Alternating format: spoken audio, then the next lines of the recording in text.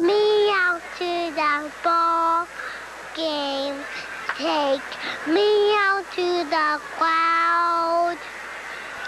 Buy me some peanuts and cracker jack. I don't care if I never get back. Root for the home team. If they don't win, it's a shame. For us 1, 2, we take you out of the old ball game.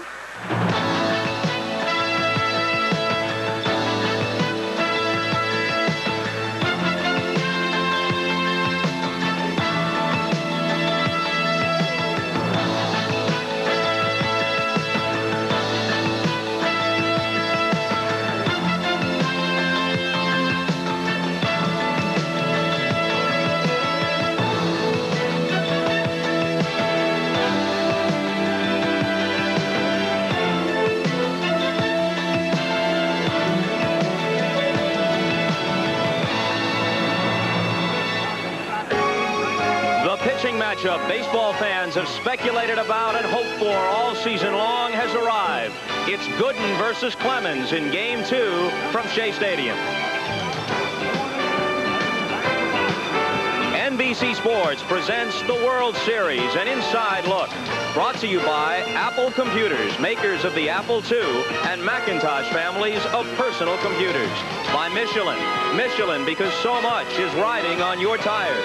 And by Taco Bell, the cure for the common meal. It'll be milder this evening at Shea Stadium than it was for Game 1. As we approach game time, the temperature is 57 degrees. Hello again, everybody. I'm Bob Costas. The lineup's exactly the same for Boston. Don Baylor on the bench until we get to Fenway and the Red Sox can use the DH. But Davey Johnson, with his team in the midst of a hitting slump, maneuvers a little bit. Wally Backman is, of course, back in at second base with a right-hander going. But Ray Knight sits down and Howard Johnson plays third. Mookie Wilson to the bench, Danny Heap in left. Lenny Dykstra will again start in center field. Now to that pitching matchup. A year ago, Dwight Gooden, the Cy Young Award winner in the National League. 24-4, incredible ERA of 1.53. This year, bound for a certain Cy Young Award in the American League, Roger Clemens matches that 24-4 mark for the Red Sox, though his ERA was almost a run higher in a designated hitter league. Gooden slipped a little bit this year, but still one of the game's most formidable pitchers at 17-6. And this confrontation has baseball fans reaching back to the memory bank for great confrontations of the past. 1963, Hall of Fame left-handers Ford and Koufax go in the opener at Yankee Stadium. Whitey won 10 World Series decisions during his career, and that's a record. But on this day, the Dodgers' Johnny Roseboro takes him deep. L.A. goes on to win 5-2 behind Koufax's masterful 15 strikeout performance. 1968, the Tigers' Denny McLain is the only 30-game winner of the last half-century. But when he faces Bob Gibson in the opener at St. Louis, it's no contest. This Tim McCarver triple, part of a 4-run outburst for the Cards, and Gibson makes it stand up. Gibby, threw 13 shutouts that year and had an incredible ERA of 1.12, fans a series record 17, and wins 4-0. And we're about to see if Gooden and Clemens can carve themselves a niche in World Series history. Now, fresh off dealing with Mike Scott and company in the playoffs and hitting under 200 against the Houston staff, the Mets are shut out by Bruce Hurst in Game 1, 1-0. And tonight, they've got to face Clemens. Hardly the prescription for ending a team batting slump. When we come back, Marv Albert reports on the Mets hitting woes. Stay with us.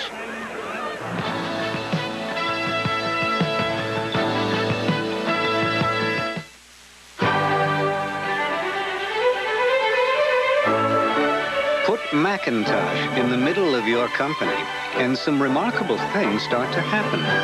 Those who shoot from the hip suddenly show signs of organization, and those who live by the book show glimmers of creativity. Ideas surface from people you thought had retired. Bill. Reports that could bore the dead sparkle with graphic clarity. Your 8th floor will actually communicate with your 7th. Presentations begin to border on the flamboyant. And your most tireless worker will actually have time to take an afternoon off. And a budding genius will be found where once a face was seen. It's very good. But not heard. Very good. And one by one, each and every person in your company will begin to discover the power of Macintosh, the power to be your best. Why Michelin? I can sell you a cheaper tire. Can you sell me a better one? Whenever I stop in the snow, I pray the guy behind me has Michelin all seasons. Let's get her to join the carpool. She's got Michelin's. You got Michelin's in your car. Why'd Sue get them on hers? Sue carries Susie. Can you afford to buy Michelin's? How can you afford not to? Michelin, because so much is riding on your tires. Welcome back to Shea Stadium in New York, where last night in Game 1, the Red Sox beat the Mets 1-0, and as it turned out, the big play was a misplay. The only run of the game in the 7th inning. Rich Gedman with the ground ball goes right through the legs of Tim Teufel, allowing Jim Rice to come around to score. Teufel said after the game it took a big hop right before a little hop. Difficult moment for Teufel, but he made no excuses. It was his nightmare, and especially during the World Series, and it was something I wish didn't happen. But I missed the ball and went through my wickets, and the game is basically that was it. We didn't score many runs, and that was a deciding factor. And I feel real bad for Ron because he pitched a heck of a game for us.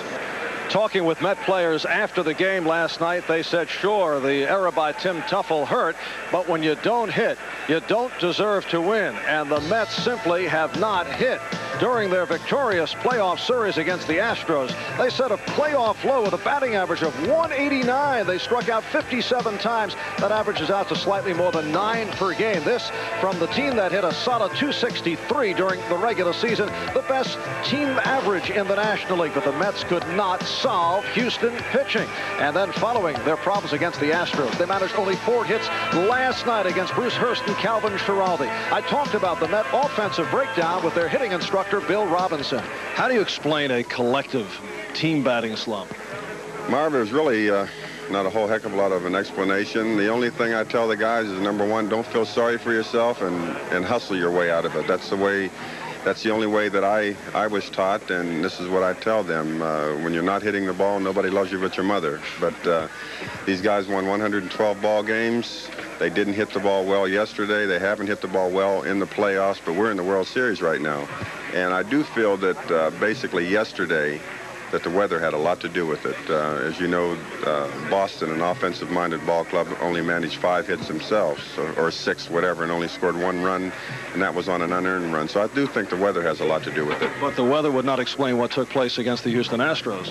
Well, we still won. We're still here, and we've done it like that all year. When we've had good pitching, we haven't had good hitting, and when we've had bad pitching, we've had good hitting. You don't win a National League batting championship collectively and not have a lot of quality on this ball club. And I'm just as pleased, and I love every one of these guys, and you watch us go today. Bill, is it possible that one pitcher, and I'm talking about Mike Scott, where the Mets look so pathetic against him, could have messed you guys up since that Astro series? Well, let's not say pathetic. I think we didn't do the things that we are capable of doing like we did the whole year, but never pathetic against anyone. We just didn't do the things that we're capable of doing, and no, we're not. Mike Scott, that's in the past. We have to concentrate on Roger Clemens right now. Interesting how the batting instructor, or the hitting instructor, as you like to put it, is surrounded by the media only in times when things aren't going well, and you answered a lot of questions today. Well, again, you know, if we'd have won the game 2-1, you might have been over there asking Walt Rainiac the same things. But like I said, first of all, hi, Mom, back in Elizabeth, Pennsylvania, but I'm just as proud of these guys and really proud to be associated with every member of the New York Mets, and we're all right. All right, coming up, a skeptical Bob Costas takes a look at the possibility of instant replay coming to baseball. I hate to drive in the rain. Really? That's when I trust my Michelins the most. Michelins? You think they're worth it? Even when the weather's fine, I'm glad I got Michelin tires. I'd rather save the money. Well, some things in life are more important. Could we take your car to pick up the kids? I insist. Michelin, because so much is riding on your tires. Yo, Samson. Lunch. I need a burger like I need another haircut. Tired of the same routine? Introducing the new Double Beef Burrito Supreme from Taco Bell. It's got twice as much beef as our regular Burrito Supreme for a bigger, beefier taste. Whoa! Where can I get another one? They're new at Taco Bell. Great. I'm out of here. The new Double Beef Burrito Supreme. Only at Taco Bell. The cure for the common meal. They are called Olympic hopefuls, but know that hope plays a small role here. For they will demand of themselves a courage, a discipline, and a sheer will few of us may ever know. But if their effort is true, then they too will be known as Olympians. The human spirit, it still lives in the Olympic Games. Welcome back to Game 2 of the World Series. You know, with the NFL going with its instant replay experiment this year, it sparked some discussion in baseball circles about using instant replay to help officiate in our national pastime. Here, then, a hardly comprehensive feature, but one we hope you'll find interesting.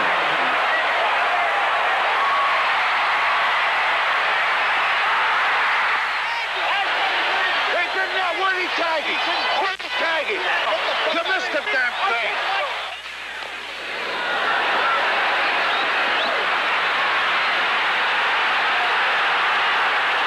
You were right here and he knocked you over and went around. There's no way possible, Kenny.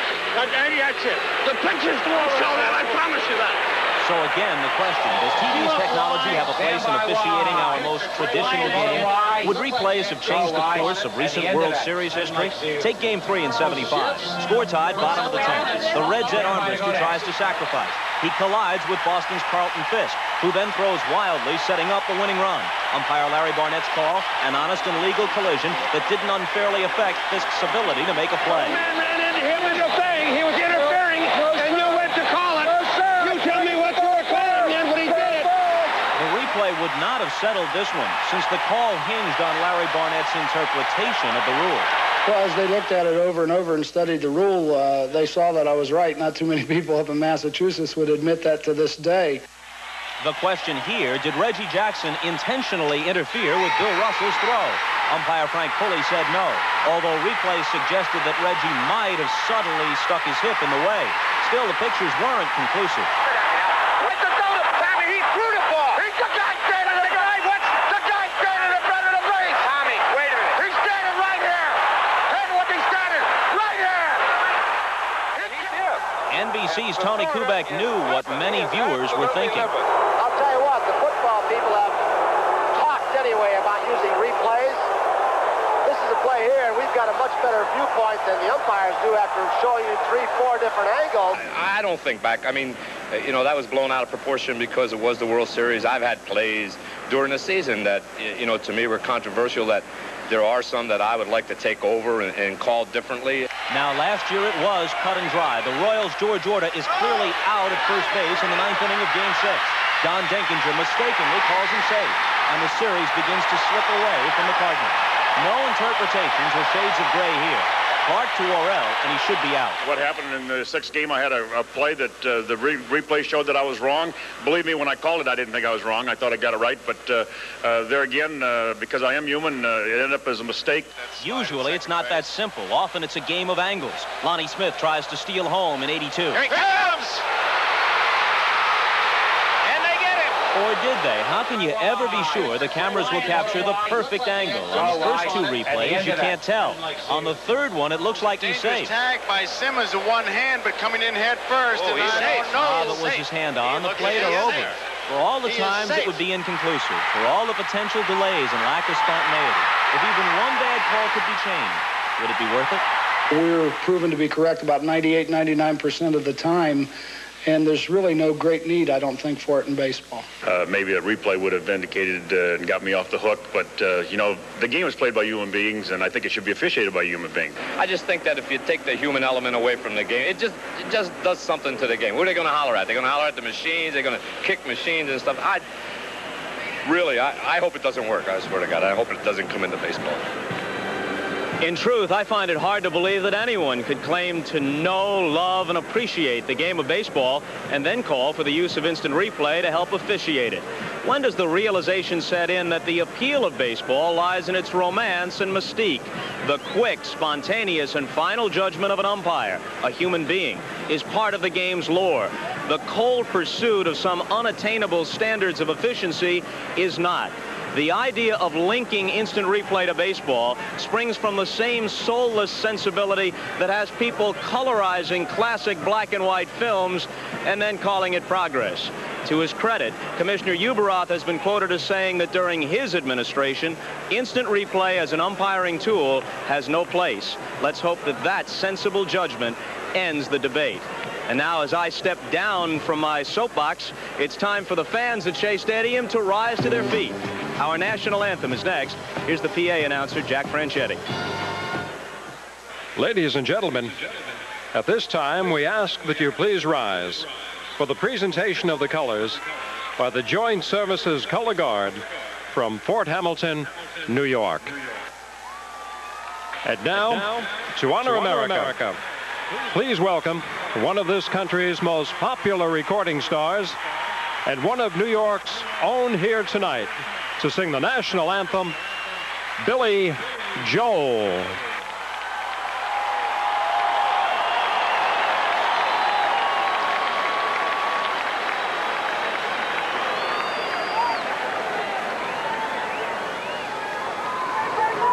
To see by the dawn's early light what so proudly we hailed at the twilight's last gleaming, whose broad stripes and bright stars through the perilous fight, all the ramparts we watched were so gallantly streaming, and the rockets' red glare, the bombs bursting in air, gave proof through the night that our flag was still there. Oh, say does that star-spangled banner yet wave o'er the land of the free and the home of the brave?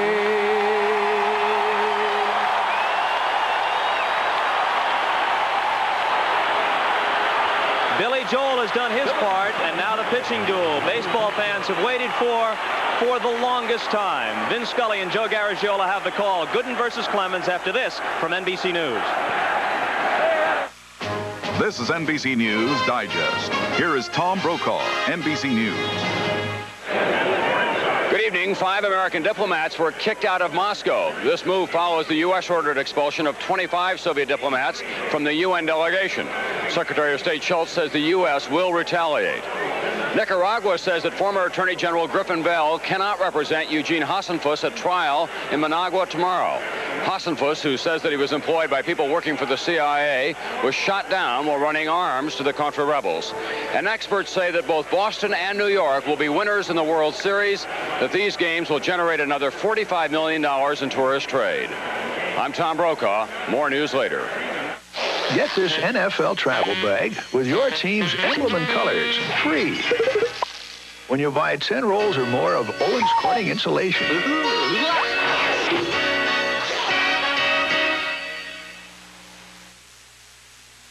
Yeah, babe. Go Mets.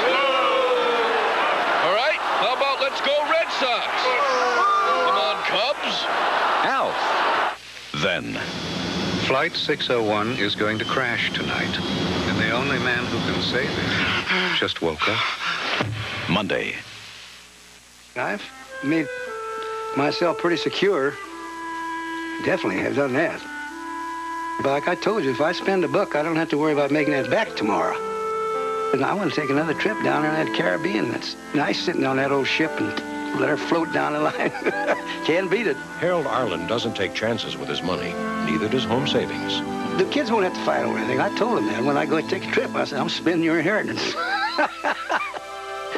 They say, go ahead and spend it. Our cars have lots of gadgets. Our cars have boom papa. And, of course, our cars are snobbier. Tired of all the import gibberish? Well, come on home to Oldsmobile. Outselling every import every year since there have been imports. Why? Oldsmobile quality and the quality of Oldsmobile dealers. So come on home to quality. After all, there's still no place like home. The birds and the bees collide. The mating season tonight after Our House.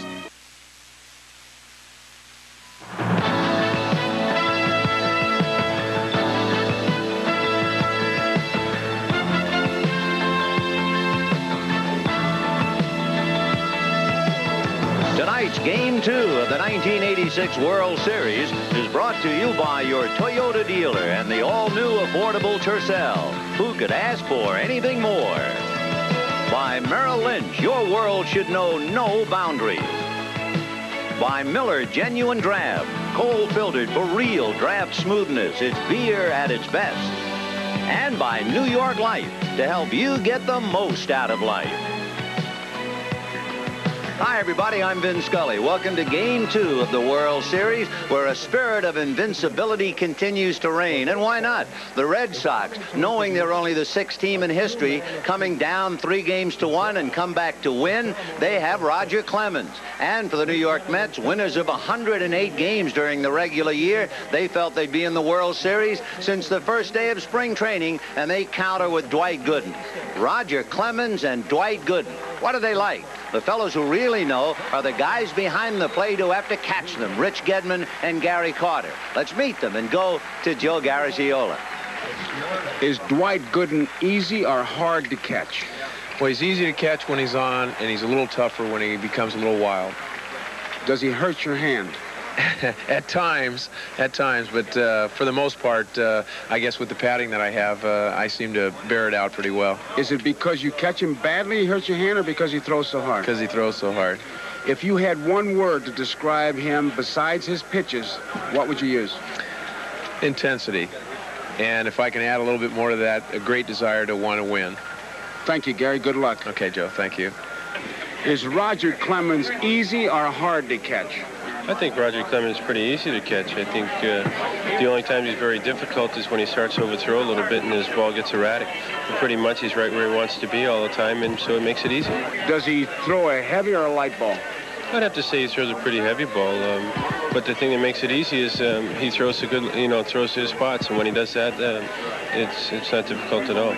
If I ask you to describe him one word, not his pitches, what would you say? He's very intense. One says very intense, the other one intensity. We'll see. Two great pitchers, and we'll be right back after these messages.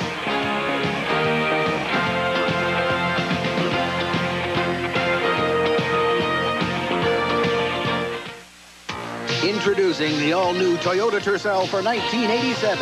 Simply more bang for the buck. Tercel for 87, Toyota's lowest priced car, now gives you explosive new styling, more power to pass with a new 12-valve fuel-efficient engine, and quality that has made Toyota Tercel more trouble-free than any other new car sold in its class. Drive it. You'll get a bang out of it.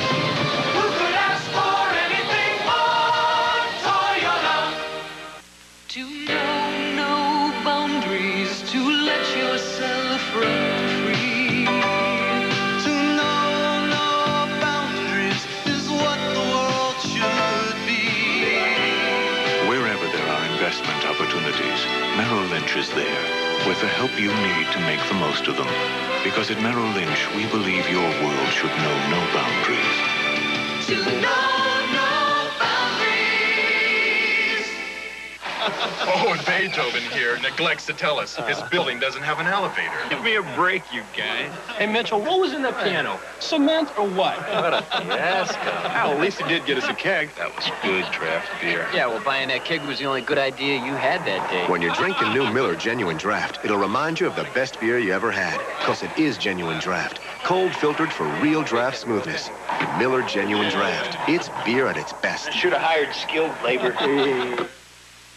But Ethel. Oh, wait a minute, honey buns. Yeah, I know I was going to see you downtown, but I got to meet Ricky. All right, I might as well tell you the truth. I'm going to the ball game. You want to go too? Oh, boy. It's a wonderful game. It's a game for the whole family. So let's all forget our worries and have fun at the ball game whenever we can get to one. What do you say? Let's go. The preceding message was furnished by Major League Baseball. The temperature right here in New York is 57 degrees. The wind's very calm, and it is much warmer and more comfortable than last night as the Mets take the field. We are honored and graced by this year's Nobel Peace Prize winner, Elie Wiesel, throwing it to Gary Carter. It is indeed an honor to stand alongside of him. Here's the way the Red Sox will stack up. Wade Boggs leading off at third base and Marty Barrett at second base. Bill Buckner, who spent the pregame acting as the hitter for Roger Clemens, was in the bullpen. Rice in the cleanup spot, followed by Dwight Evans in right field. Rich Gedman will be behind the plate. Dave Henderson will be in center field. Spike Owen the shortstop, and Roger Clemens the pitcher. The big guy, 24-4, and we'll take a look at the Mets with the leather. Defensively, and you'll see some of the changes that manager Davey Johnson has made. Heap is in left field, Dykstra is in center field, Strawberry in right field. Johnson at third base. Ray Knight is on the bench. Santana at shortstop. Backman is at second base. Hernandez at first base. Carter behind the plate, and Dwight Gooden on the mound. I guess you could spend about an hour talking about Dwight Gooden. There are a couple of things to talk about. His career high in strikeouts, 16 in a game. He's done that 3 times. For Dwight Gooden, he was the number 5th pick in the nation in the draft. And that goes back a ways to 1982. The people who were drafted ahead of him are kind of interesting. Sean Dunston of the Cubs, but then Augie Schmidt by Toronto, Jimmy Jones by San Diego, Brian Olkers by Minnesota, and then the Mets had a chance, and they came up with a gold mine. Great fastball, good curveball. I guess his only weakness is, they say, well, he has trouble holding men on, but I go to our good friend Sandy Koufax, says yes, but he has a great ability to keep him off bases. I would think that what he'll have to do is to establish the curveball and then use that fastball to do that, but when he's in a jam, it'll be the fastball he goes to. It should be quite a battle, and it begins with the American League's leading hitter, Wade Boggs, against Dwight Gooden. Dwight Gooden in the National League anyway has a ratio of 3-to-1 fastballs to breaking balls, and Boggs loves hard stuff. So let's see. He starts him with the fastball, and the battle is joined. Wade Boggs makes that mental picture, and he's got Mike Moore of Seattle in mind, who pitches similar to Gooden. Not the same, but similar. 0-1. Ground ball to the right side, plugging the hole up with a nice reach is Backman in the dirt, and they got him anyway. That was a slow curveball that Wade Boggs was able to pull, and Backman, you see him break to his right. He was breaking towards the middle. It takes a big hop. He's off balance, but Hernandez with that magic glove makes the play. Boggs can pull that slow stuff. So Wally Backman plugs up the hole on the right side, 1 down, and the batter will be Marty Barrett. Boggs and Barrett were flip-flopped in the lineup on August the 6th. And Boggs hit over 380 from the day that they flip-flopped them and put him in the leadoff spot. Marty, meanwhile, the MVP in the LCS. 1 ball and no strikes. So Wade Boggs retired with Wally Backman taking a base hit away from him. Barrett the hitter and Billy Buckner on deck.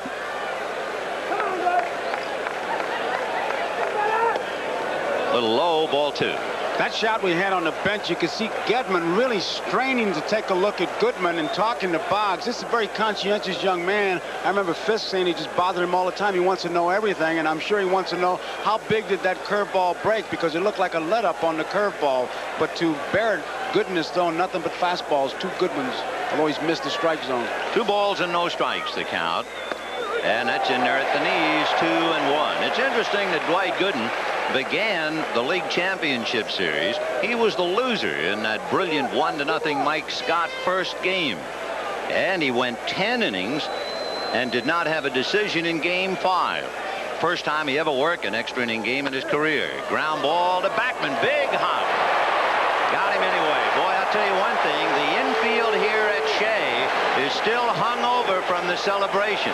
We talked about it last night. There's some bad hops in there, but don't blame the grounds crew. Here's a good close-up out over the plate. He goes to the right side. It hits right at the lip. Keep in mind, they had to put 22 yards of topsoil, some 5,000 square feet of sod, and then they had to grade it. Not only did they tear up the sod, they made holes, and the ground crew really did a great job, but there's some bad hops in there. Bill Buckner with the bad leg and all. He said he spent the summertime when he had the opportunity watching the New York Mets on cable television, so he is quite familiar with them. Out of the mid of Gary Carter, ball 1, 1-0. The defense expects Buckner to pull the ball in center field. Dykstra, you can see, is look where he is to the right side. A lot of room in left center field, so they expect him to pull the ball. And yet, when you look at the American League scouting report, they'll tell you that Buckner loves the alleys. He'll hit from left center anywhere into right center. So we'll see what he does against Gooden. Billy Bucks with 2 out in the first inning, no score. And he hits it foul off third down the line out of play. If you're like I am and you look at this matchup tonight with Gooden and Clemens and you wonder, how do you prepare? Who pitches batting practice on your team? Well, for the Red Sox to get ready for Gooden, 56-year-old Bill Fisher and shortstop Glenn Hoffman. They were pitching batting practice. Who pitched for the Mets to get them ready? Greg Pavlik and Bud Harrelson. 1-1. Line drive, but it's right at Santana. So the Sox are gone in order. Started on a nice play on Wade Boggs, ball by Wally Backman. Here come the Mets. This is an AT&T Long Distance Command Center where our engineers make sure your calls go right through. It's a unique system only AT&T can bring you, with thousands of ways to get from here to there. And there are 7 more centers like it, because we're not about to take chances that busy circuits could keep you waiting. Well, she definitely has my hair. For over 100 years, when you reached out, we were there, and you can keep it that way. AT&T, the right choice. You know, Jerry, sometimes I take you for granted. You're a terrific husband, and a great golfer, and a super salesman. Hey, Beth, what is this? A financial genius. You're not. Well, I got an idea. Why don't we get some advice? You put a lot into life. You deserve to get the most out of it.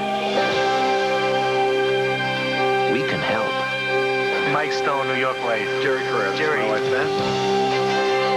At New York Life, we have the resources to make the most of your resources. We offer a range of financial opportunities, including mutual funds, universal life, IRAs, and limited partnerships. Jerry, you're all making the right choice. Beth, don't settle for less than you deserve. I know. Get the most out of life with New York Life. Yes, we want you. Here are the Mets against Roger Clemens, with Lenny Dykstra in center field and Wally Backman at second base. Keith Hernandez at first and Gary Carter behind the plate. Darryl Strawberry in right field, and you can see a change. Danny Heap is in left. He is an offensive hitter, loves fastballs, and so he's in there for the slumping Mookie Wilson. Howard Johnson, who hit a home run against Roger Clemens when he played for the 1984 Detroit Tigers and bats left-handed. He will be at third base for the slumping Ray Knight. Rafael Santana at short, and the pitcher for the Mets, of course, Dwight Gooden.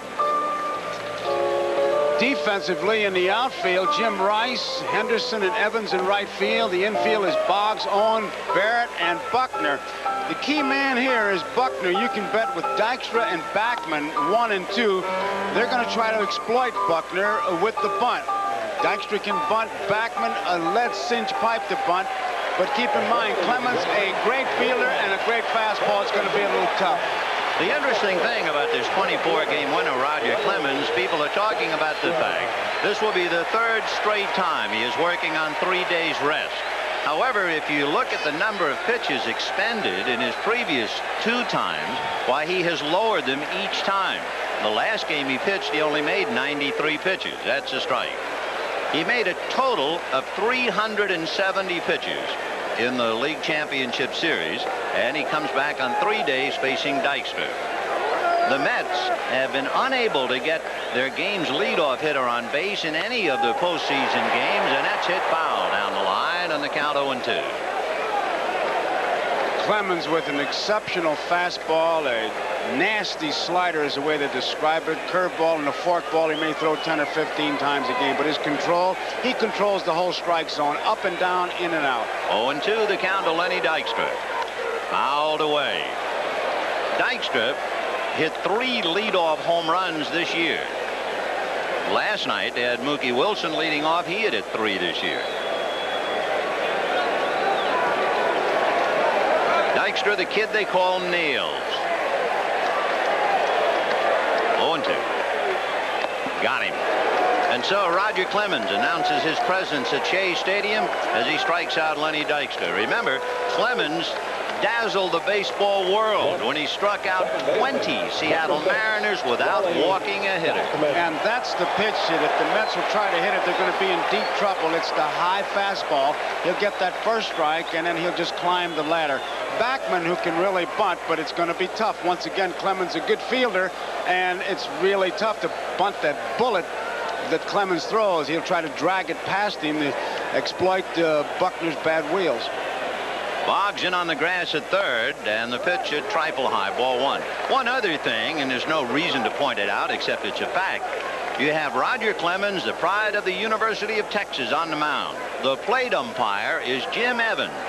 Jim Evans, a graduate of the University of Texas. Fouled away. 1-1. All fastballs. He's rearing back, and if there's one thing about him as we look at Davey Johnson, we talked to Bill Fisher, McNamara, the players. They said Roger Clemens comes right at you. The first pitch that Backman laid off is the one that they're going to have to lay off, but it's a tough pitch because it looks so good. High fastball.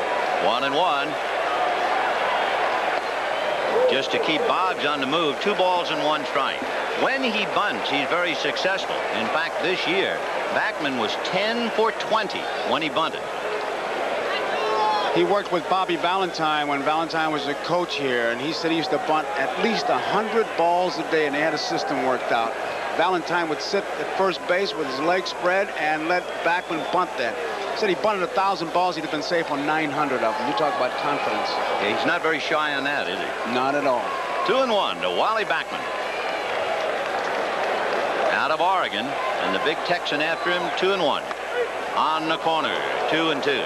Jim Evans, by the way, the plate umpire, played baseball at the University of Texas, so it's kind of an alumni meeting with Roger on the mound, Evans behind the plate, Spike Owen at short, and Calvin Schiraldi in the bullpen.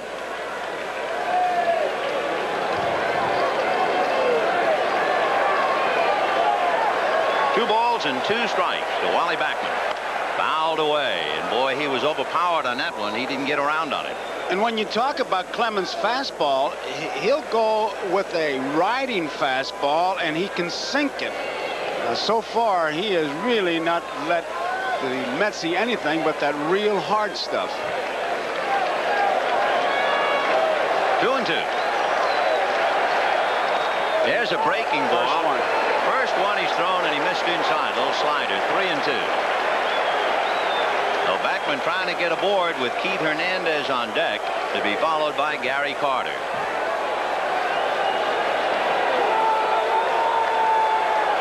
Three and 2. And he walked him, and that'll wake up the ballpark.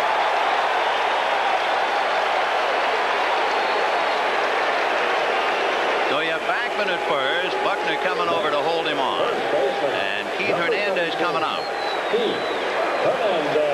Hernandez, definitely the leader on this ball club.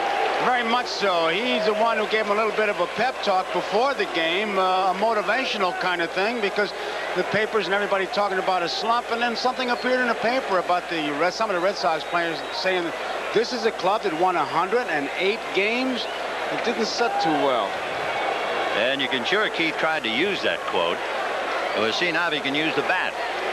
Backman at first, 1 out in the first inning, no score. Fastball had got away from Gedman, not far enough, and holding on is Backman with a left-hand hitter up there. While he might have lost sight of the ball for the split second and decided to hold. They have Clemens timed his delivery to the plate, his first move to the plate, between 1.23 and 1.39. That's towards the plate. They have Gedman time between 1.87 and 2.8. Contact to contact. When that ball hits his mitt, that's how long it takes him to get rid of it. You talk about down to the fine points. Backman just underneath Buckner's tag. You know how you can sum up Roger Clemens' year without getting into numbers? How about this? He lost his first game early in July. He lost his last game early in August. And that was it. 1 ball, no strikes. Remember yesterday on our broadcast, Davey talked about that Hurst and Clemens have balk moves. He made no bones about it. It's a good move, and he's got Backman diving back. You know, it's a horrifying thought if you're a National League hitter, other than the Mets. The Mets drafted Dwight Gooden in 1982. And as you watch Backman, how about this thought? The Mets drafted Roger Clemens in 1981, but he opted to stay in college. High pop fly, twisting down the left field line, curling towards the seats and back in, out of play. Gives Hernandez another swing. There are auxiliary seats, box seats, which are to the advantage of the hitter. It cuts down foul territory, and they were rather important in the recent LCS with Houston. So that might have been playable early in the year, but not now, and we'll see what Hernandez does with the break. 1 ball and 1 strike. Roger Clemens and Dwight Gooden. What a marquee tonight. Backman held on by Buckner.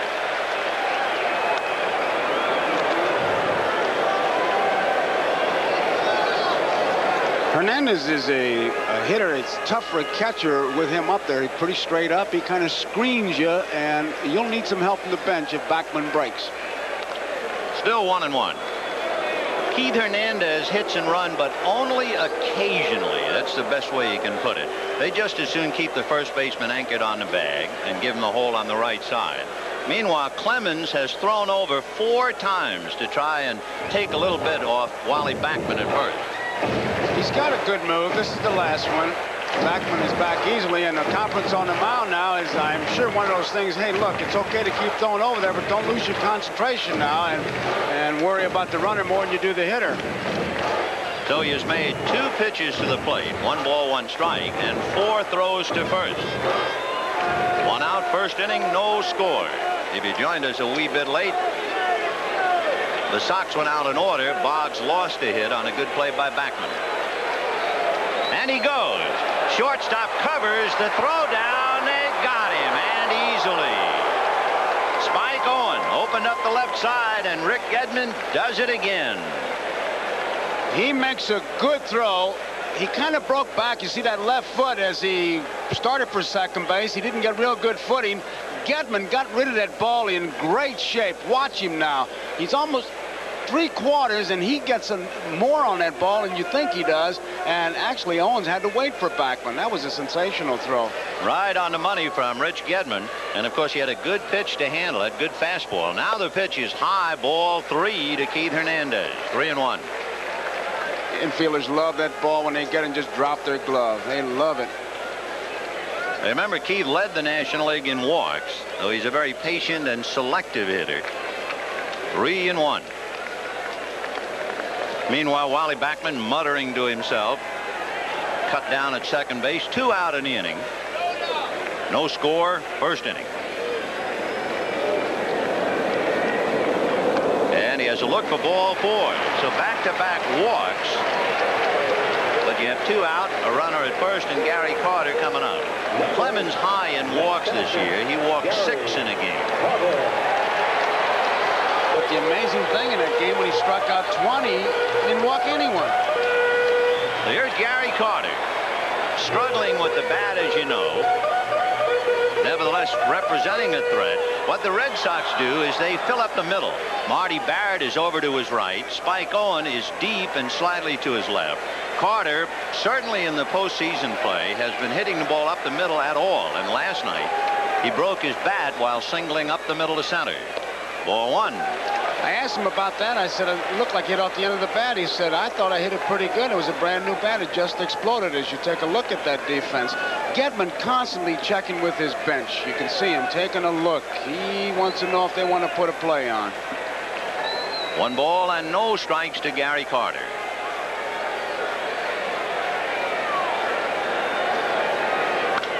Big one foul outside of third and down the line. Well, nice play. Holding on, Hernandez.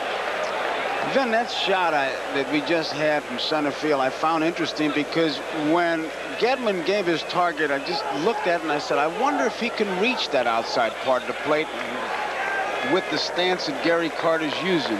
Tell you another thing, Gedman was gesturing over to the dugout and raising his leg. Perhaps they're trying to get Roger Clemens to lower his kick and speed up his move to the plate a little bit. Ball 2, 2-1. I'll tell you one thing, and that's what Gedman's going out to talk about. When a pitcher is high, like Rich Gedman, ideally, as a pitcher is delivering, as his knee comes up, the pitcher is taking the ball out of his glove. If he is carrying the ball, in other words, as his hands are together when the knee comes up, if he carries the ball in the glove, then his arm is too late in his follow-through. He hurries and he's high. And I think that's what Bill Fisher was telling Gedman to tell him. You've got to get the ball out of your glove when you raise your knee. That and the other trouble spot is that left shoulder. Fisher said he watches that. If he gets wild high, it's because he's opening too soon. 2-1 to count. Breaking ball, and that's high. Ball 3, 3-1. Take a look at his motion and see if he is, quote, carrying the ball, unquote. Now watch the knee. See, the ball is still in the glove. And that's his problem. And that's one of the big problems that Fisher is always looking for. And that's the exact expression he uses, carrying the ball. 3-1. Breaking ball, and that time he got it over. 3-2. He'd carry that baby right in there. So Hernandez will be going on the pitch. 2 down, first inning, no score. On deck, Darryl Strawberry. So if you're Carter, even though he just came in with that slow curveball for a strike, I would think you're looking fastball. Well, with 2 strikes, he better be looking baseball. Hernandez ready and goes. Fastball, and it's hit in the air to left center. Moving over is Henderson to make the play. So Hernandez is left at first. Clemens fights his way out of the jam, and Gary Carter shakes his head and chews his gum. Push your old antifreeze another year, and you might end up pushing your luck. Weak, neglected antifreeze can cause freeze-up and make a radiator look this bad, while the Prestone radiator looks this good. So don't push your luck, change it. Once a year with fresh Prestone. Now, I just turned around for half a second, and boom, the whole thing went up. Hottest day in the summer, and we end up loading that sucker twice. Oh, yeah. Hey, you remember look at old man Donovan's face? After that, I never thought he'd bring out that keg like he did. That was good draft. Oh, I remember that beer. When you're drinking new Miller Genuine Draft, it'll remind you of the best beer you ever had, because it is Genuine Draft. Cold filtered for real draft smoothness. Miller Genuine Draft. It's beer at its best. How come Donovan never asked us back?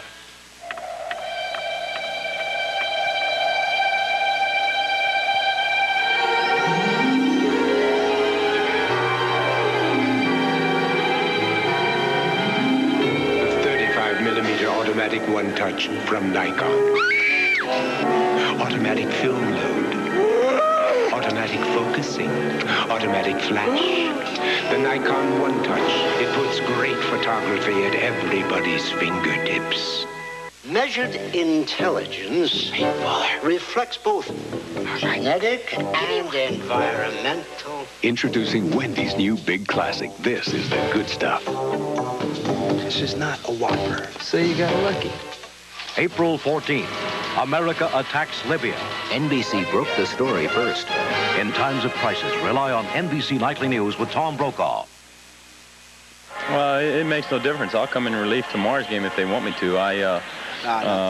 In this type of situation, the World Series game, rest is not going to make a difference. It's going to be a lot of adrenaline flowing, and whether your arm's tired or not, you're not going to know it. You're just going to have to stay fundamentally sound and throw the ball where you're supposed to throw it and keep it in the strike zone. Strength-wise, it's going to be adrenaline. And I'm sure it's flowing for Roger as he now talks with his manager down in the dugout. And it's also flowing for Dwight Gooden, ready to pitch to Jim Rice, Dwight Evans, and Rich Gedman. The average number of pitches for a Red Sox pitcher, according to Bill Fisher, is 15. Clemens made 22, 11 strikes, 11 balls. They'll be watching that. Rice takes off, ball one, 1-0. Top of the second inning, no score in the ball game. Jim with big numbers, as usual. Ball two, 2-0. Dwight Gooden had only 38 games in the minor leagues before he came up. And early in his career, he was at a stage where he had won 9 and lost 8.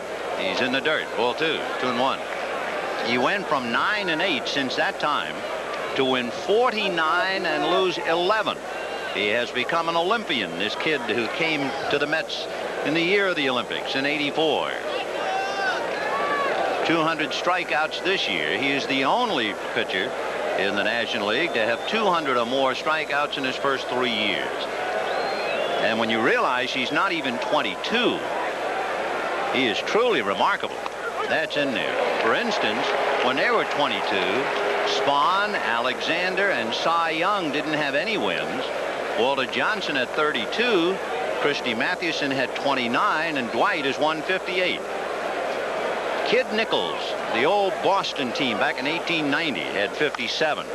The point being that Gooden is already off to a tremendous start.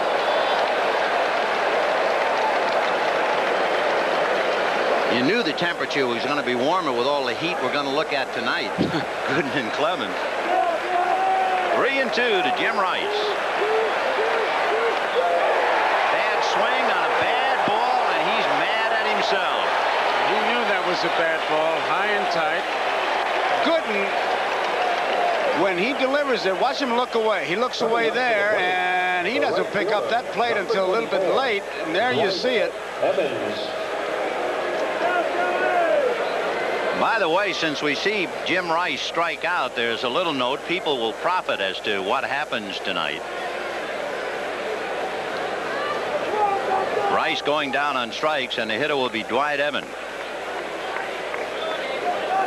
There's a firm that makes baseball bats. Breaking ball is down and low. There's also a firm that makes gloves. And the company that makes gloves, they have Rice and Gooden as endorsers of that glove. So Spalding will give 16 gloves to youth organization when Rice strikes out, because that's Gooden's numbers. So 16 gloves are on the way to the kids. If Rice gets a base hit, since he wears number 14, 14 gloves will go to the kids. So no matter what happens with Rice and Gooden, if there's a strikeout or a hit, the kids will profit by it. I hope next year Gooden changes it to 166, his number, and Rice 144. 2-0, the count to Dwight Evans.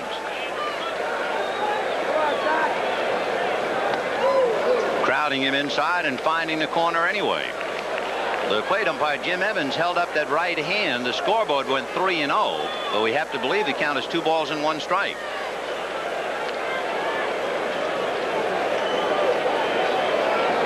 Evans is the best 3-0 hitter on the club.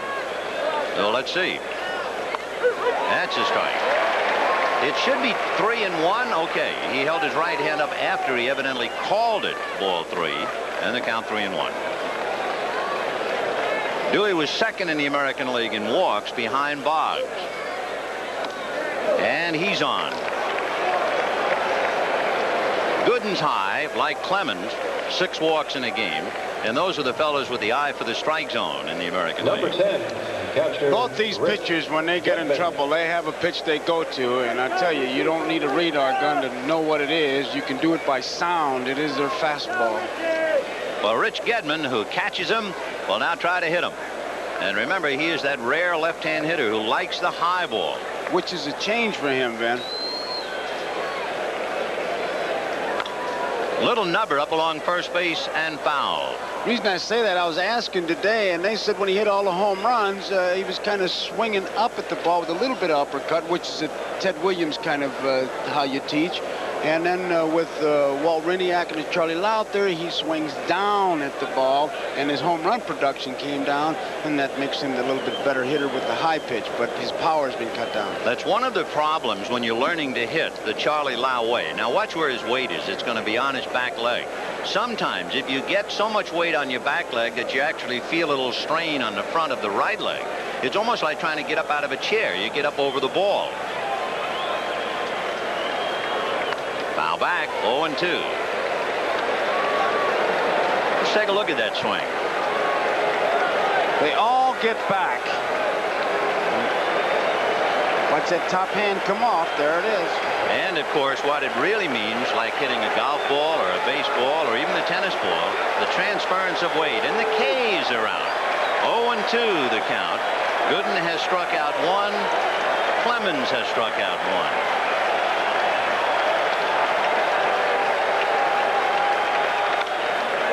Bouncer slowly to the right side to Backman. He played that like a rolling hand grenade because of the infield. So Evans at second base with 2 down, and Dave Henderson will be coming up.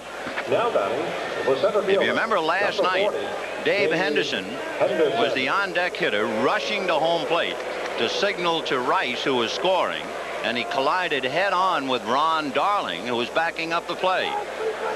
And of all the lines written about it, John Lowe of the Detroit Free Press wrote, "You never know who you'll run into in New York." That summed it up. John McNamara wants to come out and talk to Jim Evans. The ball. I don't know. I wonder if it's blowing into his mouth or what if they've got that rule. Let's see. I just read John say ball. And that's what they want to do. They want to look at it. Look at his hand. Yep. Now they're going to call Davy Johnson out, evidently. After all the complaining the Mets did about Mike Scott scuffing the ball, now it is John McNamara calling Dwight Gooden about something to do with the ball. Or a substance on his hand. Let's see.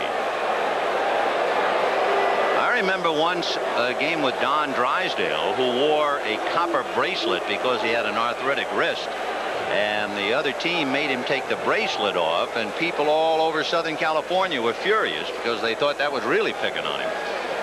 They kept that ball in play, so it wasn't the ball, whatever he did. And I imagine it's a move of McNamara's to try to get inside Gooden's head. Well, they were certainly looking at the ball. He's looking at, is it a piece of tape? He's talking about rubbing the ball up. But now the ball, it looks like it's scuffed right in the middle. He's showing him something, or is he? He kept the ball in play, though. Yep. It was a ground ball. Remember to Wally Backman. He threw to first. They threw it over to Gooden, and then all of a sudden McNamara said something about the ball, and Jim Evans went out there. All right, here's Dave Henderson. Apparently, Dwight Gooden had a small piece of tape on his finger, and they asked him to take it off. The umpires have allowed the pitchers to go to their mouths on the mound, blowing on their hands because of the cool weather.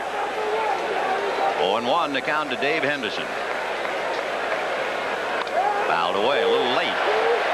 Hendu had 15 home runs during the regular year. He's got some sock.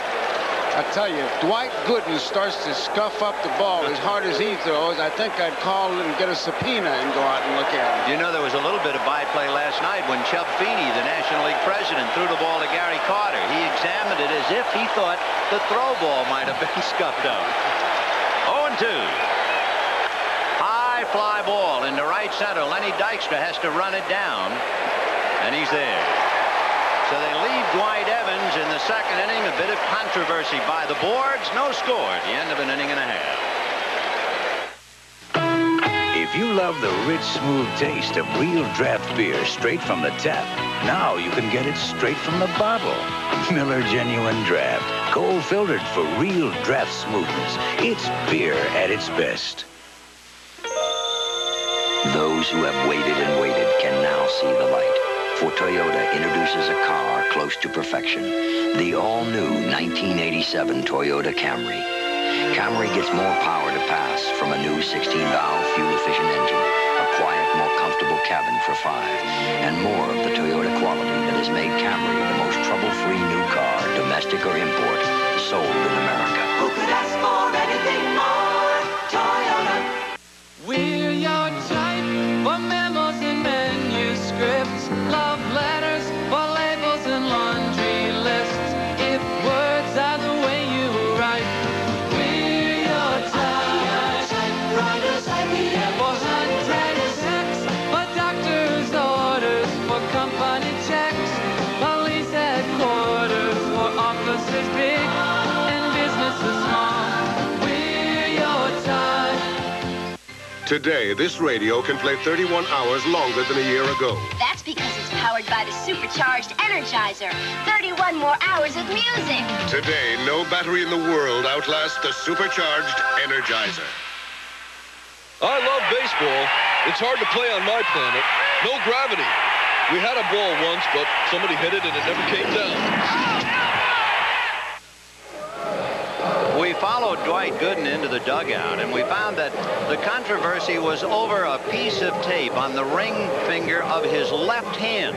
Now, the left hand is in the glove. The left index finger is out of the glove. But evidently, when he would rub up the ball, the Red Sox felt that that piece of tape was an unfair advantage, and perhaps he was applying a foreign substance, so they made him remove it. I think they're just trying to get inside his head and make him think about something, because they're going to put another piece of tape on there. Well, they put that back in, and we'll see if they discuss it some more. You imagine that World Series might be decided by a Band-Aid? All right, bottom of the second inning. Band-Aid or no, here is Darryl Strawberry, followed by Danny Heath, and then Howard Johnson. Strawberry, as you know, a tough time at the plate. He has been in 7 postseason games. He has struck out twice each game.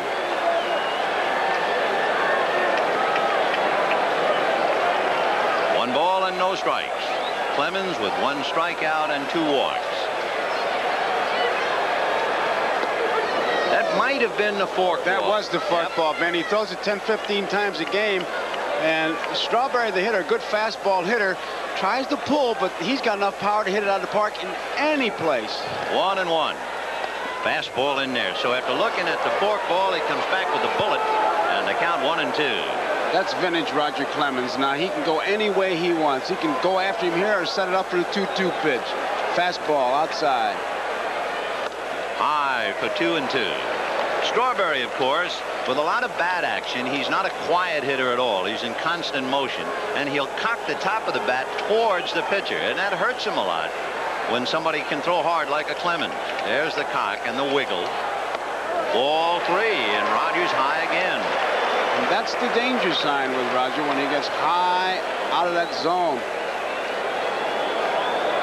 A memorable meeting, I'm sure, for both of them. Remember, when Roger Clemens pitched in the All-Star game, he worked on 2 days rest. He worked a perfect 3 innings. 3-2. High foul out of play. On deck, Danny Heath, and then Howard Johnson.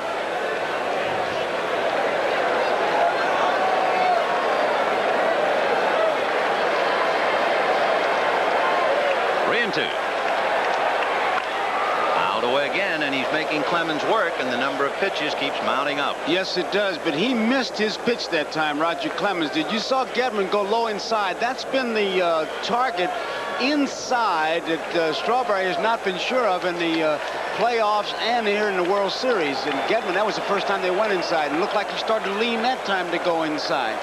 Watch Gedman as he does it late, so you can't pick it up, but he'll tip it off. Remember, he's got a big strike zone there. Strawberry 6-6. Got him, and it continues.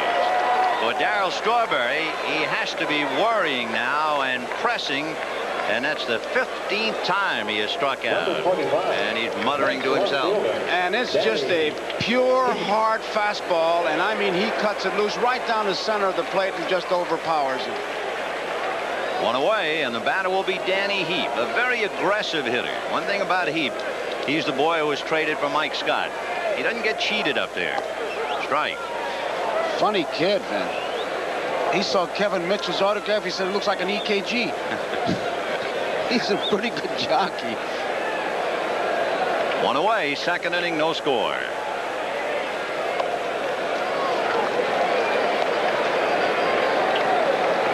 We told you in his 3 postseason games, he made 370 pitches.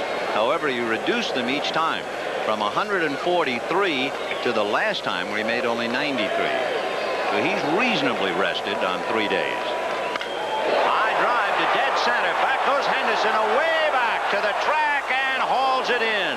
A thoroughly big league play because he turned his back on the ball and went after it. And it's a tricky park. Well, he was talking about the outfield out there. He had a little bit of trouble when he turned.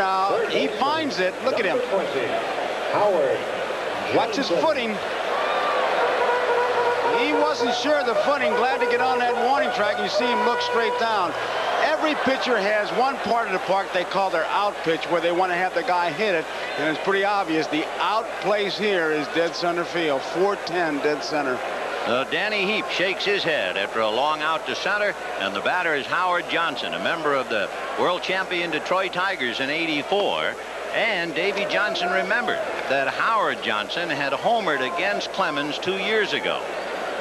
It's a long time ago, but he's got a left-handed bat in there instead of Ray Knight. 0-1. Change, foul back. Tell you, when Gedman gives that sign to Clemens and he puts that glove there like that first fastball, he didn't have to move it. You get a guy like that, you could catch him with a pair of pliers. They don't hang out the K signs, but Roger has him 0-2.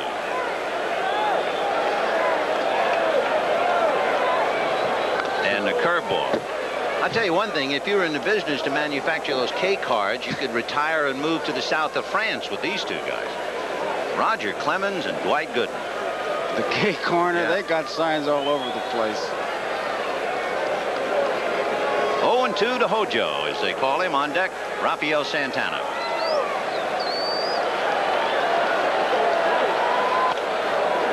One and 2.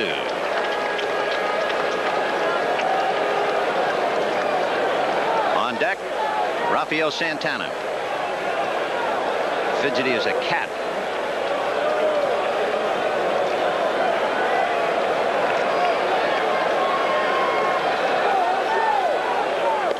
Boy, that fastball really sailed high. 2-2. Did you see where that target was? Because Clemens is a guy who pitches to a target.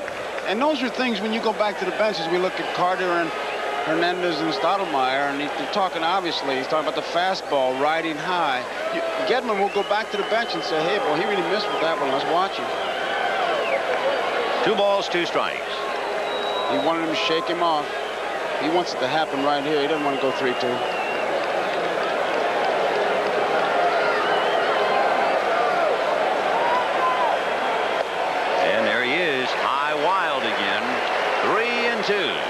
Pitches mount up. We'll see if they take a toll. Clemens muttering for a moment.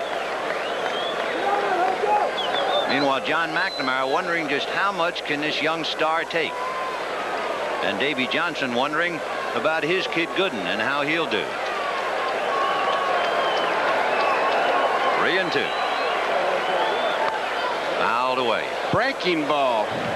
The good pitcher will make it happen 2-2. He'll put good stuff on it 2-2, because when that hitter takes you deep 3-2, you're really kind of asking for it. And Clemens and Gooden, who we're looking at, both of them, they usually make it happen for 3-2. This is the 4th 3-2 count he's had. Fouled away. You realize what great raw natural talents they are.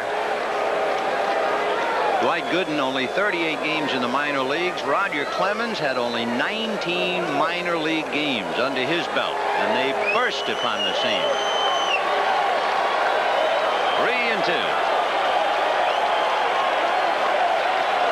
If Gooden were pitching and you hear the crowd, they'd want to strike out. Now with Clemens, you hear the crowd, they want to walk. 3-2. Got him, and that is strikeout number 3 for Roger. And at the end of 2, no score. We'll be right back after these messages from your local station. With Fontana hanging over the left field. They're tough and brave. They're combat ready. They're women. Will they be fighting and dying in America's next war? Monday on NBC Nightly News. Working at the Golden Nugget is exciting. Exciting. That's right. You know who stays in this room? Frank Sinatra. Frank Sinatra. You know who slept in that bed? Kenny Rogers. Kenny Rogers is my favorite. And you know who bit this toast? Dolly Parton. Dolly Parton is the best. And this is the room where they make the Golden Nugget commercials with Steve. Who? Steve. I sometimes do errands for people. Right now, I don't see any other way I probably could get money as a kid, 10 years old. I was looking for a paper job, but all the kids around here have already got the neighborhood paper jobs. Dustin Jensen is saving for the future. Home savings will be here when it comes. I haven't got around to starting to save for a car or a house yet, just college and a pet. It's shocking. Many new car engines are breaking down. The problem? Clogged fuel injectors. While a few gasolines claim to clean them, only one guarantees it. ARCO. This is the ARCO guarantee. ARCO Super Unleaded cleans fuel injectors and keeps them clean, or we clean them for free. So fill up with ARCO Super Unleaded. It's guaranteed to clean. The birds and the bees collide. The mating season tonight after our house. Tonight's game is brought to you by Prestone, makers of Prestone 2 antifreeze. Don't push your luck, change it with fresh Prestone. And by Federal Express. Why fool around with anyone else?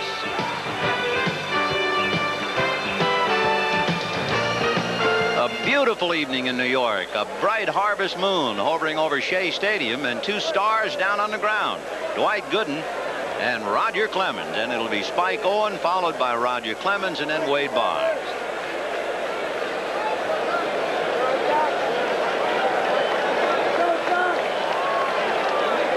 Top of the 3rd, no score. 4-1. It's interesting when a left-hand hitter comes up who is a pull hitter. Owens is not. Carter, on a pull hitter, you can see his fingers below his body, so Backman can see him and pass him on to Hernandez. But Keith is way wide of first base, and he can see the signs. That's in there for a strike. 1-1. Backman tells Hernandez, and Santana tells the third baseman, whoever it is, there you see Wally, on the slow curveball, the off-speed pitch. That's what Keith wants to know with the left-hand batter up there. And Backman is the, well, what, control center? Right. 1-1 to Spike. He's staying with the fastball, and it's hit foul down the line. One of the words in the American League, they say Owen can't handle a breaking ball. When you have a fastball like Gooden, you challenge him with that. Not to belabor the point, but just by comparison, watch Carter when he gives the sign with Owens, and we got Boggs coming up. I would almost bet that you'd be able to see the fingers down below the body with Boggs.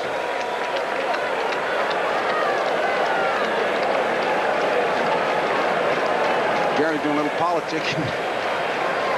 Gooden, and of course, comparison has to be made tonight. Has struck out 1, and Clemens has struck out 3. Gary hanging out a sign for all the world. One finger, is that a fastball on the knuckles? 2-2. Not very much changes. Fastball 1 is a curveball is 2. One big change about Dwight Gooden with a 2-strike count on Spike Owen. His strikeout ratio per 9 innings has changed in his 3 years, from 11 to 9 and this year to 7. Off speed, tried to change on him. 3-2. Last sign you see is the one he's going to get. And he's pretty well protecting it because Owens is not going to pull that ball. Hernandez is way off first base, so he can really look in to see Gary Carter's sign himself. You get a pull hitter up there, though, and he'll have to get it from Wally. Well, looks like the fastball, 3-2. There it is for ball 4. That is the second walk. And although Dwight Gooden probably doesn't know it, Spike Owen hit only 138 against American League right-hand pitchers this year. And you know that Roger Clemens will be bunting on the strength of what Hurst did last night. Now, Gooden is talking, and he wants to know who's covering, and they're going to protect everything. And when they took batting practice, the one thing that the pitchers were bearing down on is bunt the ball. At third base, Johnson is already moving in, and you can bet Hernandez has set up his thing with Gooden. He'll be charging in.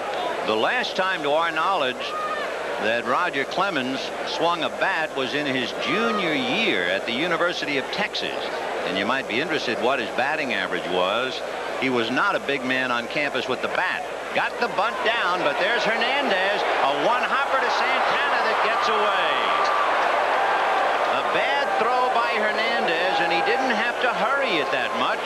And now the Red Sox are in business, first and second, and nobody out. That's the thing that surprises you. Look at Hernandez. He knows he's going to get the bunt, and he's going to take it right away from Gooden. He should set himself, but he threw it on a run for some reason.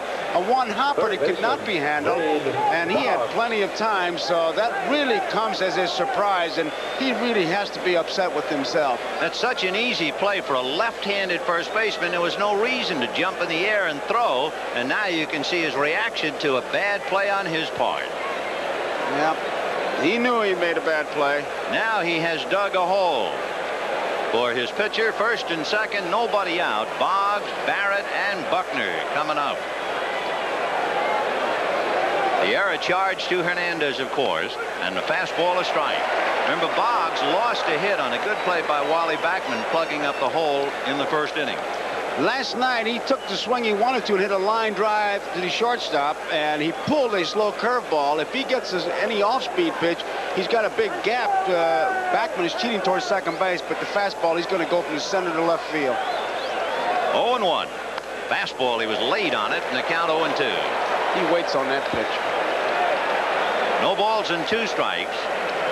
One thing they say about Boggs, and they're all superlatives, you can see Hernandez, he's talking to the first base umpire, Harry Wendelstedt, just trying to get it out of his craw. Boggs is the best 2-strike hitter on the Sox, but I guess he's the best 1-strike, 1-ball, or you name it hitter. His favorite count is 2-2. Led the majors in hitting 3 of the last 4 years.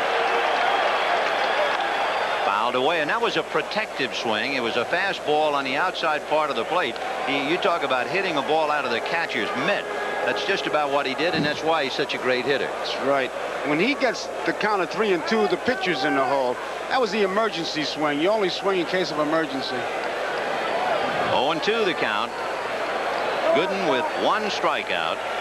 Got a bad play by Hernandez, so now he's struggling. And that's hit down the left field line. It is in there. Fair ball and going in the corner. In comes Owen. To third goes Clemens on a double by Boggs. And the Red Sox lead the Mets 1-0 in the 3rd inning. And make no mistake about it, the atmosphere here in New York has changed dramatically from what it was before the start of the first game. Watch him go with the pitch. He was going that way all along. He programs himself. There's the base hit. Fair by a couple feet. The day before, he works it out, and then with Walt Riniak, his guru, he sits with him, and before the game starts, he has a mental picture of 4 swings and the perfect swing, and he compares it to a pitcher who he has faced. Now, we said earlier, it's Mike Moore of Seattle who comes closest in Wade Boggs' mind to Dwight Gooden as far as delivery. Well, with runners at second and third, nobody out. The error by Hernandez, a big play. Here's Marty Barrett. Breaking ball, ball 1. There was almost a defiant air in New York from the fans, particularly, of how good the Mets were. They were Destiny's darlings, and they were going to, in some quarters, even sweep the Red Sox. The Red Sox feel that they have a chunk of destiny going for them. And when they won 1-0 last night, all of a sudden the city of New York was not quite so sure. 1-0. And that's hit into right field, and that's a base hit. In comes Clemens, holding at third will be Boggs, and you have first and third, 2-0 Red Sox in the top of the third inning. And once again, it's Marty Barrett who's in the middle of it. And Johnson motioning that we're going to try to get to. The big base hit by Boggs gets us started, and Barrett, one of those guys, just comes up and keeps it going. And you knew he was going to get a piece of that ball. He was going to hit it to the right side, and right side deep. If he gets a ground ball, they were going to pick up a run. I tell you, the playoffs and the World Series have really shown what a good ball player that Barrett is. And what a fine club the Red Sox are. As we mentioned at the outset, in history, only 6 teams down 3-1 won the postseason contest. Pittsburgh and Washington in 1925, the Yankees in 1958, Detroit against the Cardinals, Pittsburgh, Baltimore, and of course last year, Kansas City at Toronto and Kansas City against St. Louis. Well, here come the Red Sox. 2-0 Boston, and Bill Buckner trying to really drive one into Gooden with first and third and nobody out.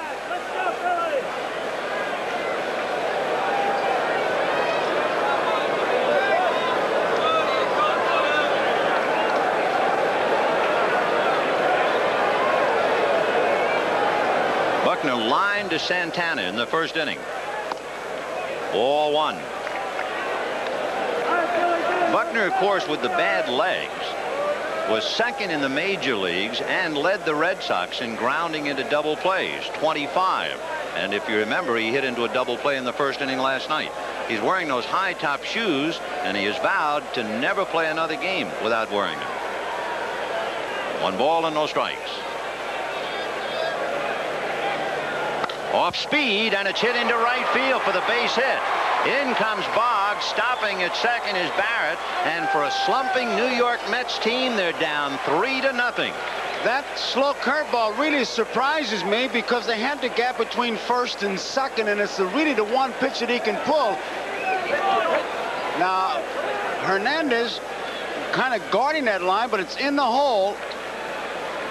Boy, I would think they'd go with Smoke. No, I'll tell you one thing about it, Joe. I do know that one of the scouting reports said if you throw changes and off-speed stuff to Buckner, he will hit a ground ball. And they're thinking of the double play, but instead he singled to right. Yeah, but when you got that big gap between first and second, and talking to Hernandez before the game, that's the one thing he wants to protect against is that slow curveball. With the man on, he can't get off that far. That's the one ball you can pull, and you're looking for the ground ball, granted, but I think with Gooden, I don't think I'd throw him that lollipop curveball.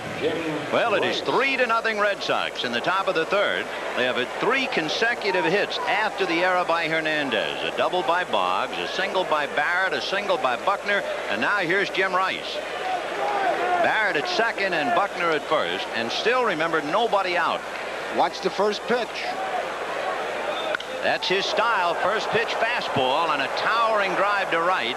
The runner at second, Barrett, will tag. Strawberry for the catch, and Barrett will move over to third. Buckner, of course, staying at first.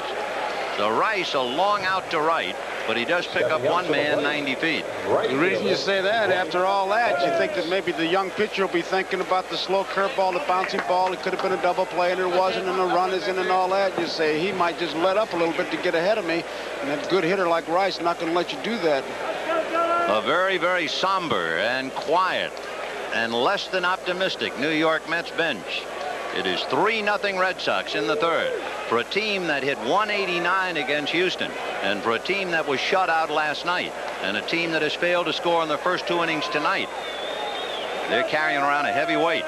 Here's Dwight Evans. And that off-speed slow curveball for a strike, 0-1. Standing at third is Marty Barrett. Bill Buckner over at first. 1 away. 3-0 Boston, top of the third.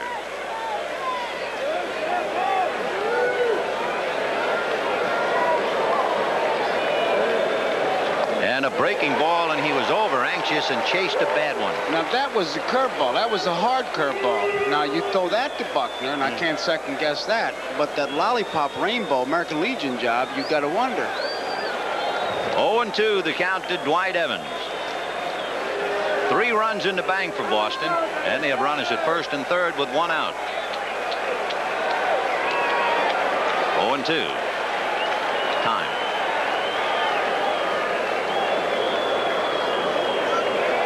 Gooden began the inning with a walk. And then, of course, the bad play by Hernandez. Then Boggs doubled and singles by Barrett and Buckner. Fastball, and that takes care of him. Foul tipped and held by Gary Carter. That's the second out, and it's also the second strikeout for Dwight Gooden, whose high this year was 13 in a game against Pittsburgh. Target's right down the middle, and that's where it was. Just a good hard fastball. So with 2 down, Rich Gedman the batter. Gedman grounded out in the second inning. Buckner at first, Barrett at third. Hernandez behind Buckner. He's not going to hold him on. Little heat away, ball 1, 1-0.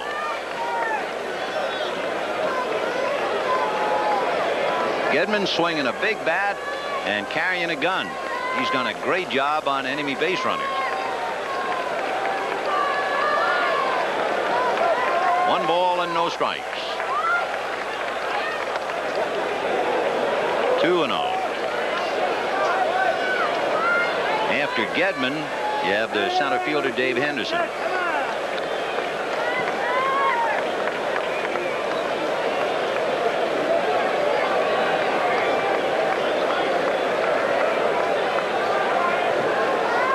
Fastball fouled away.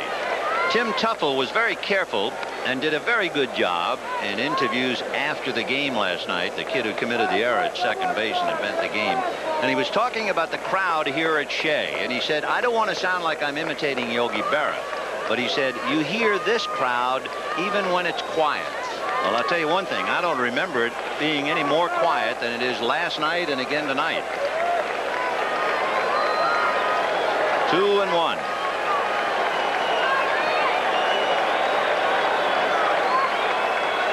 Fouled away, 2-2. There was the classic Charlie Lau, Walt Winiak swing. When he finished up, the hand was off and the bat was way back in the air. Watch it. Watch that top hand come off and watch that bat. Yeah, we saw it last night until finally somebody hit Carter in the coconut. That happens all the time. I think Bob Brenly, the catcher, had the best. He said, catching all year, when you go home at the end of the year, you feel like a used car. Is it true you caught without a helmet? 2 balls, 2 strikes. I won't answer that. Almost got a piece of him. And what it's going to do, and it's not much of an advantage, but when you have a one-legged runner, it's an edge. On a full count and 2 down, Buckner will be going. It might be a long trip, but he'll be going. It gives him a chance to kickstart his body is what it does. Barrett down the line from third. Buckner ready to go at first. 3-2 to Rich Gedman and 2 out. 3-0 Boston, top of the third.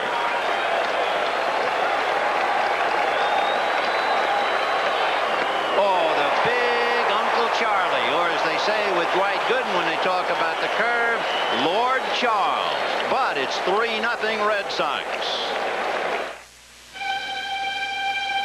The Nikon 35mm Teletouch, the automatic camera. It puts great wide-angle telephoto and close-up photography at everybody's fingertips.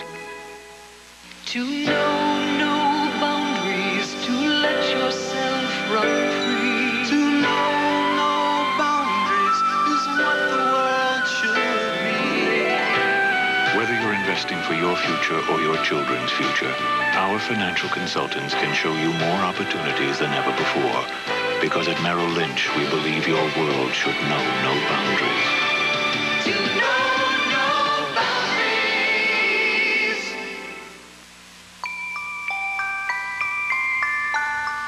I'm thinking about buying some Michelin radials. How come? Well, Michelin's really last. What do you base that on? Experience. I got 60,000 miles from my last set. 60? Pretty good. But your car's getting old. It's just not worth Michelin's anymore. You're right.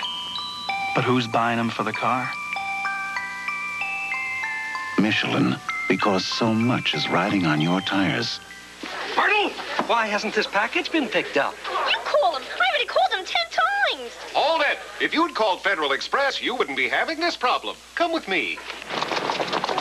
Only Federal trucks have onboard computers. So our couriers know the instant you have a package for pickup. So we can pick it up on time. Next time, call Federal Express. Why fool around with anyone else? I will call Federal, and that'll get you off my back and everybody else off my back. Hey, Mike, can I get a draft down here? Sure you can. Now you can get all the rich, smooth taste of real draft beer in a can. Cold-filtered Miller Genuine Draft. Thanks, Mike. It's beer at its best. Captain Patrick Henry of the Goodyear Blimp Enterprise at the controls. And by the way, last night was the first night a Goodyear Blimp has ever covered a game at Shea Stadium because of the LaGuardia air traffic. And did you notice that harvest moon up there in the sky? That harvest moon, so far at least, it's been the Red Sox doing the harvesting. And they're leading 3-0 in the bottom of the third. There it is. Vin, when you mentioned air traffic, Keith Hernandez was holding a seminar on how to judge how the wind blows by how the planes land. And he was telling us if they've come overhead, the wind's blowing in left field. I couldn't believe it. Usually just throw up some grass, but he says it swirls here, so you go by the airplanes. Well, Rafael Santana will try and get started with Dwight Gooden on deck, and it's a strike. Roger Clemens probably shocked the nation, not to mention what he did to his own system and to the city of Boston when he blew a 3-0 lead in the 9th inning to the California Angels. 1-1. The Mets in the third, 3-0 Boston. Santana will bunt, and he will either drag or push sometimes, and the infield is back. Foul back. However, if you are a bunter, you would much rather bunt on a breaking ball, and here you got a guy with high heat. He doesn't figure to get many chances to lay him down. It's going to be tough. We mentioned, especially with Dykstra and Bachman, excellent bunters. Roger, in addition to throwing hard, he's a good fielder. He protects his position. 1-2 the count to Rafael Santana. Fouled away. Santana, yet another youngster coming from the Dominican Republic to play in the big leagues.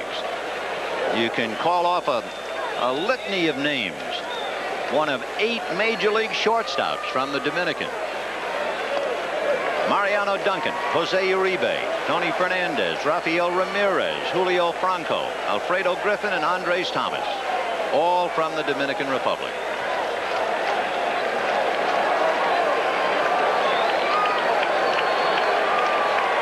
Fastball hit over the mound off the glove of Clemens, deflected to Owen, who has trouble throwing it. It's too late. And the ball pops out of Buckner's mitt anyway, but Spike Owen double clutched and still couldn't get it. It was deflected by Clemens, and that's what made the difference. He couldn't get the ball out of his webbing. Watch it.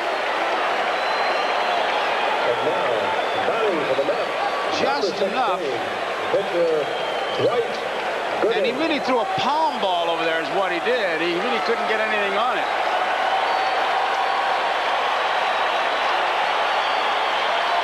Kind of a funny hop. And he couldn't get a good grip on it, and it just kind of lobbed over there, an infield fly throw. The interesting now with Dwight Gooden, he's not a bad hitting pitcher at all. The National League, they like to keep the ball down on him. He is also a good bunter.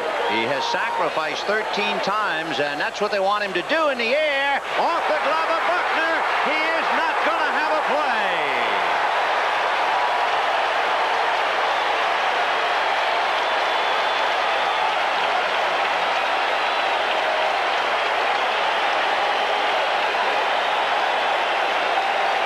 He pushed that ball. He tried to make the catch, and when he saw himself falling, and they're certainly going to bunt it towards Buckner's way, it was not a good bunt, but perfect with the results. And suddenly, the Mets and their fans come alive on 2 infield singles, one off the glove of Clemens, and now the bunt to Buckner. And Davy Johnson rubbing his eyes, hoping the Mets will wake up offensively. and Lenny Dykstra, followed by Wally Backman.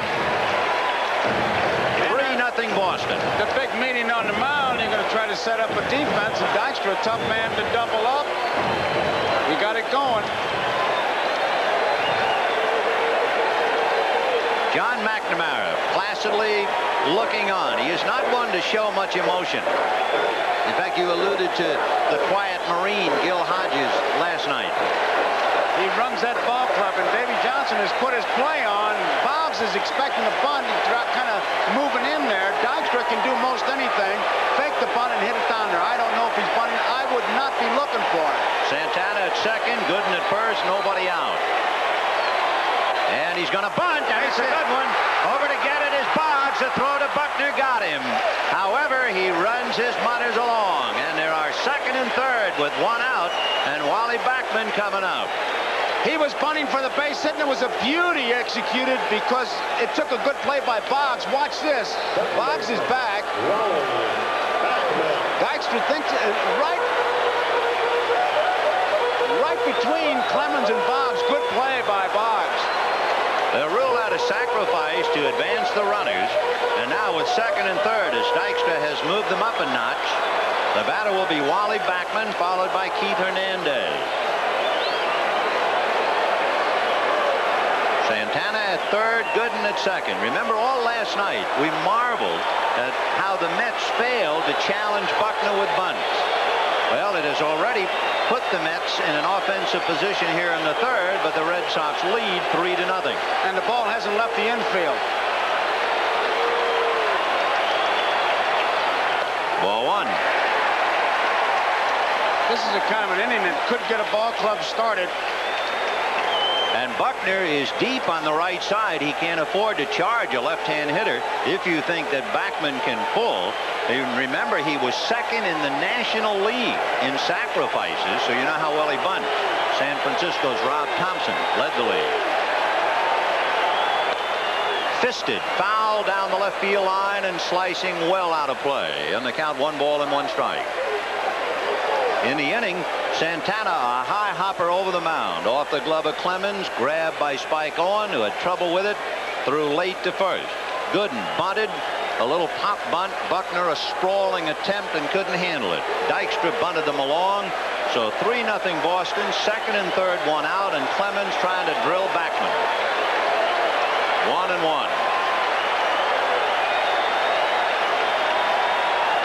Ground ball up the middle, base hit. In comes Santana, and they're going to hold Gooden at third. Bud Harrelson down the line to stop Dwight, and that will bring up the man whose error contributed so heavily in the top of the third, Keith Hernandez.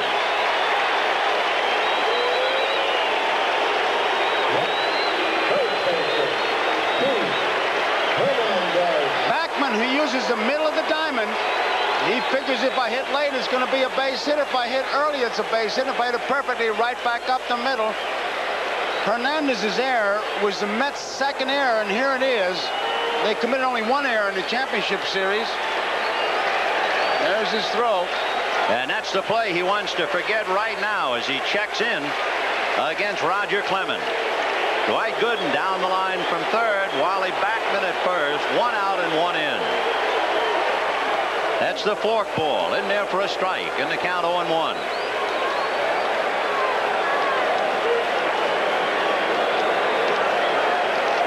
Gooden down the line from third. Backman held on by Buckner. 1 away. Al Nipper is up in the Red Sox bullpen.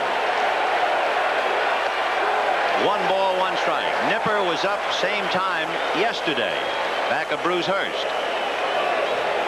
There's Al.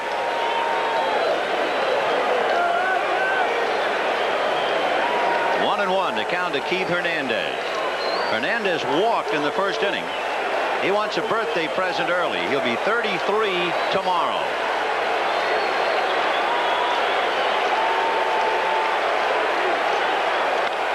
Little foul off third. It will not be playable. When you look at this inning, then you can see why when you scout this Mets ball club, you say you got to keep that Dykstra and Backman off the bases because they are the table setters. They are the catalysts. They make it happen. Dykstra trying to beat out the bunnies. Even with the out, he picks up a couple bases. Backman comes up, he gets the base hit. Now the big guys are up there. 1-2, the count to Keith Hernandez. Remember, Clemens has struck out 3. He has walked 2, and the count 1 ball and 2 strikes.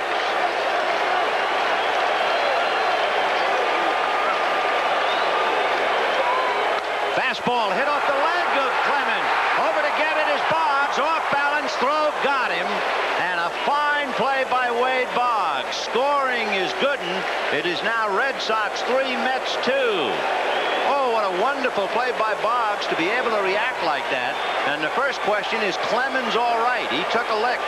And Boggs has to barehand that play. I tell you, keep talking about his hitting, but he's worked hard on his fielding. And last night he made the play of the game, and he makes a beauty right here. Gary Carter. So Gooden brings in a run to aid his own cause. We'll take another look and see where it hits Clemens on the inside of the left shoe, although he did get his glove down. It's a 1-5-3 out thanks to Boggs.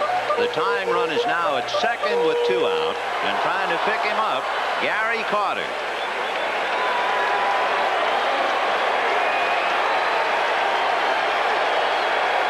The Mets had gone 11 innings failing to score, and now break that with a deuce here in the 3rd. Big bouncer smothered by Boggs, who makes the play. What a clinic he put on this inning. So the Mets are bogged down, but they do come up with 2. And at the end of 3, the Red Sox 3, the Mets 2. A century ago, the founders of Mercedes-Benz created the world's first automobiles. Over the years, their mastery of technology and intolerance for mediocrity inspired countless automotive legends. Now, as Mercedes-Benz enters its 2nd century, the technology has changed, yet the passion for perfection remains, creating Mercedes-Benz for 1987, legends for the 2nd century. Did you know most wine coolers have more calories a bottle than a glazed donut? A California cooler has more calories than a slice of Boston cream pie. And Bartles & James has more calories than a stack of buckwheat pancakes. But Dewey Stevens Premium Light is light, with a clean, fresh taste and a third less calories. About the same as the average granola bar. So you decide, one of those heavyweights or Dewey Stevens Premium Light. I want to talk to you about something that could change your life. Insurance. This is a policy from one of the world's biggest insurance specialists. For almost any kind of insurance. Because you just never know when you're going to need insurance. Excuse me. Hey, you big ape! You know who has to pay for this mess? Transamerica. For insurance and financial services, the power of the pyramid is working for you. We're digging in for a tough night, but what a start for Wade Boggs. He really made some good plays.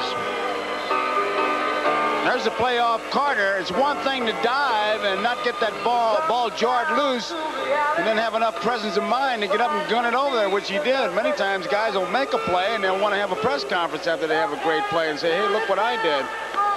So Wade Boggs, who is known for his bat, puts his glove in the display window tonight, made a fine play on the comebacker by Hernandez that hit Clemens off the leg, and then tops that as he takes a hit and an RBI and the tying runaway on the ball hit by Carter. And you see a guy like that in the years he's had with the bat, how much he's improved with the glove, because that was supposed to be the rap against him. Good hitter, but didn't know what to do with the glove. And he's worked, and you just saw tonight what he can do with that glove. He's done a pretty good job with it. Here's Dave Henderson. He'll be followed by Spike Owen, and then Roger Clemens. Al Nipper has stopped throwing in the bullpen. Henderson flied to center in the 2nd inning. If you are a baseball fan, you're also a historian. One goes with the other. And in this dream matchup tonight of Dwight Gooden and Roger Clemens, just riffle through the pages of baseball history, and there have been some magnificent matchups. A towering smash into left center. Dykstra to the track, at the wall, gone. Hendu hits it out. And the Red Sox lead the Mets 4-2. And look at that fan holding onto his head. And there's nothing that'll deflate a ball club and pick up your own club more than what just happened here. The Mets came back and momentum is going with them, and now the first batter comes up. He says, hey, forget that momentum. I'm going to take it back, and he hits the home run, and you can see it on that Red Sox bench. He really answered the runs by the Mets with this tremendous home run. I mean, it was up there a long time. It could come down with some little ice caps on it. The interesting thing about Dave Henderson, he doesn't hit home runs at Fenway Park. The people in Boston have seen him do it on television. He has yet to hit a home run at Fenway in a Boston uniform. The pitch now to Spike Owen. You remember his one hit against the Angels in Anaheim, a big home run, and it's happy time in the Red Sox dugout. That's the kind of home runs Ralph Kiner used to hit. High, towering jobs. It just went on and on. You could show movies on them as they went out towards the fence. 0-1 to count. Good breaking ball, strike two. With Gooden and Clemens, and you think about some of the great matchups, starting with Red Ruffing versus Carl Hubble, and Bob Feller against Johnny Sain, Warren Spahn and Whitey Ford, and Sandy Koufax and Whitey Ford, and Bob Gibson and Denny McClain, and Tom Seaver and Catfish Hunter, just to mention a few. Ground ball up the middle. So here come the Sox. They come right back after the Mets. A home run followed by a single, and Roger Clemens coming up in what would appear to be another bunt situation. And that's exactly what Hernandez is going to tell Dwight Gooden as we look at Mel Stottlemyre and Davey Johnson. Hernandez, who sets up a couple plays, if he's going to go in and go back for a possible pickoff, he'll tell him which pitch, like maybe on the second pitch or whatever. But I guarantee you they'll be charging hard this time. It was interesting, too. We take a shot at Mel Stottlemyre after we're talking about great matchups. Stottlemyre, the pitching coach for the Mets, went up against Bob Gibson 3 times in the '64 World Series. You draw the aces if you're a good pitcher. And he wound up 1-1 with the great Gibby. So Clemens looking to bunt. Howard Johnson on the grass at third. Hernandez ready to come to the plate. And that's a little high. It's going to be tough to bunt it down that first base line. There goes Hernandez again. He's the defensive general, and what he does, he tells him, hey, I'm going to go in, so don't throw to first base, or I'm going to go in a couple steps and I'm going to go back. He leaves nothing to chance. 1 ball and no strikes to Roger Clemens. Nobody out in the fourth. 4-2 Boston. Ball 2. Clemens looking right into the dugout rather than normally at the third base coach, and now he looks at Latch, but he's still looking really into the dugout. And Rene going through the signs. Got to believe that means absolutely nothing except keep bunting. And Clemens wasn't sure, and he backed out, and Rene had to go through him again. It's amazing, though, during the course of a year how a manager will be seduced into taking the bunt away because of the count. Oh, no. Yeah, there you see, I told you. Oh, I can't believe that. Let me tell you, I've seen it a million times. You say to your pitcher, go up there and bunt because I want to stay out of the double play, okay? And all of a sudden the count is 2 balls and no strikes, and you say, I can't resist it. Take a shot. When was the last time he batted? A junior in college. And so 2 balls and no strikes against Gooden. I mean, you think he's got the upper hand? Hey, baby, you're looking at it. I'm watching it. Who wrote that book? 2-1 the count. He'd be bunting from the time he got on the team bus. Now let's see if he's back to bunting again. Yep. And the bunt, a chopper, and this time Hernandez only plays to Backman covering. So Clemens, as if he's been doing it all year, lays down the bunt after taking a shot. And with a runner at second and 1 out, Wade Boggs will be coming up. Rick Aguilera begins to loosen up in the Mets bullpen.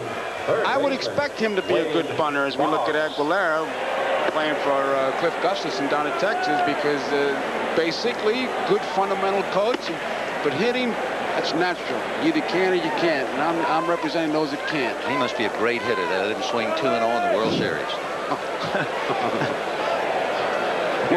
What a matchup. Boggs robbed of a hit by Backman, doubled, and then made 2 great plays defensively in the 3rd inning and fouls it away. Interesting. A bat manufacturer gave each Red Sox a memorial bat for the year 1986. Now, the pitchers never used a bat in the American League, so they opted, all of them, for a Wade Boggs model. Smart. See what Bob Stanley said? He said he hopes he gets a chance to break his bat so he can put it in a trophy case. And he's going to be like Lefty Gomez. The only way he can break it if he backs over him coming out of the garage. 0-1 to count to Wade Boggs. Trying to pick up Spike Owen at second base. It's 4-2 Boston. We're in the top of the fourth inning.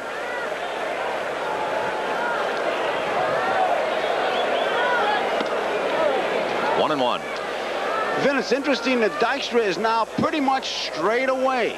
I mean, he was a little bit over in right center. There you see him. Now, Boggs uses the center of that diamond. That fastball, he'll go from the middle of the diamond over. The breaking ball he'll pull. 1-1 to count to Wade. And there's the breaking ball, but he missed outside with it. Ball 2, 2-1. Aguilera throwing in the Mets bullpen for two reasons. If the Sox get out of hand, they'll have to go for the hook. But also, Gooden is due to bat fifth when the Mets come up in the bottom of the fourth inning. So Johnson, looking ahead, might be thinking hitter. 2-1.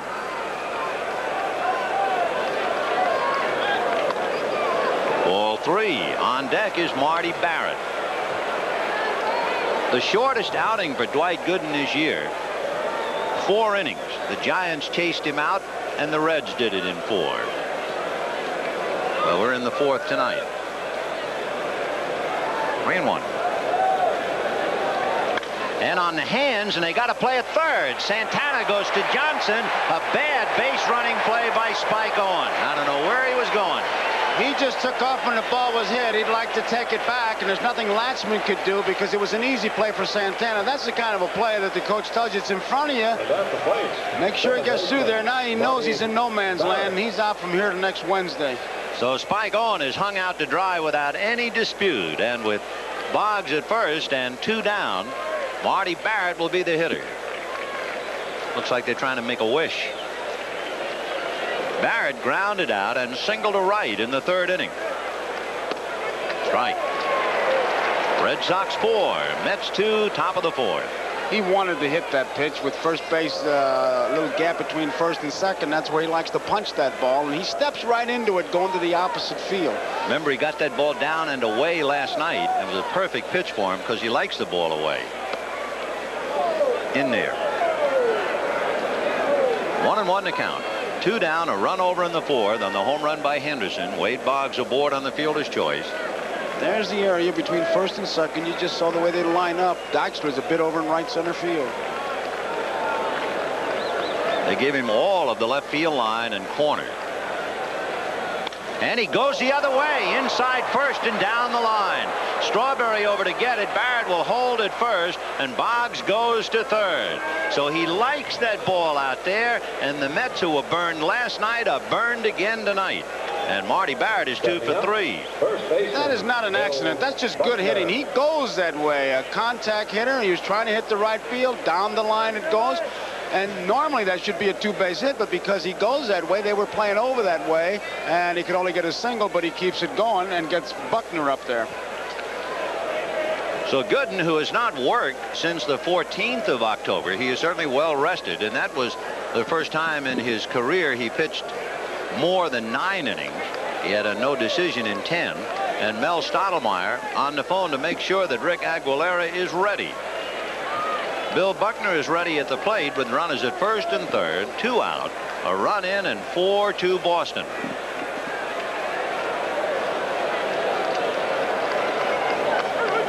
In there. He's made 68 pitches, Vin, and we are in the 4th inning. So if you multiply that by 2 and then add another inning, he is suddenly in the twilight zone in the 140s, up in the 150 if he got to the 9th inning. But again, remember, he is well rested. Sisk has now joined Aguilera.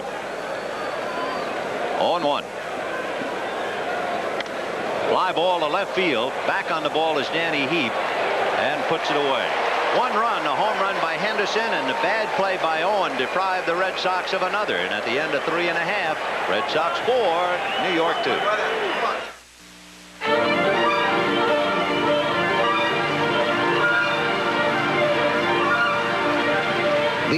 days, computers are spewing forth a sea of information. Yet it's getting harder and harder to find what you need without getting swamped. But at AT&T, we know how to help you stay afloat. We're working to combine computers and communications to make everything about information easy, so you can get the right information to the right people in the right form at the right time anywhere in the world. As easy as using the telephone.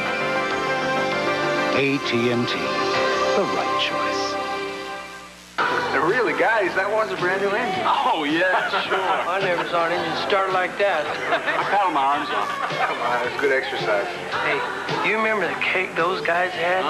Yeah, that was good draft beer. Yeah, that beer was terrific. When you're drinking new Miller Genuine Draft, it'll remind you of the best beer you ever had, because it is Genuine Draft. Cold filtered for real draft smoothness. Miller Genuine Draft. It's beer at its best. Some new engine. Can we change the subject, guys? His struggle, her love, the fight for their future. Richard Gere and Deborah Winger in An Officer and a Gentleman, Monday.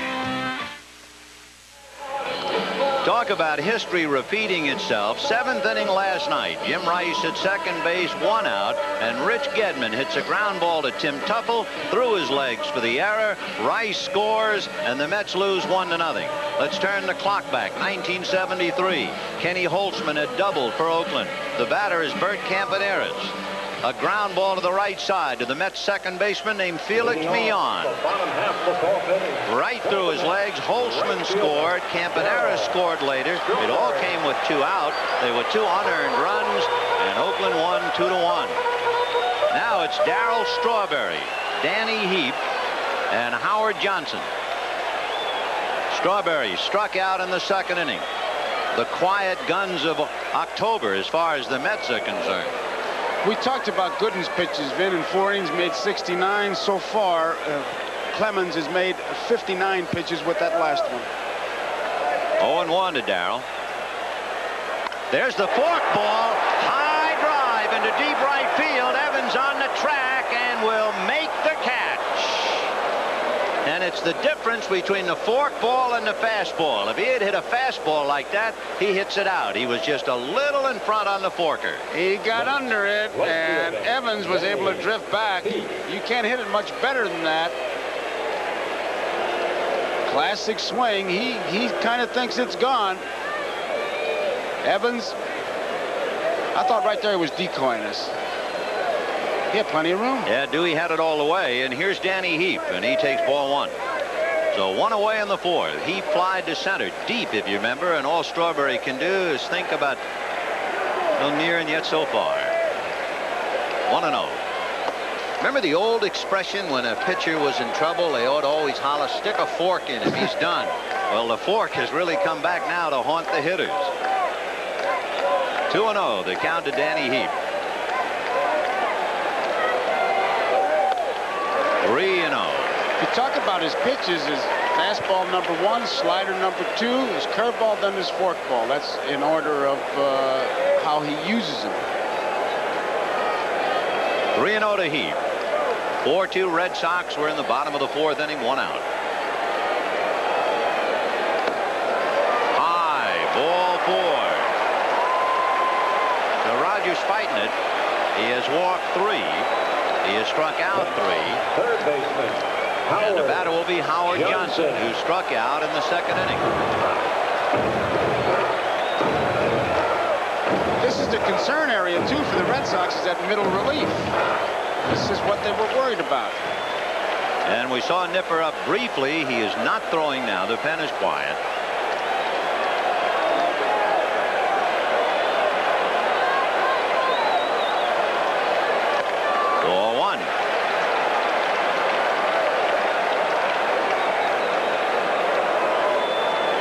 Marty Barrett just trying to let Roger perhaps cool off for a moment. Go right at him. And John McNamara who lifted Hurst for a pinch hitter last night and said after the game, "I know where my neck is. My body would have been in the Charles River if they had blown that one." That was the quote of last night. 1 ball and no strikes. Fouled away. As we mentioned earlier, Davy Johnson put Howard Johnson in the lineup tonight because of the fact he wanted an extra left-handed bat. Ray Knight is slumping, and Johnson had experience against Clemens 2 years ago in the American League. 1-1.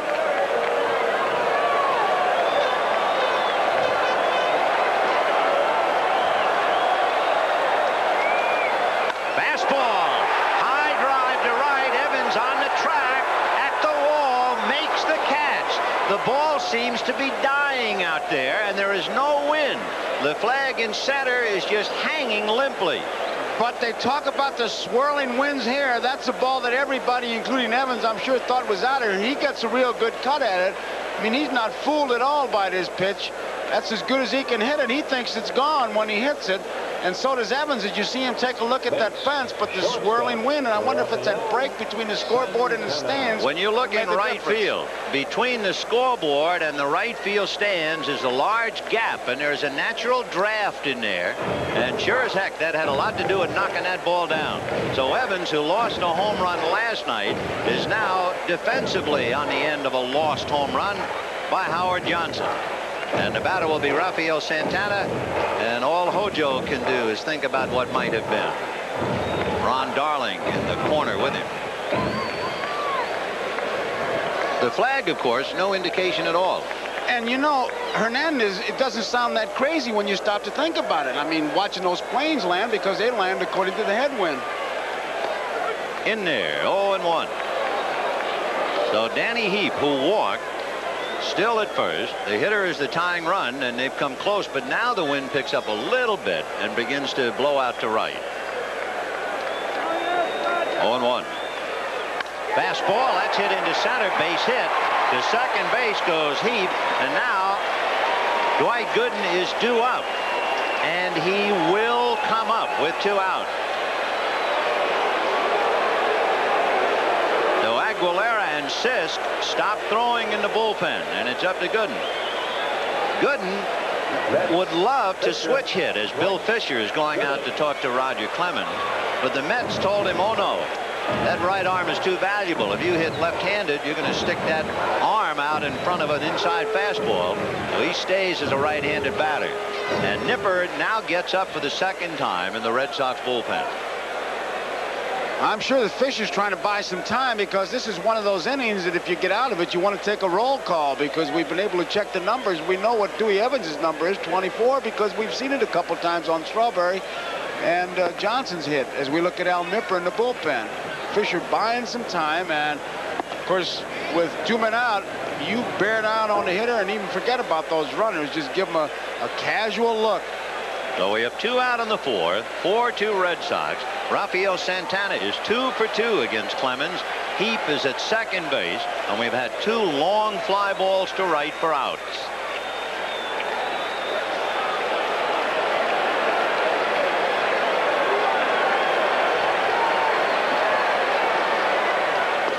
In there. Of course, depending, Vin, on what happens to Gooden, this will be one of the featured questions in the after-the-game interview, letting Gooden bat. You're sitting at home, you want to manage, what would you do?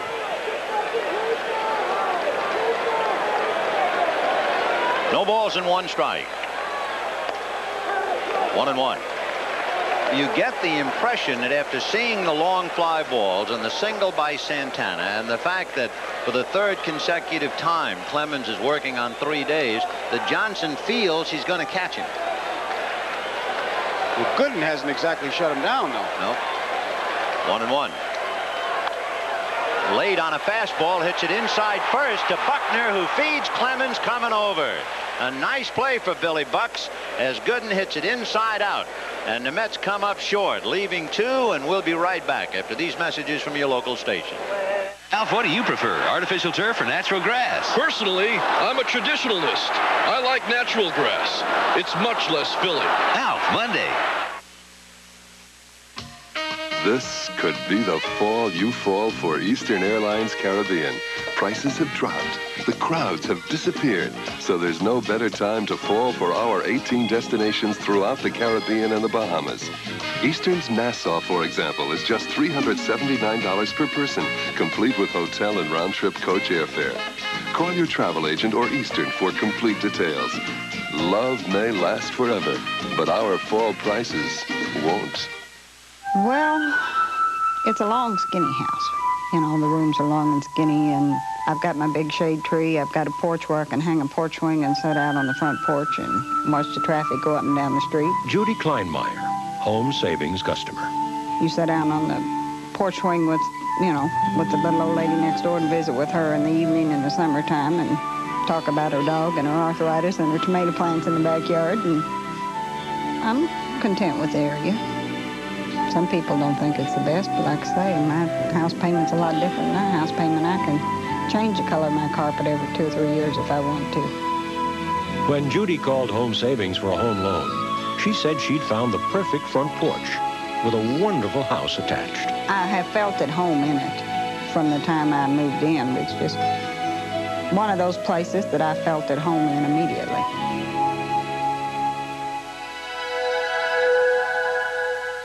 If it sweats, spread a shower to you.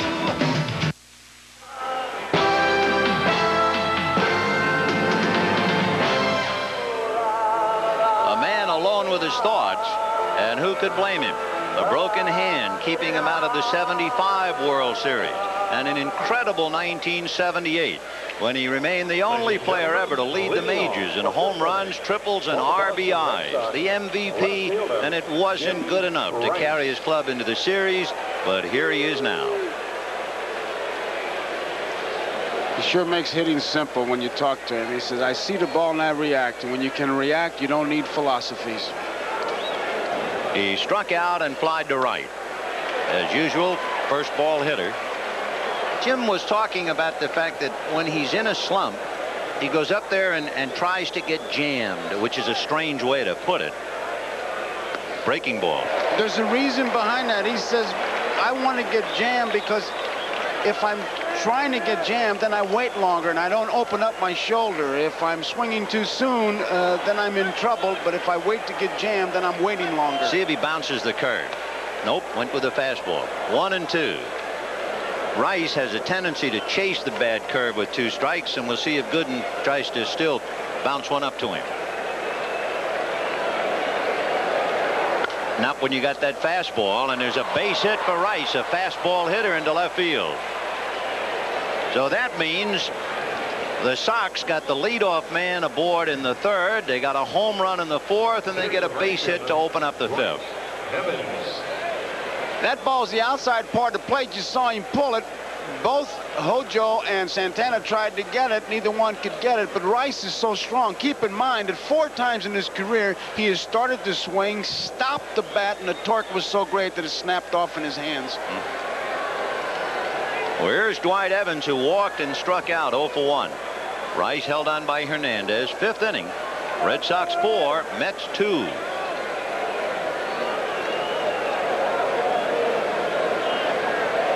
And there's a drive into deep left field. Heap just watches this one, and it's going to go on the pavilion top, on the roof.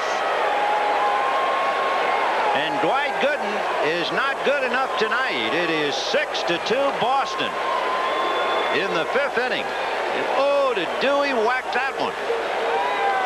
When you hit a ball that hard, that far, you're going up there looking for it, and I'm sure what dictated that looking for the fastball is what he did to Rice. We were all up there looking for the curveball, then he never threw it, and Dewey says, well, he must be having great confidence in his fastball. I'll look for it and jump on it, and he really does.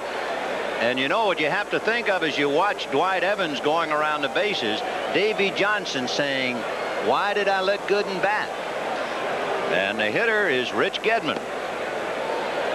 He made up his mind he was going to swing, because that was certainly out of the strike zone, and it was a fastball. If that would have been in the strike zone, you'd have seen another line drive. 6 runs, 8 hits for the Sox. Home runs by Henderson and Evans, a double by Boggs. Those 8 hits, only Gedman is without one. And, of course, Clemens, who was allowed to swing 2-0. I think that might be one of the more memorable moments of the series. You must have had a baseball coach at Fordham to let you guys do that. So there's Dwight Evans and Jim Rice. They have their club out by 4. And, of course, the show moves to Fenway Park. Game 3, Bobby Ojeda and Dennis Oil Can Boyd. Tuesday night, 1-2. Ojeda, the former Red Sox, 18-5. Boyd, 16-10. The natural Red Sox-New York connection is even carried with a note of irony this year. In 1975, the Red Sox, who came so close with the Reds, were managed by Darrell Johnson. Darrell Johnson today is an advanced scout for the New York Mets. There's the curve, and that takes care of Gedman, but it's a little too late for that. Take a look at that breaking ball. You've heard so much about his fastball, but watch this bender. I think the thing he does when he looks away from the hitters is as intimidating as any pitch. You take a look at it, that's the slow curve. You can see it twist out of there, and Gedman, although he followed and kept his head in there, he was just a little bit out in front of it. But Gooden, when he delivers the ball, twice in his delivery, he looks away from the batter. Here's Dave Henderson, who really stung him in the 4th inning with a towering drive into left center field. Dave flied to center in the 2nd inning and then found the range in the 4th. 6-2 Boston, 5th inning. There's that slow breaking ball, but it stayed up. 2 balls, no strikes. On deck, Spike Owen. Mel Stottlemyre and manager Davy Johnson reflecting the mood of the ball club. Boy, that's on his mind, too, that Gooden at bat. Another breaking ball strike, and the count 2-1. Davy Johnson had to rub his chin and think. There were runners at 1st and 2nd, 2 out in the 4th, 2 long fly balls to right. He had Aguilera and Sisk in the pen. He opted for Gooden to bat. Gooden made out on a good play by Buckner, stayed in to surrender 2 more runs here in the 5th, and that's been the biggest single decision of the game. 2-2. Watch when he delivers the ball, man. He'll look away. Hitters hate that right there. Not bad. And there's a shot foul. It was off speed, and Henderson way out in front of it. That's like Valenzuela looking up to the bill of his cap. Same thing. The difference is he doesn't throw as hard as Gooden, and with Gooden you want to make sure he knows that you're there. Oh, you want to holler. You want to wear one of those orange jackets that you see the highway guys that work out there. You know, I'm over here, Dwight. Dwight stung by home runs. Most he has ever given up in a game 2, and he's done that tonight. And he takes care of Henderson. That's 5 strikeouts, but right now that's just window dressing. And the batter is Spike Owen. He gave up 17 home runs all year. And Davy Johnson knows that's not the man he's been looking at. But as we said, Gooden has changed his pitching style considerably in the last 3 years, particularly in strikeouts.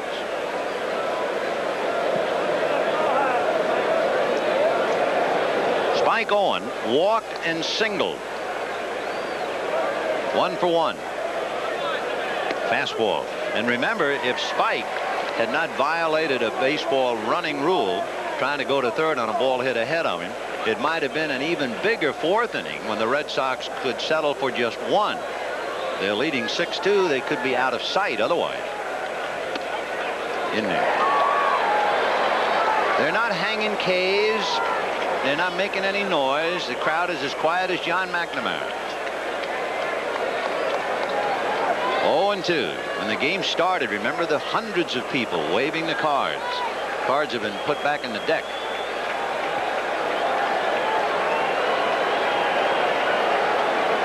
Ooh. 1-2. When the Mets bat in the 5th inning, they have Lenny Dykstra, Wally Backman, and Keith Hernandez.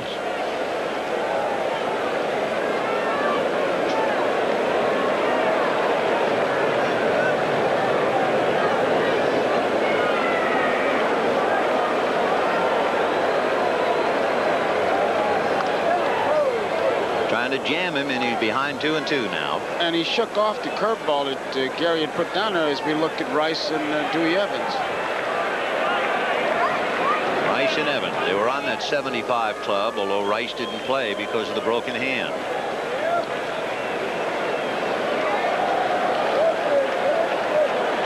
Two balls, two strikes, two out. Curveball, squirted foul on the end of the bat. I think that's the difference in Gooden this year and other years. He had a spike on in other years. He'd rear back and just hum it and come right at you. Now he's finessing him, trying to get him with the breaking ball. We'll repeat that again. In '84, he averaged 11 strikeouts per 9 innings. In '85, he averaged 9 strikeouts per 9. This year, he averaged 7 strikeouts per 9. Last year, he struck out 10 or more 11 times. This year, 5 times. So he's changed. 2-2. Curveball. So down goes Spike on, and that's the quietest striking out the side job you'll ever see as the Sox go back to work, and they're leading 6-2.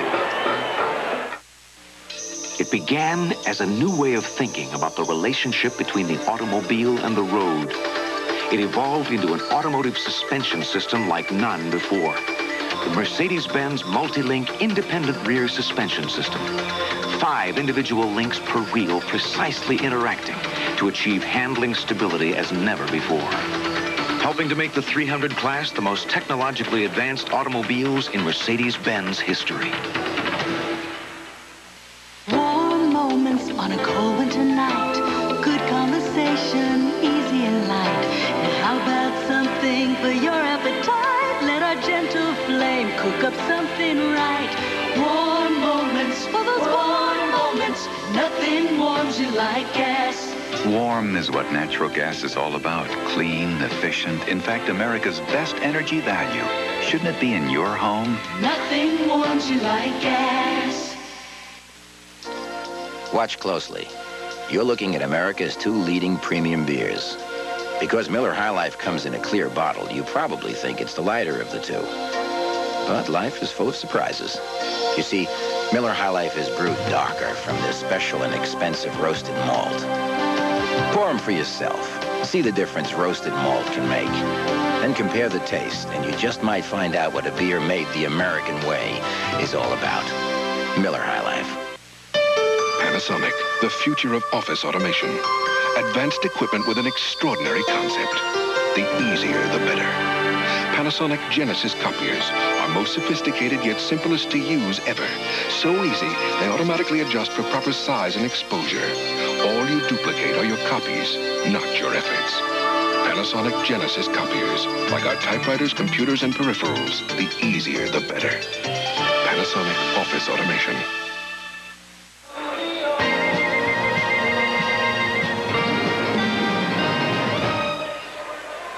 Tonight's game is brought to you by Mercedes-Benz, engineered like no other car in the world. And by AT&T, the right choice. Lenny Dykstra, Wally Backman, and Keith Hernandez. Roger Clemens is backed up by Steve Crawford in the bullpen. Dykstra has struck out and sacrificed 0 for 1. The Red Sox 6, the Mets 2, bottom of the 5th inning. Fastball hit in the air to right center. Evans trying to run it down and slides and came up with it. He was afraid of a collision, but what a play he made. And they're going to have a little visit out there in right center field. It looks like it's over his head, and Dewey. Second baseman, Wally. He didn't see that ball. Look at the way he kind of shied away from that. Tremendous catch. He lost that ball and found it once again right here. It looked like he was afraid of a collision, but he just shied away from it. What a play he made. Great play by Dwight Evans, and of course that does more to take the steam out of the Mets. And with 1 away, the batter is Wally Backman. I must say that Roger Clemens, even leading 6-2, and as great as he is very wobbly tonight. And all you have to do is look back to the 4th inning with those long fly balls to right. They're like 2 great fighters, just keep punching each other out, and legs are getting rubbery, but they're hanging in there. Backman has walked and singled. 1 ball, 1 strike. The Mets with 2 runs, 4 hits. Clemens has walked 3, and he has struck out 3. 1-1.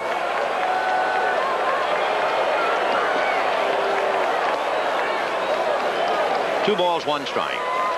Backman just trying somehow to get something started. That's why it was a bit surprising to see Dykstra hit the first pitch. You know, they're trailing by 4, get something on, get those gunners, and you really have to play for that 3-run homer, which is not the Mets' game.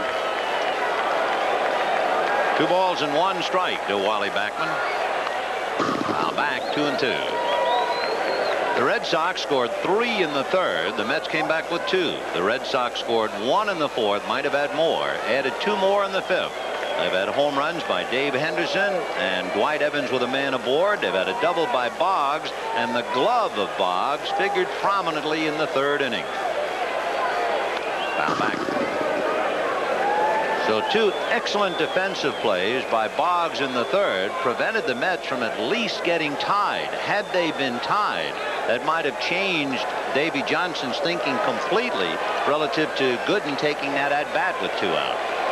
I'll tell you, this play right here by Evans, a tremendous play.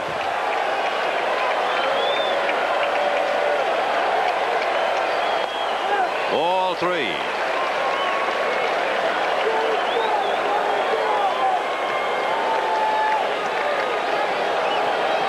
Three and 2 to Wally Backman. Keith Hernandez on deck. 6-2 Boston in the 5th.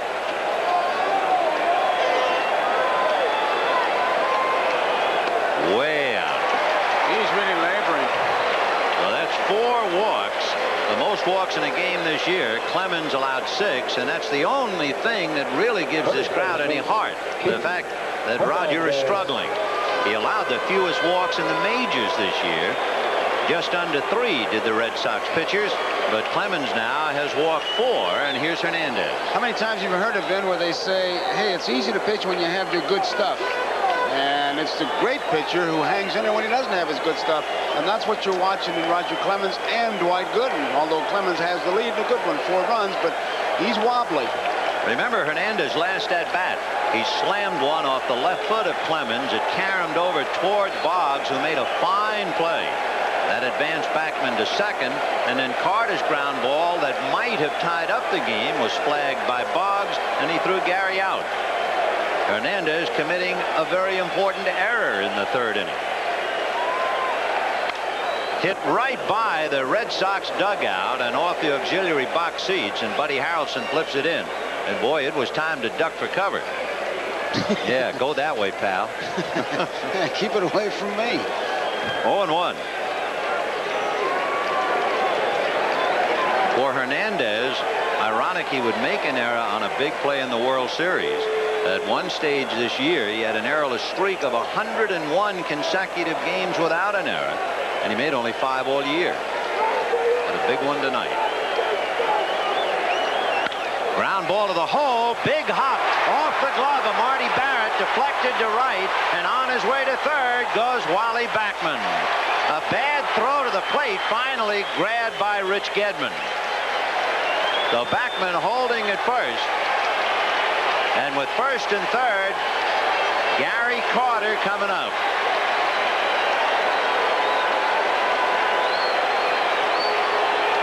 Barrett gets over there, but it takes like a kangaroo hop off his glove.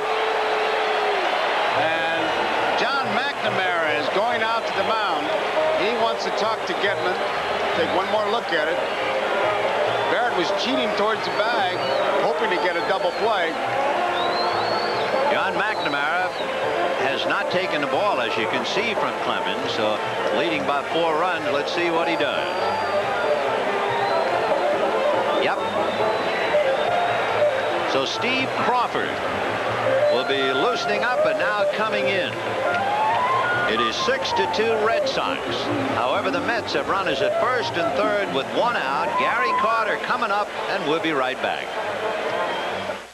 The Mercedes-Benz Driving Simulator, a laboratory that moves. Computerized hydraulics producing realistic driving forces. Computerized projectors creating a lifelike driving world. Allowing engineers to analyze the responses of ordinary drivers in extraordinary moments. Duplicating any driving situation in total safety. Mercedes-Benz continues to learn the secrets of automotive science. And the automotive world continues to learn from Mercedes-Benz. Everybody knows how to do that kick. Health kick. Yeah. The goodness of milk is a real health kick. Health kick. Yeah, milk. You pour a glass of milk real tall, getting calcium and vitamins and loving it all. Looking good. Come on, everybody, milk's that kick. Health kick. Do that kick. Come on, everybody, do that kick. America's favorite health kick, milk.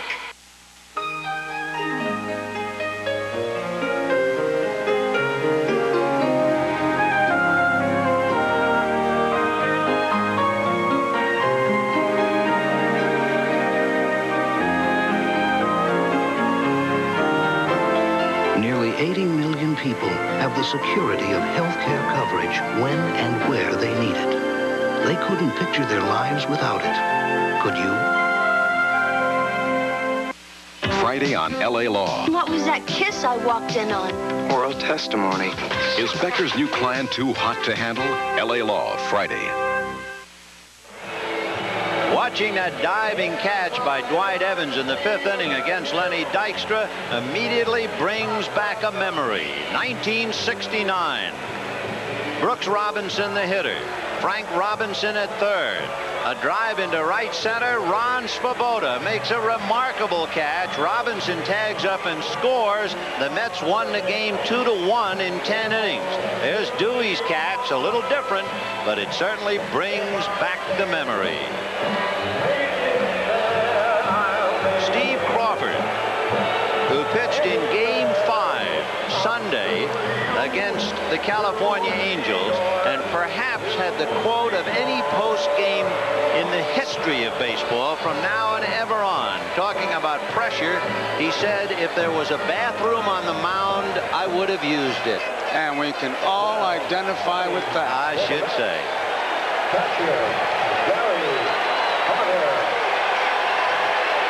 Roger Clemens, remember, as the starting pitcher, did not go the required 5 innings. Consequently, Clemens will not have anything to do with the decision. Gary Carter flied to center and was robbed of a hit by Wade Boggs. And there's a pretty good hole on the left side. Ball 1. So they're playing him up the middle. That's the book on Carter. That's where he's been going. And Boggs was quick enough to fill the gap in the 3rd. So Backman at 3rd, Hernandez at 1st, and the only out was the catch by Evans. There's a hopper through off the glove of Owen. In comes Backman, Hernandez to second. 6-3 Boston. The run is charged to Clemens. The hit is charged to Crawford.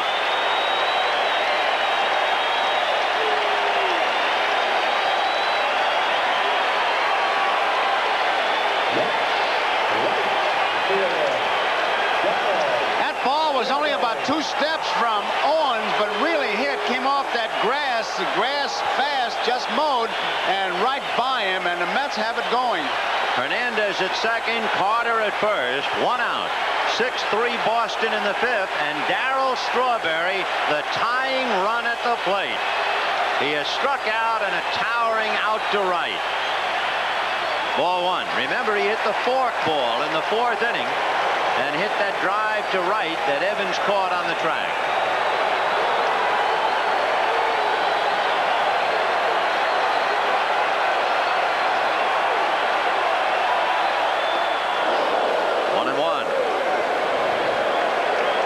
Tell you, if you like crowd noise, if it does something to you, you come to the right place and at the right time.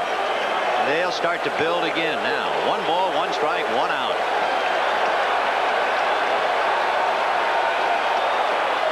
Fork ball, and he was way out in front of it.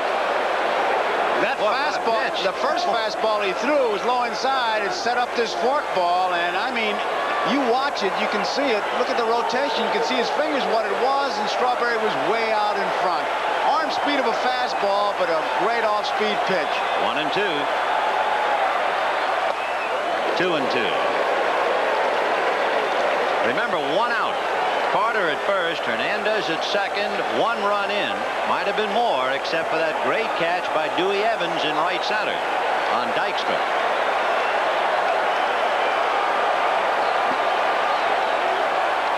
Strike 3 call. That means that young Strawberry has struck out 16 times in postseason play, twice in each game. Left fielder. Looked like it was a fastball, the outside part to plate, and that really has to have you muttering when you go through that. The batter now is Danny Heap. 2 on, 2 out. 6-3 Red Sox. Danny flied to center and walked. 0 for 1.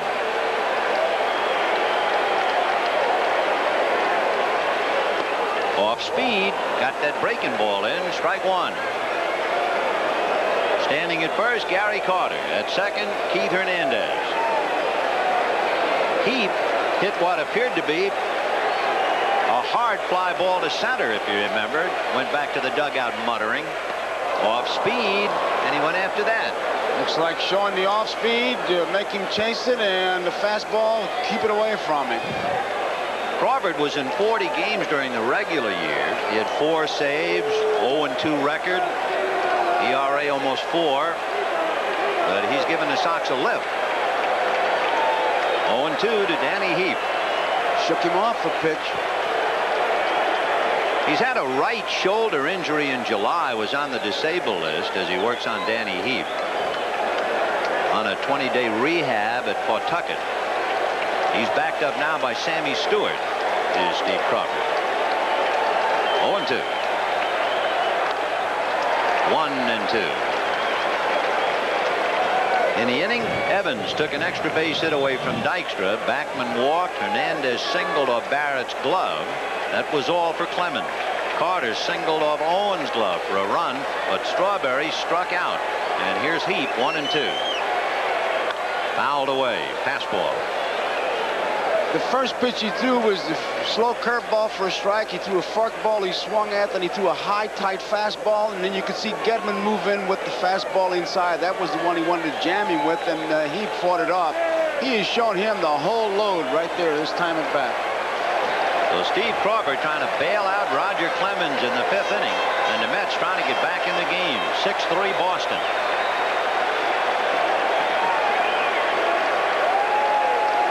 Danny Heap playing for the slumping Mookie Wilson, and he's up there in a dramatic moment.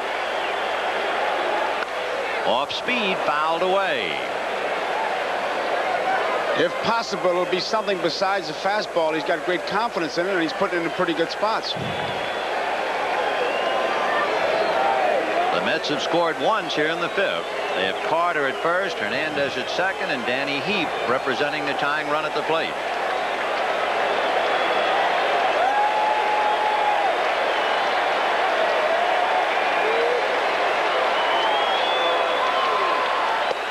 Two and two. He wanted the fastball inside. You can see Gedman slide over there. Here's where he wants to make it happen. He doesn't want to go deep 3-2 and give those guys about 3 or 4 steps. The Mets do not have great running speed out there. Hernandez at second is okay, but Carter is slow at first. 2-2 to Danny Heap. Big pitch. Ball 3. Now the edge is for the Mets, and McNamara knows it. The runners will be going. 3-2 and 2 down. On deck is another left-hand hitter, Howard Johnson. So the runners poised and at the ready.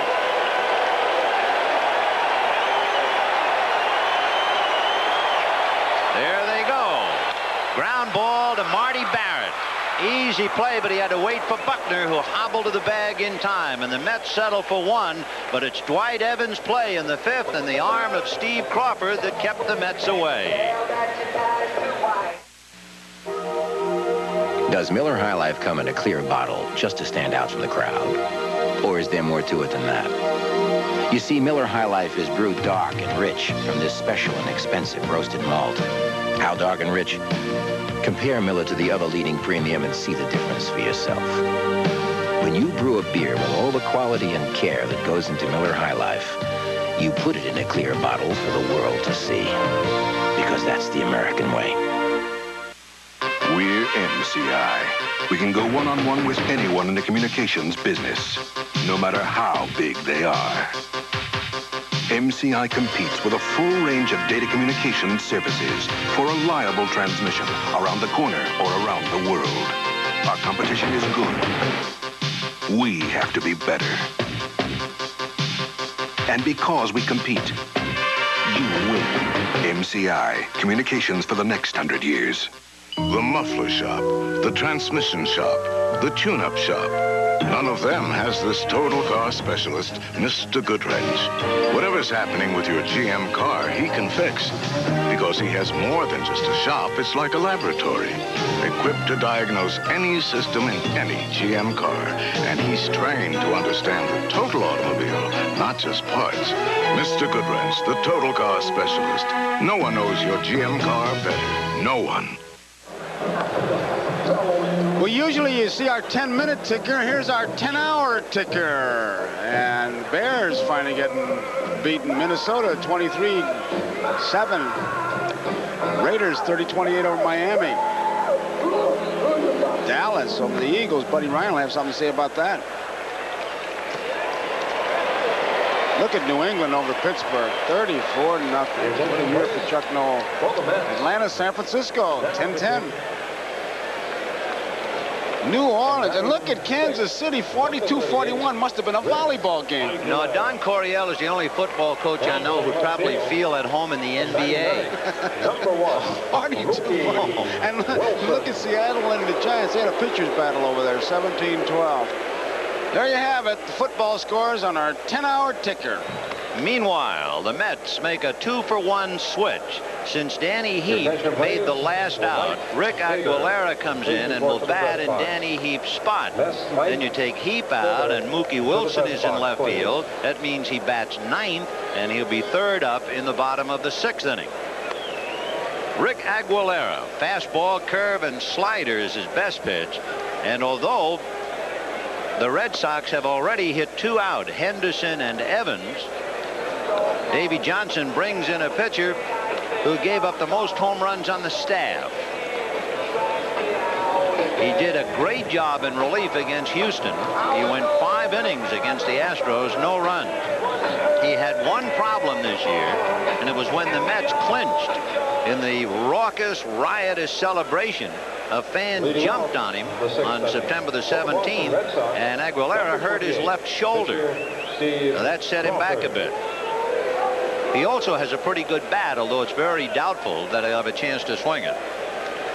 Meanwhile, Steve Crawford has his first Major League at-bat.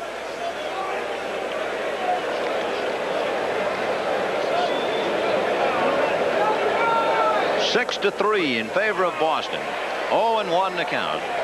And now it is Steve Crawford and Rick Aguilera. And whatever happened to the dream matchup? High pop fly into shallow right field. Backman out, Strawberry. So far, Crawford wins the pitcher's pool. He hit it farther than anybody. There they are. They have given baseball fans throughout the country great memories all year. But they walk off the stage tonight leaving a lot.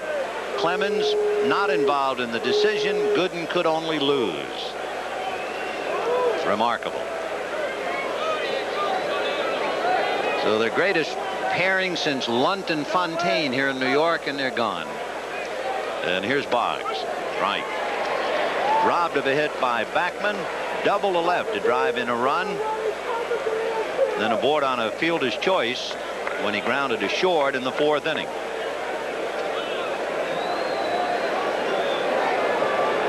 Top of the 6th. 6-3 Boston. I asked Wade Boggs, I said, when do you really put yourself in gear to hit. He said, when the pitcher starts to turn, I start to turn. In fact, he's got a dance term. He calls it cheek to cheek. 1 ball, 1 strike. Subtle devil. 2-1. Smooth talking stranger. Wade Boggs. From Florida. Too bad he's not from Texas. 1 for 3.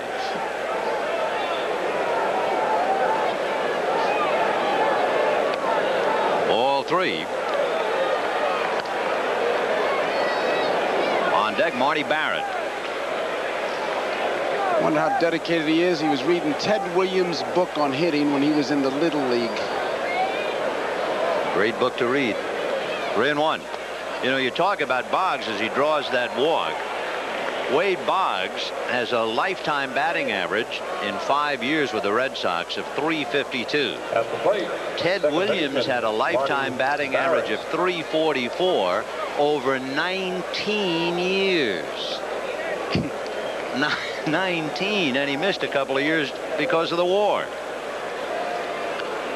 I can still see him hit those hard sinkers. It looked like they were going to go out the ballpark and they zoom right down.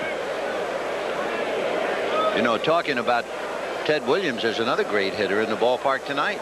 Oh, yeah, we saw him. Yeah. There goes Boggs, and the ball is hit slowly to short. Santana in a hurry. Off-balance throw gets him, but Barrett did his job with the runner going. Roll down. Every great batter works on the theory that the pitcher is more afraid of him than he is of the pitcher. And I can hear Bob Gibson right now saying, oh, yeah. You know, we were talking about great pairings, and in the course of it tonight, we talked about the Bob Gibson-Denny McLain pairing. They were each MVP that year. McLain won 31. Gibby won 22 when they met in the '68 series. But the year that Bob Gibson had in 1968, to me, is as great a year as I have ever heard of. He was never knocked out of a game, and he made 34 starts. Never knocked out. 4-1. He completed 28 of the 34 starts. Completed them. And his earned run average was 1. And the managers were afraid to take the ball from him. Wow. 1-0 to Billy Bucks. He lined to short, single to right, fly to left.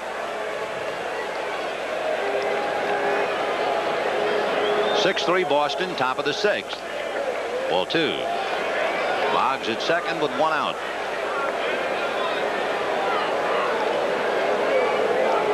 As we look at Wade, Wally Backman in to say something to Aguilera just to give Boggs something to think about.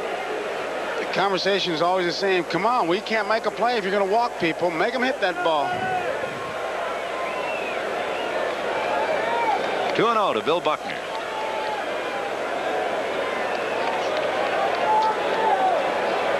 On the corner for a strike, 2-1. Aguilera had some bursts of great pitching. From June to August, he was 6-0. He had a career-high 9 strikeouts in a game against the Reds. He had 2 injuries besides that shoulder injury we talked about. He also had inflammation of the right knee and had to come out for a while. 2-2.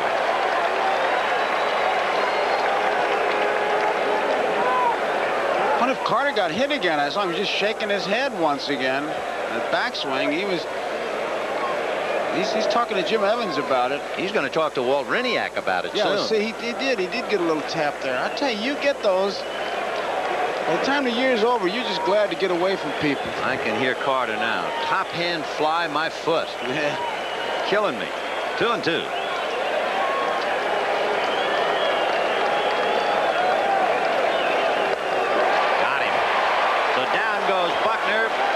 At second base is left there, and at the end of 5.5, Sox 6, Mets 3.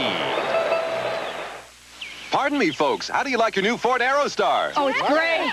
Think you can tell me about it in less than 30 seconds? Well, it does so many things. We take the kids to school. We go to the drive-in movie. We tow the boat.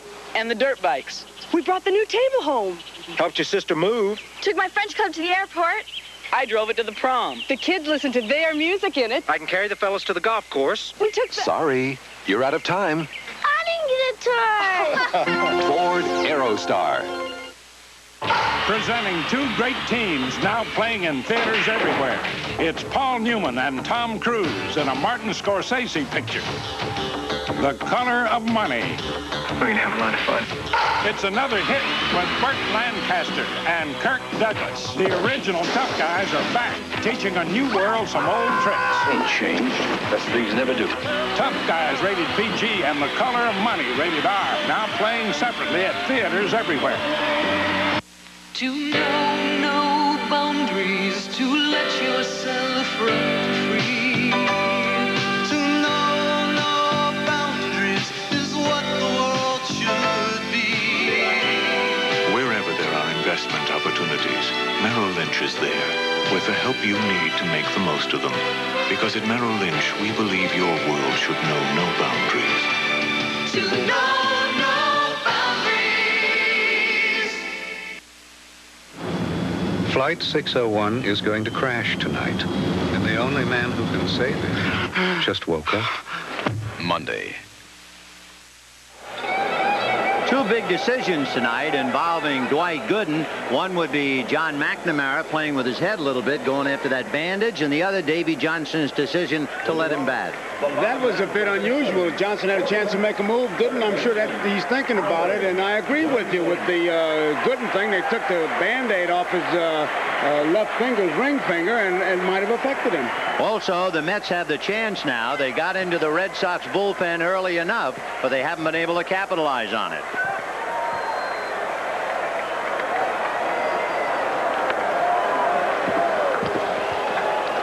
Howard Johnson will start it off, followed by Rafael Santana, and remember, Mookie Wilson bats ninth. So Steve Crawford working on Johnson. Hojo struck out in the second inning, then hit what looked like to Davy Johnson, and I'm sure everybody in the ballpark, a home run to right in the fourth inning, and it died, and Dwight Evans caught it. That was a big play. Then leading off the fifth, Evans made a diving, dazzling catch to make an extra base hit away from Dykstra. Plus the two great defensive plays by Wade Boggs, and that's the difference. That has kept the Sox on top, leading by 3.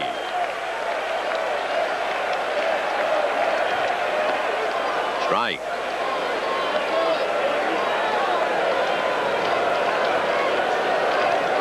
Make no mistake about it, at this juncture, the proud Mets are hurting. They lose this one down 2-0 and go to Fenway to battle to survive. You'll hear all kinds of statements. 1-1. Fouled away. 1-2.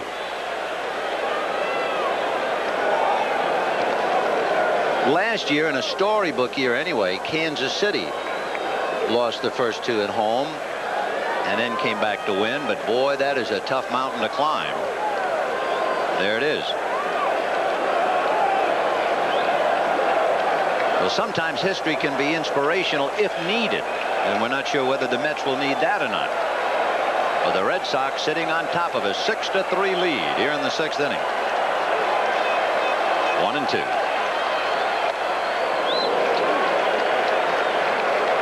On deck, Rafael Santana, who was 2 for 2 against Roger Clemens. And then Mookie Wilson.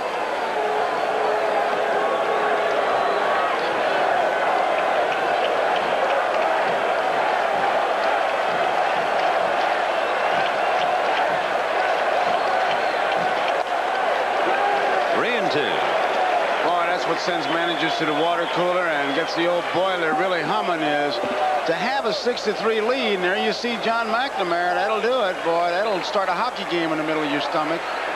3-2. You got a 3-run lead. Just throw strikes. No finessing. And here's Crawford out there with a full count. 3-2 to Howard Johnson, opening up the 6th inning. Line drive foul. One hops up into the seats. How many times I've heard it said, it doesn't show up as a pitcher being wild when somebody gets the base hit, but when they keep taking those hitters deep, 3-2, it's not good pitching. Well, you know, the Boston bullpen has been somewhat maligned, and Davy Johnson has read all about it. But if Davy read the papers today, He read a quote from Joe Sambito. It made some sense about the Red Sox pen. Since the 1st of September, it has done quite a job. Popped in the air, and looking for help is Owen. Coming in to provide it is Rice. Somebody threw something out of the stands too, Vin. Wow. You can see what Rice is doing now, and that's terrible. And the fans are reacting to it.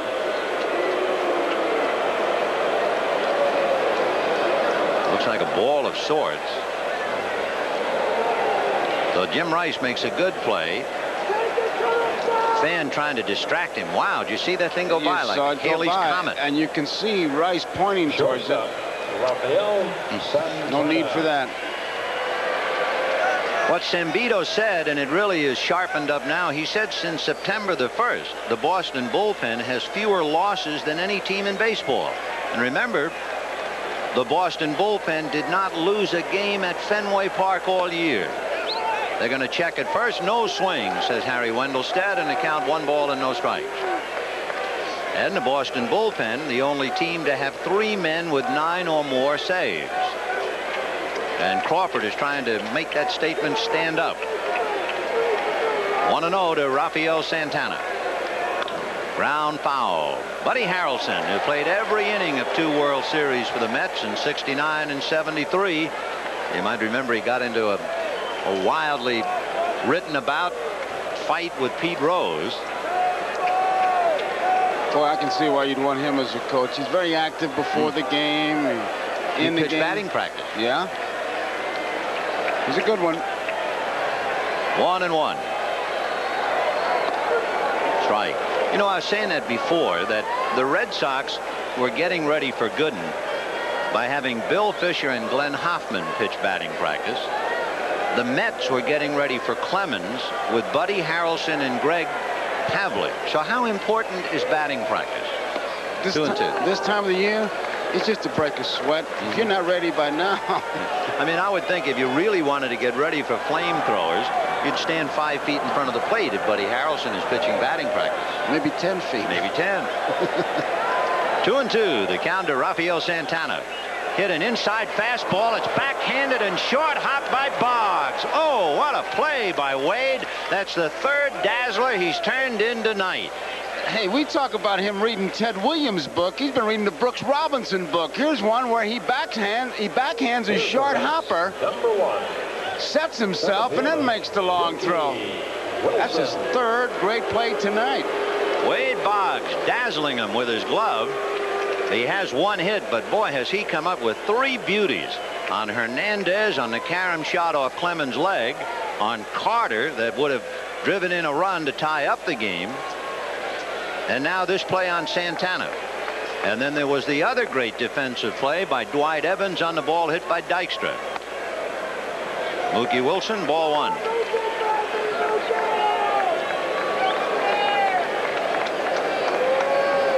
One and 0.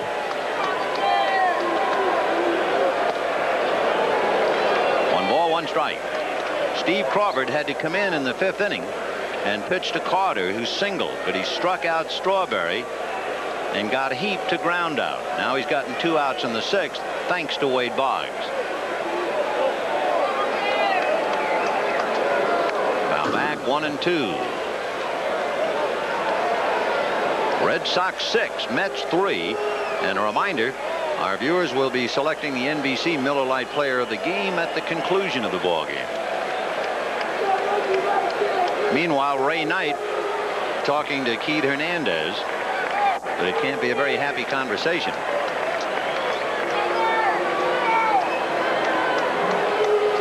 One and 2 to Mookie Wilson. The Mets bench is anything but animated.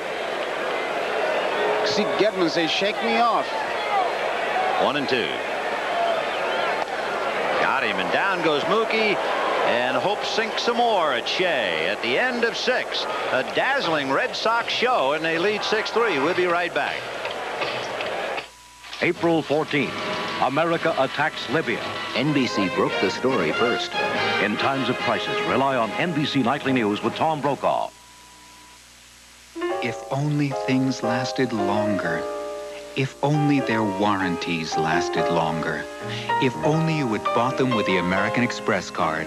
Because from now until December 31st, we will extend the free repair period of the manufacturer's warranty. In fact, we'll double it, up to an extra year. American Express introduces buyer's assurance. Now, if something breaks, it won't break you. But only if you use the American Express card. Apply now. I didn't realize being a commercial spokesman was such a dangerous job. But I was confronted by this lady on the street who said, "Do you believe all that stuff about GTE?" And I said, "Madam, when was the last time you had a problem with your phone?" That stopped her. Then I said, "General Telephone is so responsive, they try to handle all problems within 24 hours. How do you feel about GTE now?" And she said, "Better." Why is Ed Schau against Prop 65, the Toxic Cleanup Initiative? Why did he vote against the Clean Water Act and against a crackdown on companies releasing cancer-causing chemicals? Why? Could it be because Schau, according to official federal records, has taken over $250,000 from individuals and corporate PACs connected with companies guilty of toxic pollution? On November 4th, the people will decide. California deserves a senator who won't give in to the polluters. Alan Cranston. The birds and the bees collide. The mating season tonight after Our House. You hear about Wade Boggs' bat, but he has really made himself into a good infielder. One of the great plays that he's made, and it was. And Evans, he could have made this play easily if he thought he was the only guy in the ballpark, but thinking collision and may have lost it a bit. Dives and holds it, and once again, here's Boggs. Backhanded this time. Usually when a fella can do one thing good, and Boggs certainly is good at hitting, that's all he wants to do. But the good ball player, the real good ball player, he works on the things he's a little weak on, and Boggs has made himself a doggone good infielder. Well, we've gone to the 7th inning. Red Sox 6, Mets 3, and Jim Rice, first ball swinging all night, fouls it away, 0-1. The Red Sox have really shown the Mets their game, and of course Boggs has really been a major portion of it. A couple of dazzling plays at third, as you've seen. He also doubled to drive in a run. The Sox have 8 hits, and that's going to be number 9. And for Jim Rice, his second hit. And once again, the Sox get the leadoff man on base. They had Owen lead off the 3rd with a walk. Henderson lead off the 4th with a home run. Rice lead off the 5th inning with a single, and now the single by Jim in the 7th inning. Remember, Evans came up in that 5th inning after Rice jumped on the fastball and hit a fastball on the tent out there in left center field. He'll look for his pitch, and if he gets it, he'll take a pretty good rip. You know, if you have studied baseball at all, you know that the Mets have not been the only people to host a game here at Shea Stadium. The Yankees played here. Here's a base hit to center. So 2 on and nobody out. The point being that a couple of the Red Sox were no strangers at all to Shea Stadium when the Yankees played here. Coming around to the plate. Don Baylor played here. Bill Buckner, Dwight Evans, Tim Lawler, Jim Rice, Joe Sambito, Calvin Schiraldi, and Tom Seaver. They all know about Shea Stadium. And they now piled up 10 hits. For Evans, he has a single and a 2-run home run. And here is Gedman, who was the only regular in the lineup without a hit. Everybody else has at least one. And forget the pitcher. They jumped on the first pitch, Rice and Evans. And he tried to, 0-1. The Mets thought he might bunt. They brought up the corners, but now Hernandez is back. Howard Johnson is right at the bag at third. So they're not expecting Gedman to bunt towards first, at least. I think I'd snap off a curveball right here, hope for the ground ball. If he bunts, he bunts. I wouldn't look for it. No. Hit down the left field line, slicing foul, and well out of play. 6 runs, 10 hits for Boston. 3 runs, 6 hits, and an error for the Mets. I just wonder if he missed a sign or something, because Carter really talking to him. There's no way you're going to get a ground ball where that pitch was. And that's what you're looking for. 2 men on, nobody out, catcher running. He's got the good overhand curveball. And with the man on second base, they could have conceivably switched signs, and luckily it was fouled off, and Carter was not crossed up. But he sure had an animated conversation, if nothing else. One catcher trying to out-slick another at the plate. Gedman grounded out and then struck out in the 3rd inning and struck out in the 5th against Gooden, who went quietly in the 5th inning, even though he struck out the side. He gave up a single and a home run to Evans, and he was done. He's not sure of the signs. See, what I knew that was happening. I'm almost positive he got crossed up. Now, usually when you got a man on second base, you touch your equipment, that's the indicator. Whether you touch the mask, it'll be the first sign. Touch your chest protector, it'll be the second sign. Touch your shin guard, it's the 3rd sign. Or whatever you make up between innings. And Carter went to his mask, and as soon as he did, Aguilera backed off. Now he goes to the protector and then the mask, and we'll see about the 0-2 pitch. It's Loop back a second into shallow center. It's going to fall for a hit. Coming to 3rd is Rice. The ball is bobbled in center, but they're still going to hold him. And the bases are loaded with nobody out.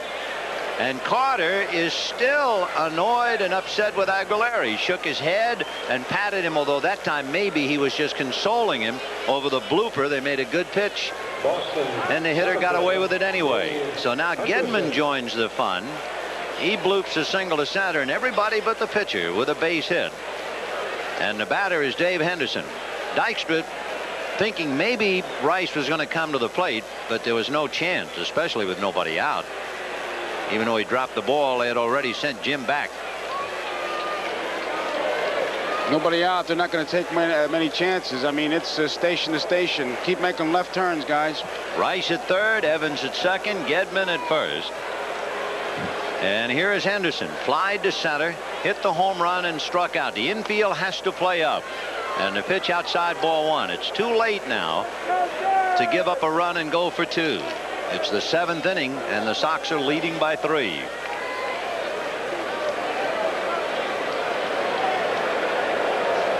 And it sounded like a crack bat single into right field. Rice will score, and that's it. 90 feet at a time, and it is 7-3 Boston. Still nobody out, and I heard that bat crack, so Henderson won't use it again. And Johnson would like to crack it over his knee if he could. Base hit, 90 feet. Looked like a fastball inside part of plate. He sinks it in. Kind of hit it off the end. Perfect spot with the infield in, and move up 90 feet, get some gas, and look at the road map. So that's 4 consecutive hits by the Red Sox in the 7th inning. Rice, Evans, Gedman, and Henderson. Jesse Orosco begins to loosen up down in the Mets bullpen. Well, the Mets are really hurting now. There's Jesse. The batter is Spike Owen, and Doug Sisk has now joined Jesse. Boy, that would be a contrast. Orosco hanging on, having to strike out Kevin Bass with a big out in the big game, and then to be brought in mopping up in a 7-3 game.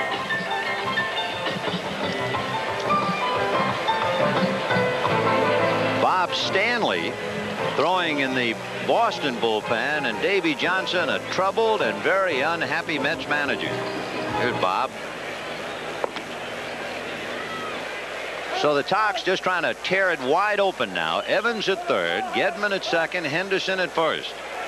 And the infield must stay up. You might say, why would you wonder about a grand slam home run with Spike Owen at the plate? Well, the last grand slam in a World Series was by a pitcher. Ball 1. Dave McNally of Baltimore. He hit it off Wayne Granger, so in case you had the thought. Steve Crawford is not on deck yet, and now he's coming up the steps of the dugout. 1 ball, no strikes. Fouled away.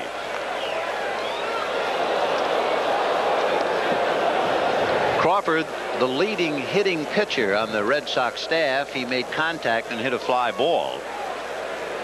But Roger Clemens, allowed to swing 2-0, sacrificed in the 4th inning, and it was Clemens who bunted, and Hernandez made the bad defensive play in the 3rd inning. Nobody out. And there's a base hit to left field. In comes Evans. He'll stop Gedman. You go 90, I go 90, and we go up 8-3, say the Sox. It looks like they're playing one of those video arcade games. You get a hit, and they all just move up. They just move up. So that's 5 consecutive singles, like needles, acupuncture applied to Dave Johnson. But not to relieve pain, but to give pain. And it's time to go to the chewing tobacco. And that's one of the tip-offs. When Davy Johnson puts a chew in his mouth and heads for the mound, that's all for the pitcher. And the pitchers know that. And he's got a mouthful right now. And Mike Greenwell is going to come up and bat for Crawford and try and just dismantle the game, but not before Davy goes out to the mound. That's a ritual. A chew of tobacco and a hook for the pitcher. Mike Greenwell. So it is 8-3 Boston. Bases loaded, nobody out. The Sox are out of sight. Computers? Who's got time to figure out how to use them? That's how the owners of a clothing store, father and son, felt about personal computers until they got one. And a catering business until they got one. We're IBM, and we've seen some very skeptical people become very enthusiastic. And that makes us proud, because we have more computers helping more small businesses than anybody. IBM personal computers. Small business is getting big on them. I was one of the toughest drill instructors in the U.S. Marine Corps. I marched my men through mud, snow, and rain. And after I turned those cream puffs into Marines, I treated myself to the best beer in the U.S. of A. Miller Lite.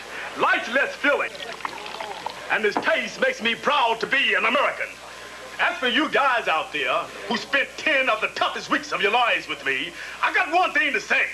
How come you don't write? We're proud to say there's only one light beer, Miller Lite. Introducing Wendy's new Big Classic hamburger. This is the good stuff. Can't get it in a Whopper. This is the good stuff. Can't get it in a McDLT. This is the good stuff. Wendy's new Big Classic. Fresh meat, fresh taste, big size. This is the one made right before your eyes. This is the good stuff. Wendy's new Big Classic. Can't get enough. This is the good stuff. Friday on Miami Vice. The city is ripped wide open by gang violence. Friday. There are 55,063 here at Shea, but it is a greatly deflated ballpark. Now we see empty seats. Now we see people heading home. Now, for the first time tonight, the enthusiasm has gone down the drain. The bubble has been burst. The air is out of the balloon. You can use all the cliches, but the city of New York knows it's in trouble. The Mets are down 8-3. Unless they come up with a remarkable rally, they will lose their earrings and their straw hat, and they will take the act to Boston, where Fenway Park awaits Bob Ojeda, and the oil can will be on the mound. When you got a big lead and you see that happen, the expression is they must be selling fire in the stands. Well, the fire has gone out in one corner, and Bruce Hurst, who really stoked it last night for the Red Sox, reliving a happy moment and blowing a pretty good bubble. Boy, I'd rather see that than see those guys chewing that tobacco. Yeah, and how? Well, Jesse Orosco, just a couple of days ago, the most dramatic moment, striking out Kevin Bass with sliders, and all of New York holding its collective breath. And now, mopping up. 8-3 Boston in the 7th. Here's Mike Greenwell batting for Crawford. The Mets infield still up after 5 consecutive singles. It's like being eaten to death by an angry moth. They don't make any dents. You hardly know you've been hit. But Rice singled, Evans singled, Gedman singled, Henderson singled, Owen singled.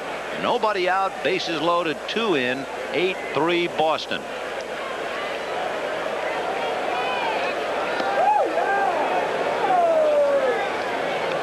In the World Series, as you can see, 6 consecutive hits. And Boston has 5 in a row. Those 6, by the way, were in the 9th inning. You could hit a home run right now and you'd stop the rally. 1 ball, 1 strike. Ball 2, 2-1. I mean, all those singles. Center field, center field, center field, right field, left field. And of course, hanging over Shea Stadium, not only the pall of defeat, but also the weight of the second guess. And I'm sure Davy Johnson, had he only been given the opportunity to do it over, that was in the 4th inning. with 2 on and 2 out, and the Mets very much in the game. Gooden batted, stayed in the game, gave up 2 more runs in the 5th inning, and for all intents and purposes, the game went down the drain. And although Johnson was probably right in his assessment of Roger Clemens, feeling that the Mets would get to Clemens, Roger, remember, had to leave in the 5th inning. It was too late. 2-2, the count to Greenwell. Gedman, Henderson, and Owen on the lines. Ground foul back of Walt Reniak, the pride of Natick, Mass. What were you telling me as we look at Steve Garvey and Jay Johnstone? Yes, here's to you. Schlanthawallager. That's a Gaelic toast. Bob Stanley told me that in high school, Reniak holds the high school passing record over Flutie. And Bill Robinson, who insists I am not the batting instructor, I am the hitting instructor, still waits for the Mets to hit. 2-2.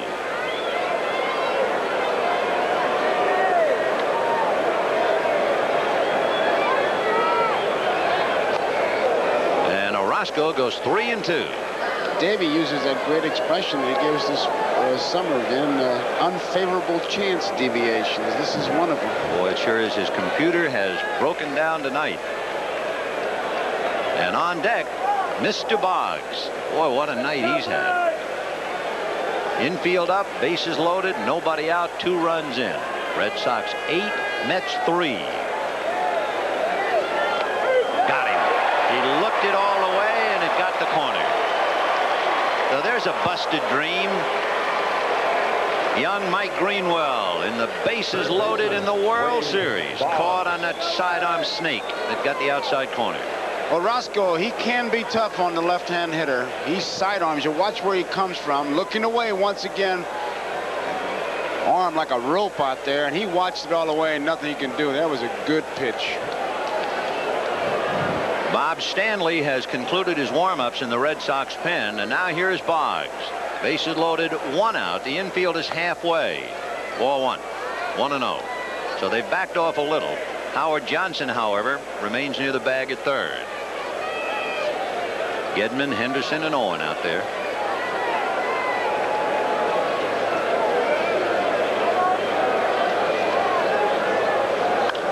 Slicing foul down the left field line, way out of play. 1-1. When the Mets hit in the 7th inning, they will send up Len Dykstra, Wally Backman, and Keith Hernandez. If you're wondering, Boggs does have a grand slam this year. Oh, that was a good pitch. He quit on it and dropped in there. Vicious curveball. It's a kind of a pitch he usually waits on and hits to the opposite field. 2 strikes now. He'll be going almost certain it'll be from the mound towards left field. 1-2 to Wade. Got him on the breaking ball, and that's quite a feat in itself. So Orozco strikes out Greenwell and Boggs, and that'll bring up Marty Barrett. Second baseman, Marty. Big breaking curveball, but it is also his motion. When he gets that left arm out there, watch it. Looks away, that's intimidating. Finds that target, and look at that. From way out there, the curveball. And you can see Boggs bailing out. Bat was there, but the body was in the first base coach's box. Marty Barrett grounded out, twice singled to right and grounded to short, but he's gone the other way 3 out of 4 times. Ball 1. Remember last night talking to him, he said, I want to protect that outside part of the plate. I go that way. I'd rather be jammed inside than to take that pitch outside for a strike. Well, they say he likes the ball away, and he has certainly shown that in the 2 games. On the outside corner, but it was up, and they count 1 ball, 1 strike. You can see by his stance that he strides that way. Orozco with a fastball and a good slider. There's that mystery foot. He moves it, but doesn't know why. As soon as he starts to swing, there's that mystery batter's box. Yeah, it's a rumor. Ball 2, 2-1. There's no such thing as a batter's box. It's long gone.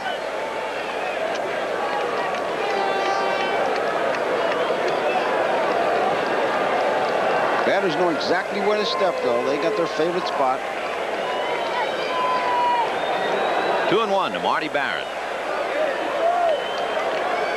And he hits it in the air to left center. Dykstra trying to run it down. He does.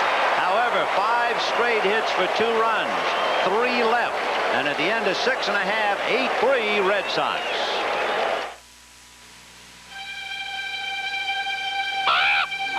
The Nikon 35mm Action Touch. The waterproof, all-weather, automatic camera that puts great photography at everybody's fingertips. You're about to see one of the many things this Ford Taurus can hold. It's called the Road. Ford designed the Taurus wagon to handle confidently and to respond with precision. Because you should get more out of a wagon than what you put into it. This is Taurus. Have you driven a Ford lately? Since I hung up my size 19 sneakers, Dave and I always get together for a few Miller Lights. And argue about who was the greatest player. You were the greatest. No, Bob, you were. At least we agree Lights taste is the greatest.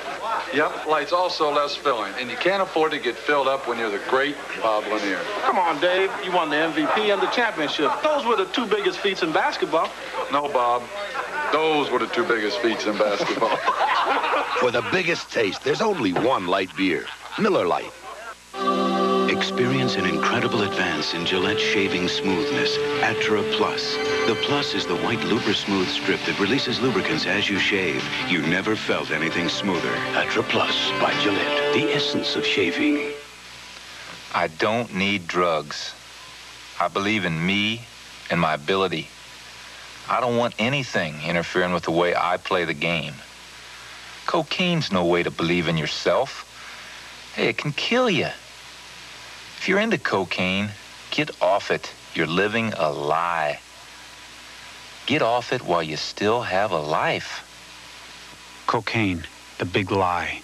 Call 1-800-662-HELP.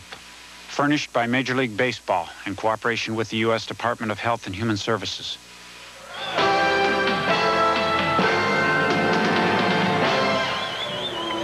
Tuesday night at historic Fenway Park in Boston. It'll be the return of Bobby Ojeda in a New York Mets uniform, and the can will be waiting. Tuesday night. But we still have plenty of tonight left. 3 innings to go. And Bob Stanley, the big guy with a good palm ball. He'll be working on Lenny Dykstra. 1 ball and no strikes. So the Mets got what they wanted. They got into the Boston bullpen early enough. But Crawford shut them down, and now Stanley's trying to do it. A hopper into left field. Base hit for Dykstra.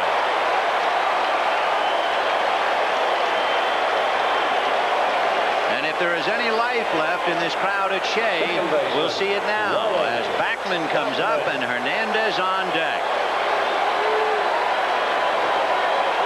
Stanley was a workhorse for the Red Sox. He was in 66 games during the regular year. He even got a start in Kansas City.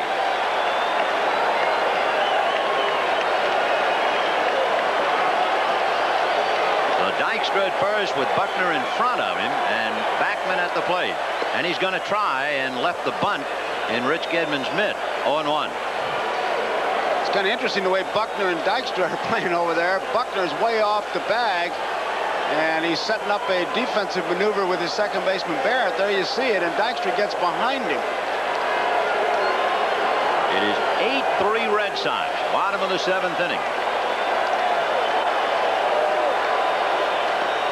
There's the palm ball, and he missed with it. 1 ball and 1 strike. Bob Stanley finished 50 of his 65 relief appearances. I mean, he got the job done when they needed it. Backman waiting. 1 ball, 1 strike. And there's a ball hit into left center, base hit. Dykstra to second and holding, and the Mets try to come back.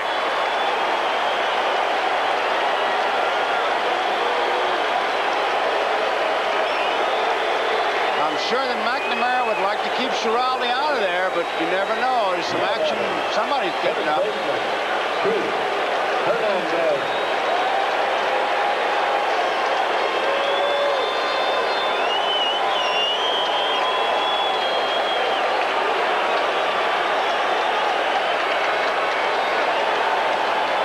The crowd is showing life.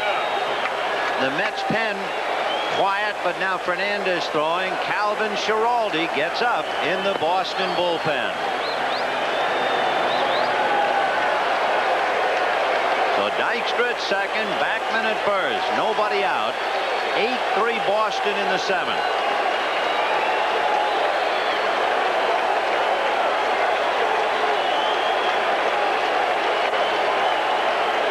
Hernandez walked in the first inning, slammed one off Clemens' leg, and a great play by Boggs got him in the third inning, and he singled off Marty Barrett's glove in the fifth. Strike. One thing about the Mets, as with any championship ball club, they don't quit, and the Mets had 39 come from behind victories this year. 0-1. Fouled away off to the left, and now Hernandez in a hole. 0-2.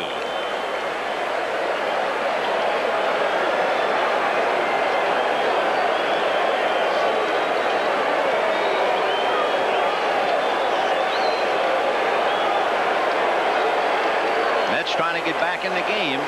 The two pests are on the baseline. Palm ball misses. 1-2.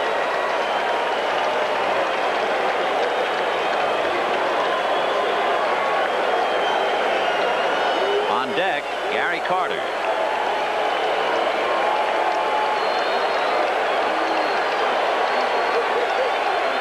Palm ball got him. You talk about changing speeds. What a surprise that was.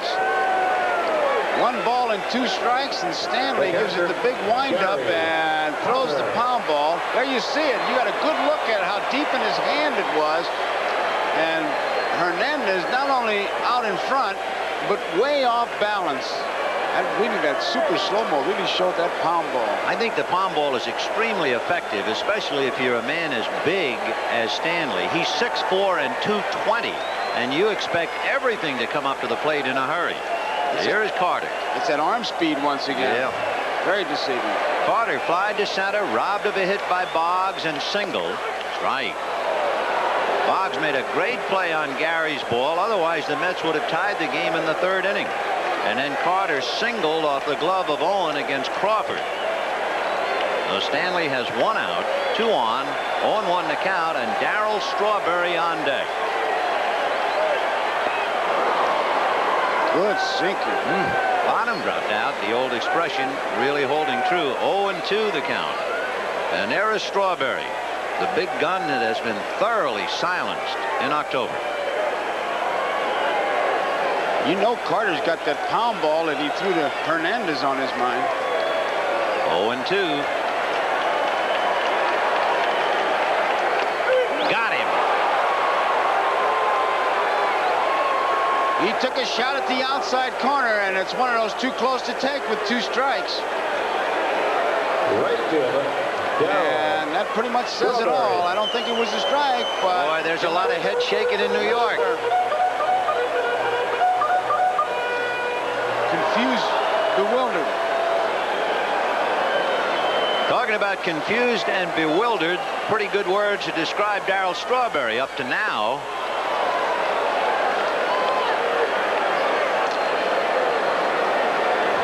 Here's that pitch to Carter. Look at Gedman setting up.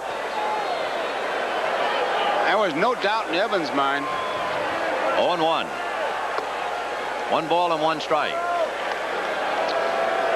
Vin, if I was Strawberry right now, I would look, as we look at Carter, I would look for the pound ball right now and just guess and give him the strike. Can't do any worse than that. He has struck out twice tonight. Ball 2, 2-1, and he has had as humiliating a time in the postseason activity as any big hitter. Let's take a look at that. There's the grip. That's why they call it the pound ball. It's very simple. Deep in your palm, and you use the arm speed like you're throwing a fastball. Of course, he looks like Dizzy Gillespie the way he was puffed up there. Fouled away, and Strawberry out in front of it, and a count 2-2. Lee Mazzilli, remember, Strawberry is followed by the pitcher after that 2-for-1 switch with Aguilera and Wilson. So Lee Mazzilli is on deck to bat for Orozco if he gets a chance.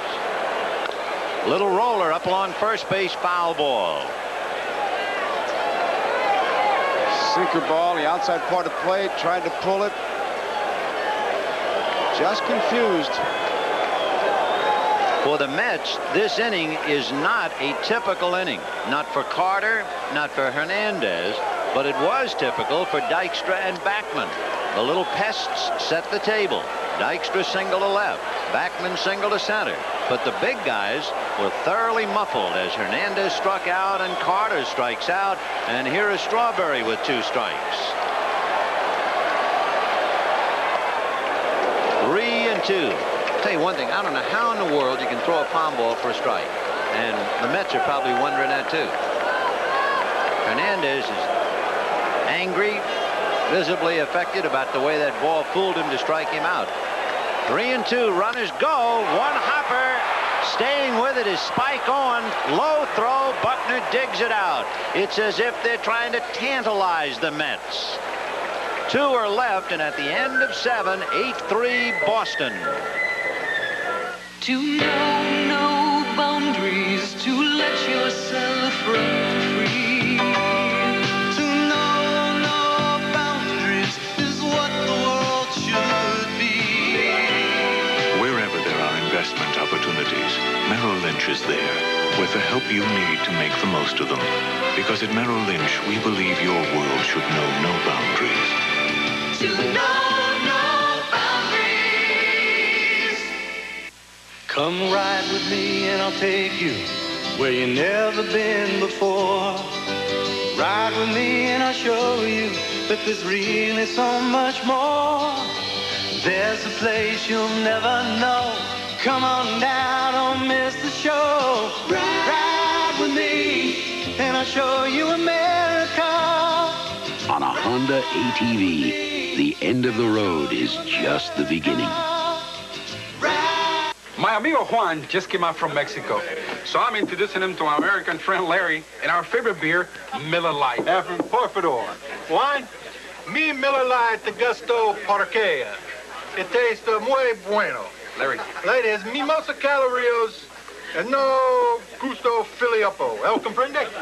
No, not really. For mucho great taste, there's only one light beer, Miller Lite. Does your friend speak any English? This telecast is presented by authority of Major League Baseball. It may not be reproduced or retransmitted in any form without the express written consent of Major League Baseball. It is 8-3 Boston in the 8th inning. The Mets have left 6 men in the last 4 innings. They have left 8 in the game. The Red Sox left the bases loaded in the 7th inning, and they're still breezing and leading by 5.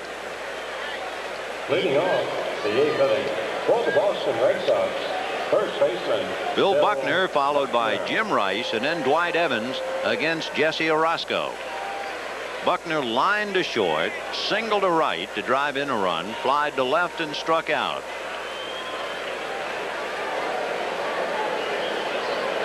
Everyone in the starting lineup with at least 1 hit. Rice has 2. Evans has 2 plus a walk. Henderson has 2. Owen has 2. Barrett has 2. And Buckner and Boggs and Gedman 1 apiece. Strike. I look at Buckner, Vin, with those high-top shoes and a mustache, and I think of my T206 old-time bubblegum cars like he was with the Highlanders. This is Billy Joel. Christy Brinkley on the other side of the camera for a change, videotaping the crowd. That's a waste to have her on the other side of the camera. 0-1. Billy Joel sang the national anthem. There, now that's better. What does she take? Cameraman? I guess that's infinity. She takes a picture of herself, taking a picture of herself, taking a picture ad infinitum. Okay. All right. Ad nauseum. That's better. That's better. 1-1. Fouled away. 1-2. I understand that second one. Me too. 1-2 to Billy Bucks in the 8th inning. 8-3 Boston. Bobby Ojeda. He was 18-5 during the regular year. And he's got a date in Fenway Tuesday night against Dennis Oil Can Boyd. And what about Wednesday? What about Wednesday? For a few moments, and for a few moments only, we saw Sid Fernandez throwing in the Mets bullpen. There's a looper to right, and that's going to fall for the 14th Red Sox hit. I would think a pinch runner would come in. I'd look for old Stapleton to come I would out. think, just to give him a break. Jim Rice. Now just watch him labor to first base. Look at those legs. And he's running on marbles. Here comes Buck out. And he gets a well-deserved round of applause for his gutsy playing on a bad leg. Billy Bucks leaving the field. And running for him at first base, Dave Stapleton. And they know how much it hurts him. Boy, do they ever. And he never complains. No. So there is Dave Stapleton at first. And Jim Rice with 2 singles and 4 trips at the plate.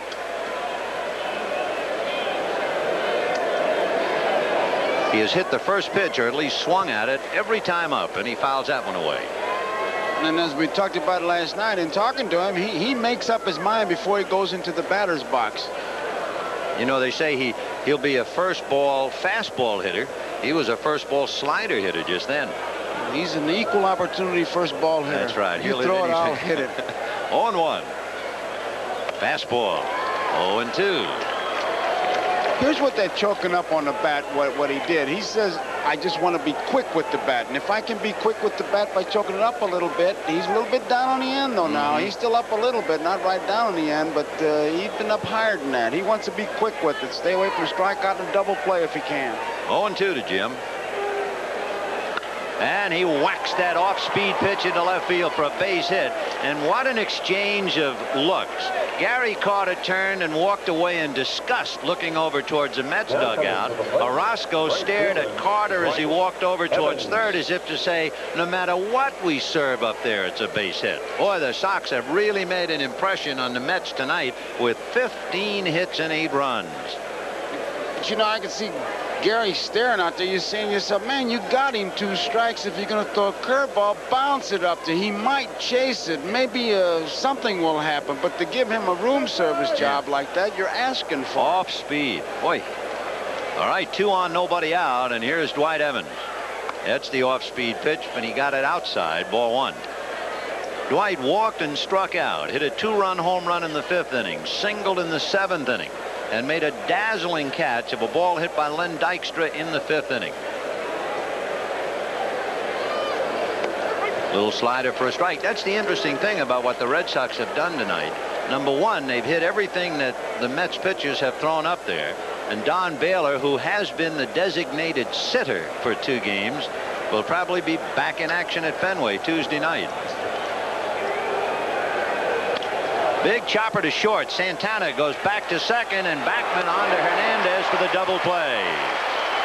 And what a great job Backman did on the pivot. He really had to go to the shortstop side and really put something on it.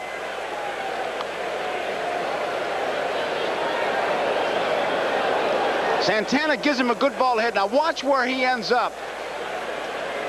Try to take him out of the play, but he really made a great pivot. A rolling block by Jim Rice to no avail. And with 2 down, Dave Stapleton is at third, and the batter is Rich Gedman. Can you imagine what Rice must sound like coming down to Backman, like the 5:15 leaving Grand Central? So Gedman with 2 out in the 8th. 8-3 Boston. Ball 1, 1-0. When the Mets hit in the bottom of the 8th, there'll be a hitter for Orozco, then Johnson and Santana and Wilson batting 9th and 4th in the inning. Rice down the stairs and out of view.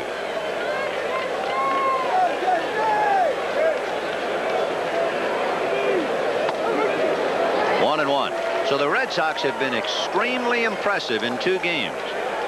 They won that tough one 1-0 last night. Tonight, they have piled up 15 hits and 8 runs. They have had 4 dazzling defensive plays.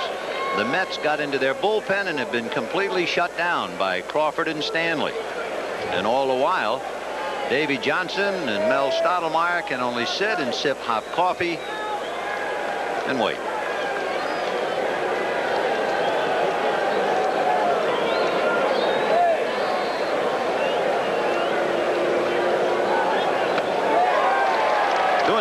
And as you say that, Ben, I just think of that shot of Baylor. There'll be no pitcher in the 9th spot when they get to Fenway, and Baylor's had a tremendous year for him. And remember how they talked about how the Red Sox were going to be at such a great disadvantage. They couldn't have the DH. They'd have to maneuver their pitchers. They'd have to get into the bullpen.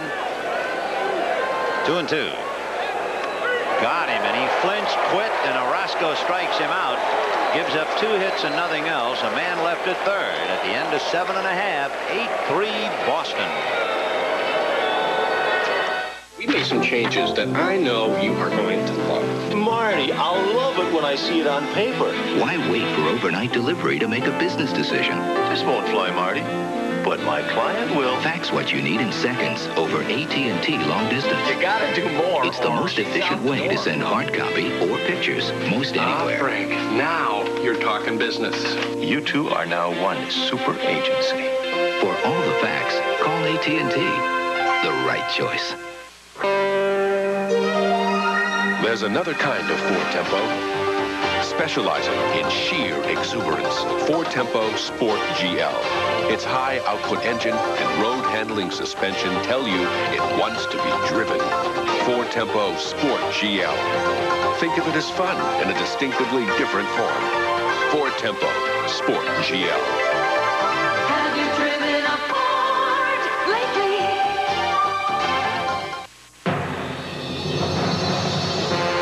Today, millions of Americans are better off than ever before. Better off with expertise on how to manage cash, finance mortgages, and accumulate assets. Better off with the finest insurance protection for their lives, property, and businesses. They're better off under the umbrella of one of America's largest diversified financial enterprises, the Travelers. Have you looked under the Travelers umbrella lately?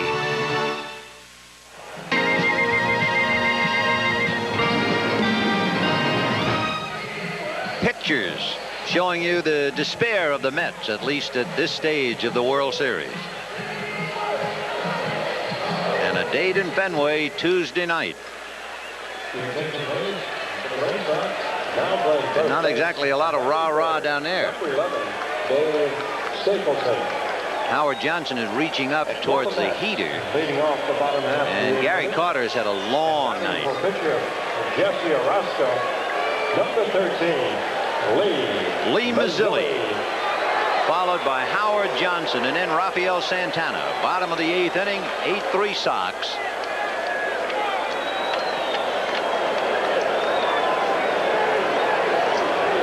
Mazzilli, a former Met who has returned, fouled it away. He wears number 13. If you ask him if he's superstitious, he said, no, when I got back here, my wife and I decided my luck couldn't be any worse. I'll take 13. So he's wearing it. 0-1. Fouled away. When he was a kid, he was not that well known as a baseball player, but he was a dazzling speed skater. He won 8 national championships. 0-1, 1-2. When he came up, he was the picture of Saturday Night Fever. Boy, he's something. Boy, he really had that early height. And he lifts a fly ball to Dave Henderson in center, but that's a graveyard out there. 1 away. One of the great expressions of all time, you talk about graveyard, was Fresco Thompson's great description of Willie Mays. He said his glove, Willie Mays' glove, triples go to die. Howard Johnson. Hojo thought he might have hit one out. That was back in the 4th inning. It would have been a big one. It would have revitalized the Mets. They were trailing at the time 4-2, and he came up with a man aboard. and he hit a towering drive that looked like it was heading for the Mets bullpen, and it just died. Evans caught it, and that was a big play. 1 ball, no strikes. Slice foul, out of play. Momentum. The Sox got 3 in the 3rd inning. In the bottom of the 3rd, the Mets came roaring back for 2 and would have at least tied the game. And Strawberry is well aware of it, as well as everybody else, except for the magic glove of Wade Boggs on a ball hit by Hernandez and a ball hit by Gary Carter. Johnson holding back the bunt attempt, and the count 2-1. And then Henderson came up, where it was 3-2 Boston, and they were being challenged, and he hit one out, and that was it to say, that's it, stop right here. They added 2 more on the home run by Evans, and all of a sudden what was 3-2 was 6-2. Chopper to Stapleton. He'll hang one to Big Stanley, the Stanley Steamer, and you have 2 out. Shortstop, Rafael John McNamara. When you were talking about that inner strength that he has, and you likened him to Gil Hodges, the former Marine, no coincidence that John has a son who's a lieutenant in the Marine Corps, and I'm not sure where Mike is, but if he has a chance, I'm sure he is busting his buttons over his dad. Much like Hodges, because he doesn't say a lot of things, they sometimes mistake that for lack of strength. Fouled away. And Gilly showed it in a hurry. Took John a little bit longer. But I tell you, he runs that ball club. Davy Johnson is not very emotional at all. You can't really tell whether he's winning or losing just looking at him in there. 0-1. That's hit foul down the right field line, out of play. Santana, from whom you would not expect too much offensively, singled in the 3rd inning and singled in the 4th inning against Clemens, and was robbed of a hit in the 6th inning batting against Crawford. He got a high inside fastball and he blackjacked it, and Wade Boggs backhanded and short hopped it and threw him out. That was in the 6th. Well, that's one of the things the Red Sox scouts told their ball club, that Santana is hot, swinging the bat in good shape. 1 ball, 2 strikes. Got him on the breaking ball, and that chills him. Boy, he backed him out of there. He came sidearm, and that took it. There's Tuffle. 3 strikeouts, and it's still 8-3 Sox. Well, these trivia questions are tough. Okay, Boom Boom. What did Al Capone say when surrounded by the FBI? Heck it, Bob. He's right. I don't believe it.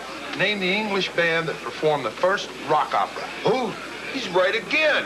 Amazing. All right. What beer tastes so good it's the 2nd largest selling beer in America? Miller Lite. Coming right up. He won the game. This game is easy. No question about it. There's only one light beer. Miller Lite. The first look will move you with revealing shapes that reveal even more about the overall design. But there's an inner design that can only be felt when these cars are actually driven. This is Ford today, designed to move you like never before. Have you driven a Ford lately?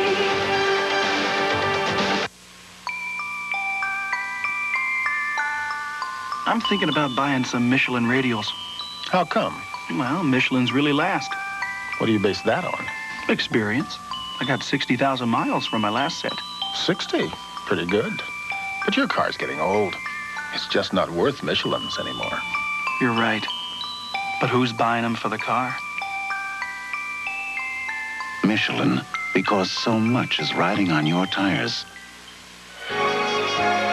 Tonight's game has been brought to you by Miller Lite. For great taste, there is only one light beer. By Wendy's, now introducing the big classic hamburger. This is the good stuff. By IBM and the growing family of IBM personal computers. And by Ford and your Ford dealer. Have you driven a Ford lately?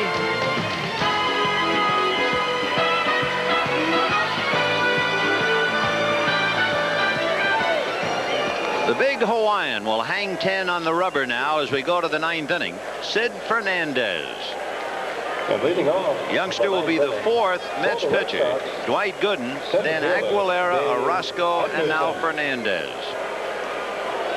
He will be pitching to Dave Henderson, Spike Owen, and then Bob Stanley. Fernandez, a 16-game winner. In seeing him pitch tonight, you begin to think more and more about Game 4. Johnson was pretty sure he was not going to expose his young left-hander, who is inclined to be a little wild anyway, to Fenway Park. But now all of a sudden you're starting to wonder. Aguilera pitched a while. He pitched almost 2 innings tonight. Got to be Darling. And would you bring Darling back? Darling last night went 7 innings. Knocked on his numbers in the collision by Henderson. It would appear as if he would be the logical choice. Line drive, 16th hit for the Boston Red Sox. And Fernandez is welcome to the club. 8 hits off Gooden, 5 hits off Aguilera, 2 off Orozco, and now this one against Fernandez. Tuesday night's game is going to be something. I mean, you talk about drama. Fenway Park. The Mets played there once in a meaningless exhibition game. They will be playing for their baseball lives, and it will mark the return of Bobby Ojeda to Boston against the Can. That's right. And when you talk about Oil Can Boyd, and they talk about the guy's got 6 pitches, natural ability all over the place. Ojeda's done some job and familiar with Fenway Park. And there he is. And I would think the Boston fans will probably make a little noise. Oh. Fouled away, and the count 0-2. Listen, this ball club, I tell you, they waited a long time to make some noise. 1918, the last time that the Red Sox won a championship, whether that was an ominous note for the Mets and a harbinger of good things to come for Boston. But the last time they won it, they won the first game 1-0, pitched by Babe Ruth, and they won last night 1-0. They had the frustration of 75 and the heartbreak of 78, but they'd forget that in a hurry if they keep this thing going. You don't think the Mets want to spoil that homecoming just like the Red Sox spoil this homecoming? So Tuesday night will be something at Fenway Park. 1-2. Spike Owen, a switch hitter, batting right-handed. Davy Johnson has to be deep in thought, watching Fernandez, thinking about Tuesday, and then the gap in his plans on Wednesday. Ground ball up the middle, and even though it hit the side of the mound, that couldn't take the sting out of it. That's 17 hits. So there are runs in the stockings, and there are 17 hits to go along with them. Number 46. 2 on, nobody out. Bob Stanley. 3rd hit for Owen. Yep. Henderson 3. And remember, he hit it right-handed. So Spike Owen with 3 hits and a walk. And the batter is Bob Stanley. Oh, he wants to crack a bat so he can put it in his trophy case. I know he's videotaping this. Johnny Mack wants him to sacrifice, or at least the Mets think so. Let's see. Yep. Hernandez right on his neck, and he fouled it back. 0-1. Boy, you talk about the first baseman coming. Of course, he's made that play, charging the bunt and getting the force at third. The only way you make the great play is by gambling. He's really going to get burned if Stanley had enough to punch it down the first base line, but that's pretty easy to say. You're in that batter's box. You make up your mind to bunt one way. Very difficult to change. Hernandez knows that, and he is really ready to charge. 0-1 the count. And he's going to push the bunt foul. Look at Hernandez saying, that's okay. You want to do that? That's all right. He's laughing. I tell you, guy's a battler, man. And Stanley pushes at it. Wants to push it past Hernandez. Boy, these Red Sox pitchers are something. Clemens swings 2-0. Stanley's not content with bunting. He's going to push one by Hernandez. I mean, they love it, huh? Look at this kid laying that one foul. Well, Stanley at least hit the ball. It's a moral victory because the last thing he wanted was to get a mark on the bat, and he at least got that. Sure did. Though Hernandez did not get the force, Stanley striking out, bunting foul. 2 on, 1 out, and here's Wade Boggs. Robbed of a hit by Backman, double to left, and walked. and he's had a fielder's choice and struck out. 2 on, 1 out in the ninth. 8-3 Boston.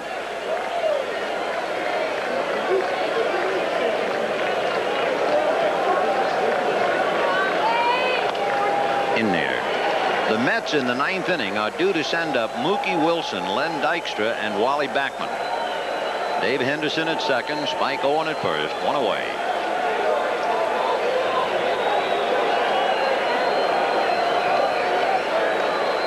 Big, slow curveball in there. Boggs said a little expression about cutting bait. He wasn't quite sure what to do with it. 0-2.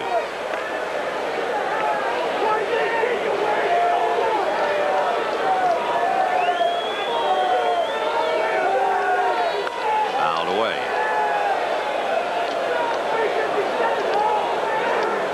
I figure we're 3 hits away from even talking about the record, but if you wonder, the record is 20 hits. The interesting thing about it, back in 1946, the Cardinals got 20 hits against Boston, and that looks like it might be 18. It is, against the wall. In comes Henderson on a double by Boggs. Stopping at third is Owen. It is 9-3 Boston. And they're getting close to returning the favor. Do you remember the 20 hits the Red Sox? No, the Red Sox. No, I was just going to say the Red Sox, let's see, what would be received off the Cardinal bats? Yes, I remember. Did you have a slice of that pie? Yes, I did. How big a slice did you have? I had 4 hits. Ooh. 4 hits, 4 bullets. Well, there's a bullet over the Straw's head. So the beat goes on. Meanwhile, holding at third is Spike Owen, and they're checking him out. He might have hit the bag while waiting for the sign from Latchman. Meanwhile, Hernandez has had it. 2 singles and a double, and you have a pretty good indication of why Davy Johnson was not thinking of using him in Fenway, for sure.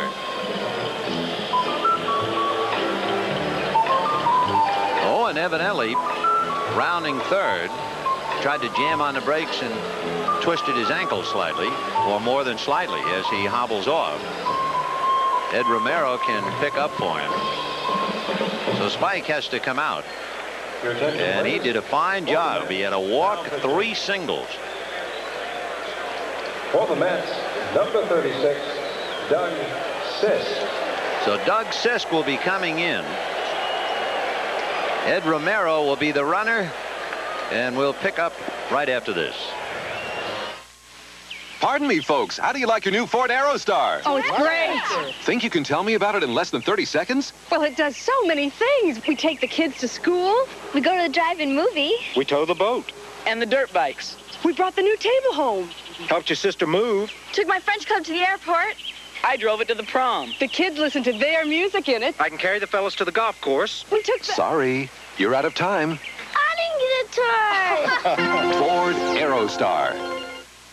I was one of the toughest drill instructors in the U.S. Marine Corps. I marched my men through mud, snow, and rain. And after I turned those cream puffs into Marines, I treated myself to the best beer in the U.S. of A. Miller Lite. Life's less filling. And this taste makes me proud to be an American. As for you guys out there who spent 10 of the toughest weeks of your lives with me, I got one thing to say. How come you don't write? We're proud to say there's only one light beer, Miller Lite. Right-hander Doug Sisk, the 5th Mets pitcher. It's been Dwight Gooden, Rick Aguilera, Jesse Orozco, Sid Fernandez, and Doug Sisk. You can see Sisk's numbers, and he is asked to try and get the outs. There's no one throwing in the bullpen. You only have Randy Neiman and Roger McDowell left. Oh, you got to get Vern Hochschild in there. He's close. Vern, coach. I broke in with old Vern in 1942, and we got to remember old Vern. Right. The infield is up. If there ever is a sinking feeling, it has to be an infield up, trailing by 6 in the 9th inning. Ball 1. 9 runs, 18 hits for the Red Sox. 3 runs, 8 hits, and an error for the Mets. albeit a pretty important error back in the third inning by Keith Hernandez. Marty Barrett was extremely tough with the bat with men in scoring position against the Angels. In fact, he was 7 for 10, and he's got another opportunity. Second and third and 1 out. Plus handling everything that was hit his way, he was the MVP, and deservedly so. Dave Stapleton is on deck. Doug Sisk out of Washington. Sinker slider pitcher. All 3. He did not allow a home run all year. In fact, the last home run that Sisk allowed was in August of '85.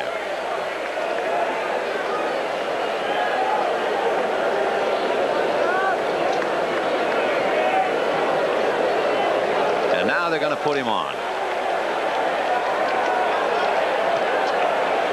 Well, that'll load the bases with 1 out and bring up Dave Stapleton.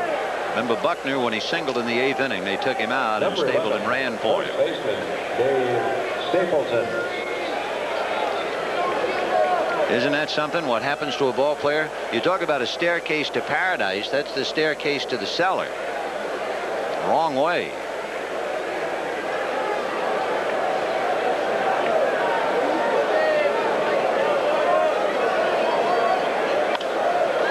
He promptly lifts a fly ball to shallow left. Mookie Wilson is there. Romero tags, but he's not going to go anywhere, and it's cut off by Howard Johnson. That's the second out.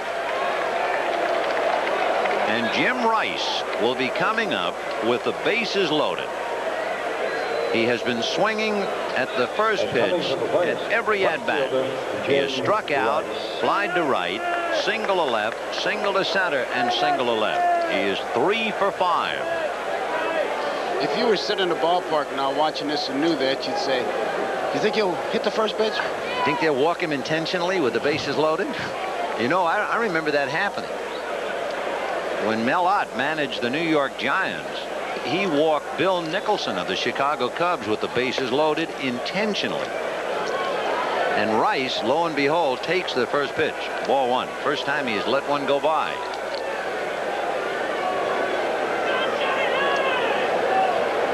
9-3 Boston. In there. He looks like he's higher on the bat from here. I don't know the close-up shot, but you can see more of the bat handle than the last time. Yep. Definitely. Definitely. He was a little bit lower last time. Romero at third, Boggs at second, Barrett at first. 2 out. Sinker. 1 and 2. You know, I was talking to Harry Minor, the Mets scout, and he was telling me that Sisk coming down the stretch was a pretty good pitcher for him. Kind of got lost with everything else, but he did some pretty good work.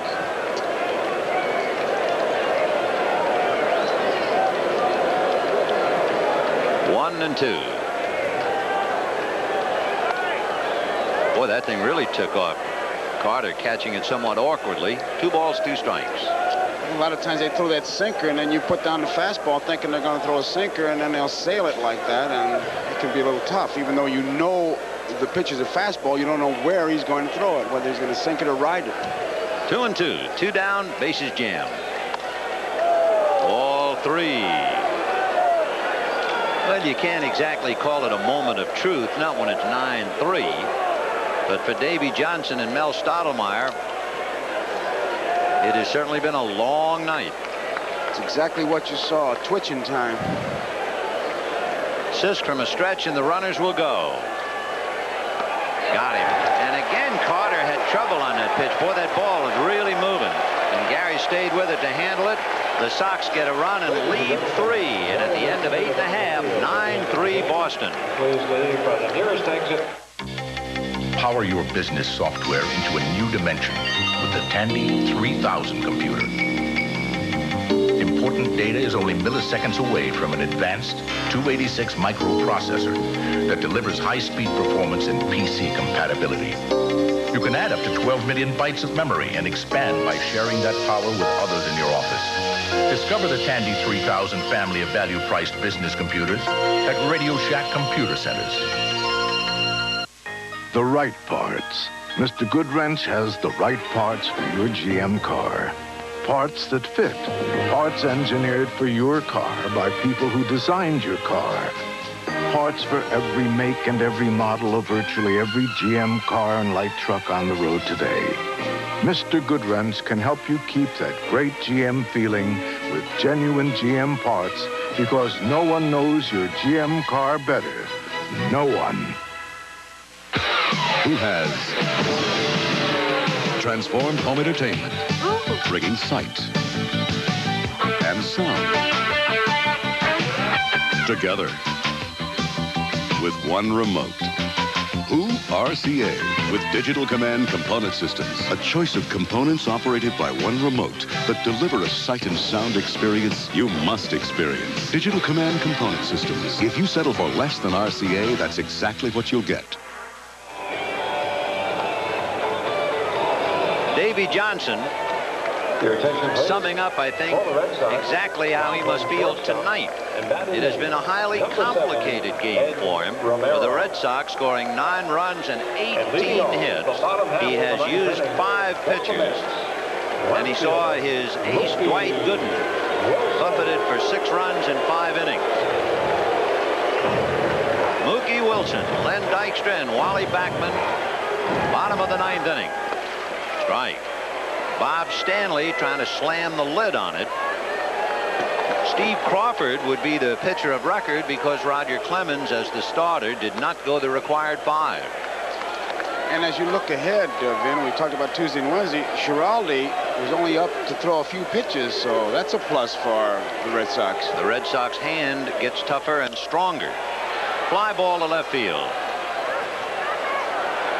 1 away. Keith Hernandez and the rest of the Mets have to face a sobering fact. In just a few minutes, they're going to be down 2 games to none and go to Fenway Park and tangle with the designated hitter and tangle with the Green Monster. Not to mention Oil Can Boyd and Don Baylor and the Sox, who are on a roll.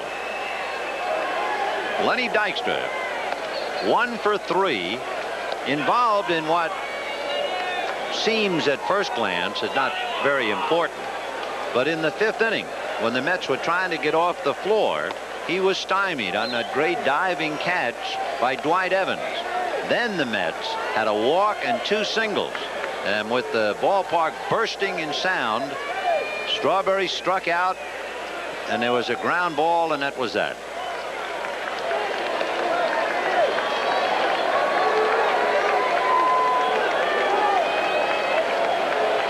For the Red Sox, when we say they are on a roll, remember they were down 3 games to 1 to the Angels and jerked the rug out from under California.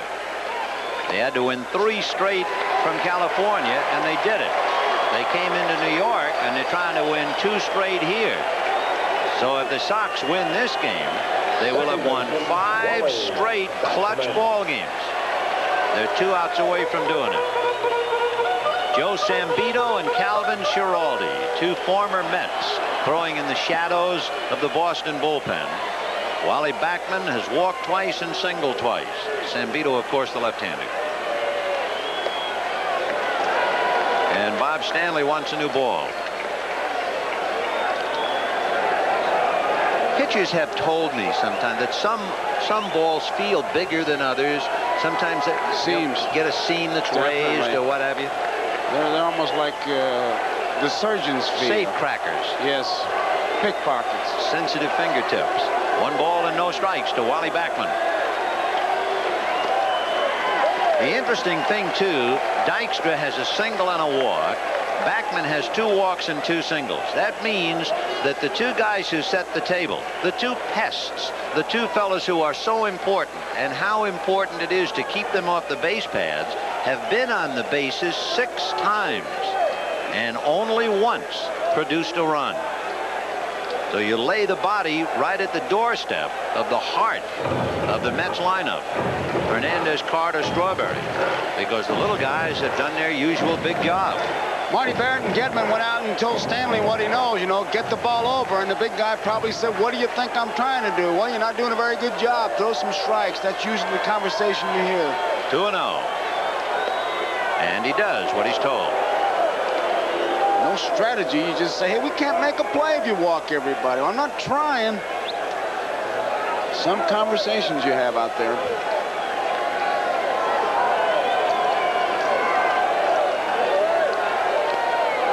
Two and two.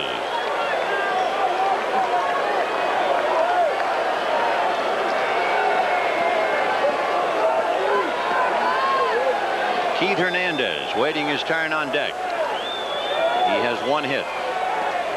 Had he gotten another hit, the slam off Clemens' leg, who knows how this one would have gone. Slow roller to Stapleton at the bag. He'll take the easy out. 2 down with Dykstra at second base, and the batter is Hernandez. Our special thanks for some great shots to Michael Weissman, Harry Coyle, and George Finkel. It was not much of a story as the Red Sox broke it open in the 7th inning. 9-3 Boston. Tomorrow's moving day, and Tuesday night at Fenway Park. Bob Ojeda, Dennis Boyd. High drive into deep center. Henderson digging to the track at the wall. He's got it. And that summed up the Mets all night. They've been a buck short, and the Red Sox, who were supposedly almost a 3-1 underdog team, have swept 2 in New York. They have sent Davy Johnson and the Mets back to the gloom. And we'll see if it continues at Fenway Tuesday. For the New York Mets, disillusionment. And for Wade Boggs and company, they feel they're a team of destiny, especially after they won that big game against the Angels, and it is held up. Tonight's NBC Miller Lite player of the game would be Wade Boggs, and Miller Lite happy to present a check for $1,000 in the name of Wade Boggs to the National Multiple Sclerosis Society. Boggs took a hit away from Hernandez, took a hit away from Carter, took a hit away from Santana. He doubled and scored a run, then he doubled again in the 9th inning, and so Wade gets the honor indeed. But the Sox get the win. That is the big one. You know, you come into a park, you say, well, if we can split, win one and lose one, we'd be happy. 2-0, they really have to feel that they can do some big damage in Fenway. It must have seemed like an eternity to the New York Mets, and it was close. 3 hours and 37 minutes. Wade Boggs has to be the man of the moment. Let's go to him and to Bob Costas. All right, Vin, thanks very much. You know, Wade, a few years ago, most observers would have named you a less than average defensive third baseman. Everybody talks about the 3 batting titles, but you've worked to become effective with the glove. Most definitely. I come out every day and work 15, 20 minutes extra on the ground balls. The fielding doesn't come easy, and I have to work a lot harder on my fielding than I do my hitting, and it's paying off. You made a play on Mookie Wilson in the 7th last night. We're looking at a couple of the plays you turned in tonight, but in the 7th to take a hit away, and that preserved the 1-0 lead for Bruce Hurst last night, and at least 3 fine plays tonight. Well, I didn't get any hits last night, but I felt like I went 4 for 4 with that diving play that I made that eventually saved the tying run. And the only way you can do is contribute in games like this, and I'm just going out there trying to do the best I can. When people look at a guy with a lifetime batting average of .352 and 3 batting titles, they figure it's been a success story throughout, and yet just a few years ago, the Red Sox organization left you unprotected. Any team in baseball could have had you for 25 grand, and they all passed. Well, I'm glad they did, because my heart's in Boston, and I'm just doing all I can to contribute in this World Series. You guys have won 5 in a row after coming back from the brink of elimination, down 3-1, and now you're up 2-0 heading back to Fenway. Got to be a great feeling. It's a great feeling. This team's got a lot of heart, and they've never given up all year. We've had a lot of adversity on the field and off the field, and we just put forth the effort, and it's paying off. Thanks, Wade. The other side of the emotional scale, embodied by Gary Carter. He's on the other side of the field with Marv Albert. Marv? All right, Bob, and for Gary Carter and the Mets, not a pleasant weekend here in New York. The scenario now, the worst possible case, you go to Fenway down 2-0. Well, it's going to be a tough go, Marv. This Boston Ball Club, they got a great lineup, and they've gotten some good pitching performances. They got one tonight out of their bullpen, that's for sure. So, hey, we'll go on to Fenway, and hopefully we can pick it back up again. Mets still not hitting. Is the ball club pressing at this point? I don't think so. We just came off one of the most pressurized series that we've ever played, and I don't know. We got something going a little bit tonight, 8 hits, but we'll have to pick it back up in Boston. Of course, out of the 8 hits, 2 were bunt singles. Are you embarrassed by what has taken place here at Shea? No, not at all. I'm very proud of this ball club, and I think we've done it all year, and it's just a shame that, these first 2 games went the way they did, but you know, the Kansas City Royals were down 2 games last year and came back, so anything can happen. In fact, the Royals, the only club in World Series history to win after trailing 2-0, losing the first 2 at home. No, exactly, Marv. That's just it about a World Series game and going on to Boston, and we feel that we can pick it back up again. All right, what about the pitching rotation Fernandez used tonight? It was thought that he would not pitch in game number 4 at Fenway. The thought was Ricky Aguilera, who was utilized tonight. Will it be Darling on 3 days rest? Well, it could be, but I think that Davey is just using everybody he possibly can, and I would say, if anything, it might come back with Sid Fernandez. All right, Gary Carter of the Mets. Let's get back to Vin and Joe. Well, thank you, fellas. And it's pretty easy for Wade Boggs on the ecstasy roll to be on the show. And our thanks to Gary Carter. I know he had to bite the bullet every second he was talking to Marv Albert. He's a class guy, Vin. It's, you know, it hurts more to lose than it feels good to win. You betcha. Well, remember, Tuesday, the World Series continues with Game 3, 8 p.m. Eastern Time from Fenway Park in Boston on your World Series network, NBC. It'll be Bobby Ojeda. What a story. The former Boston Red Sox comes back with an 18-5 record against Dennis Oil Can Boyd, the youngster who was emotionally upset at the All-Star time, suspended, returned, and now trying to make it 6 straight for Boston. The Mets will be fighting for their baseball lives. Join us then. Till then, for Joe Garagiola, Vin Scully wishing you a pleasant good evening. Promotional fee has been paid to NBC by United Airlines, serving 13 cities in Asia and the Pacific. United, a fresh breeze across the Pacific. This has been a presentation of NBC Sports, proud to be the network of the 1988 Summer Olympic Games.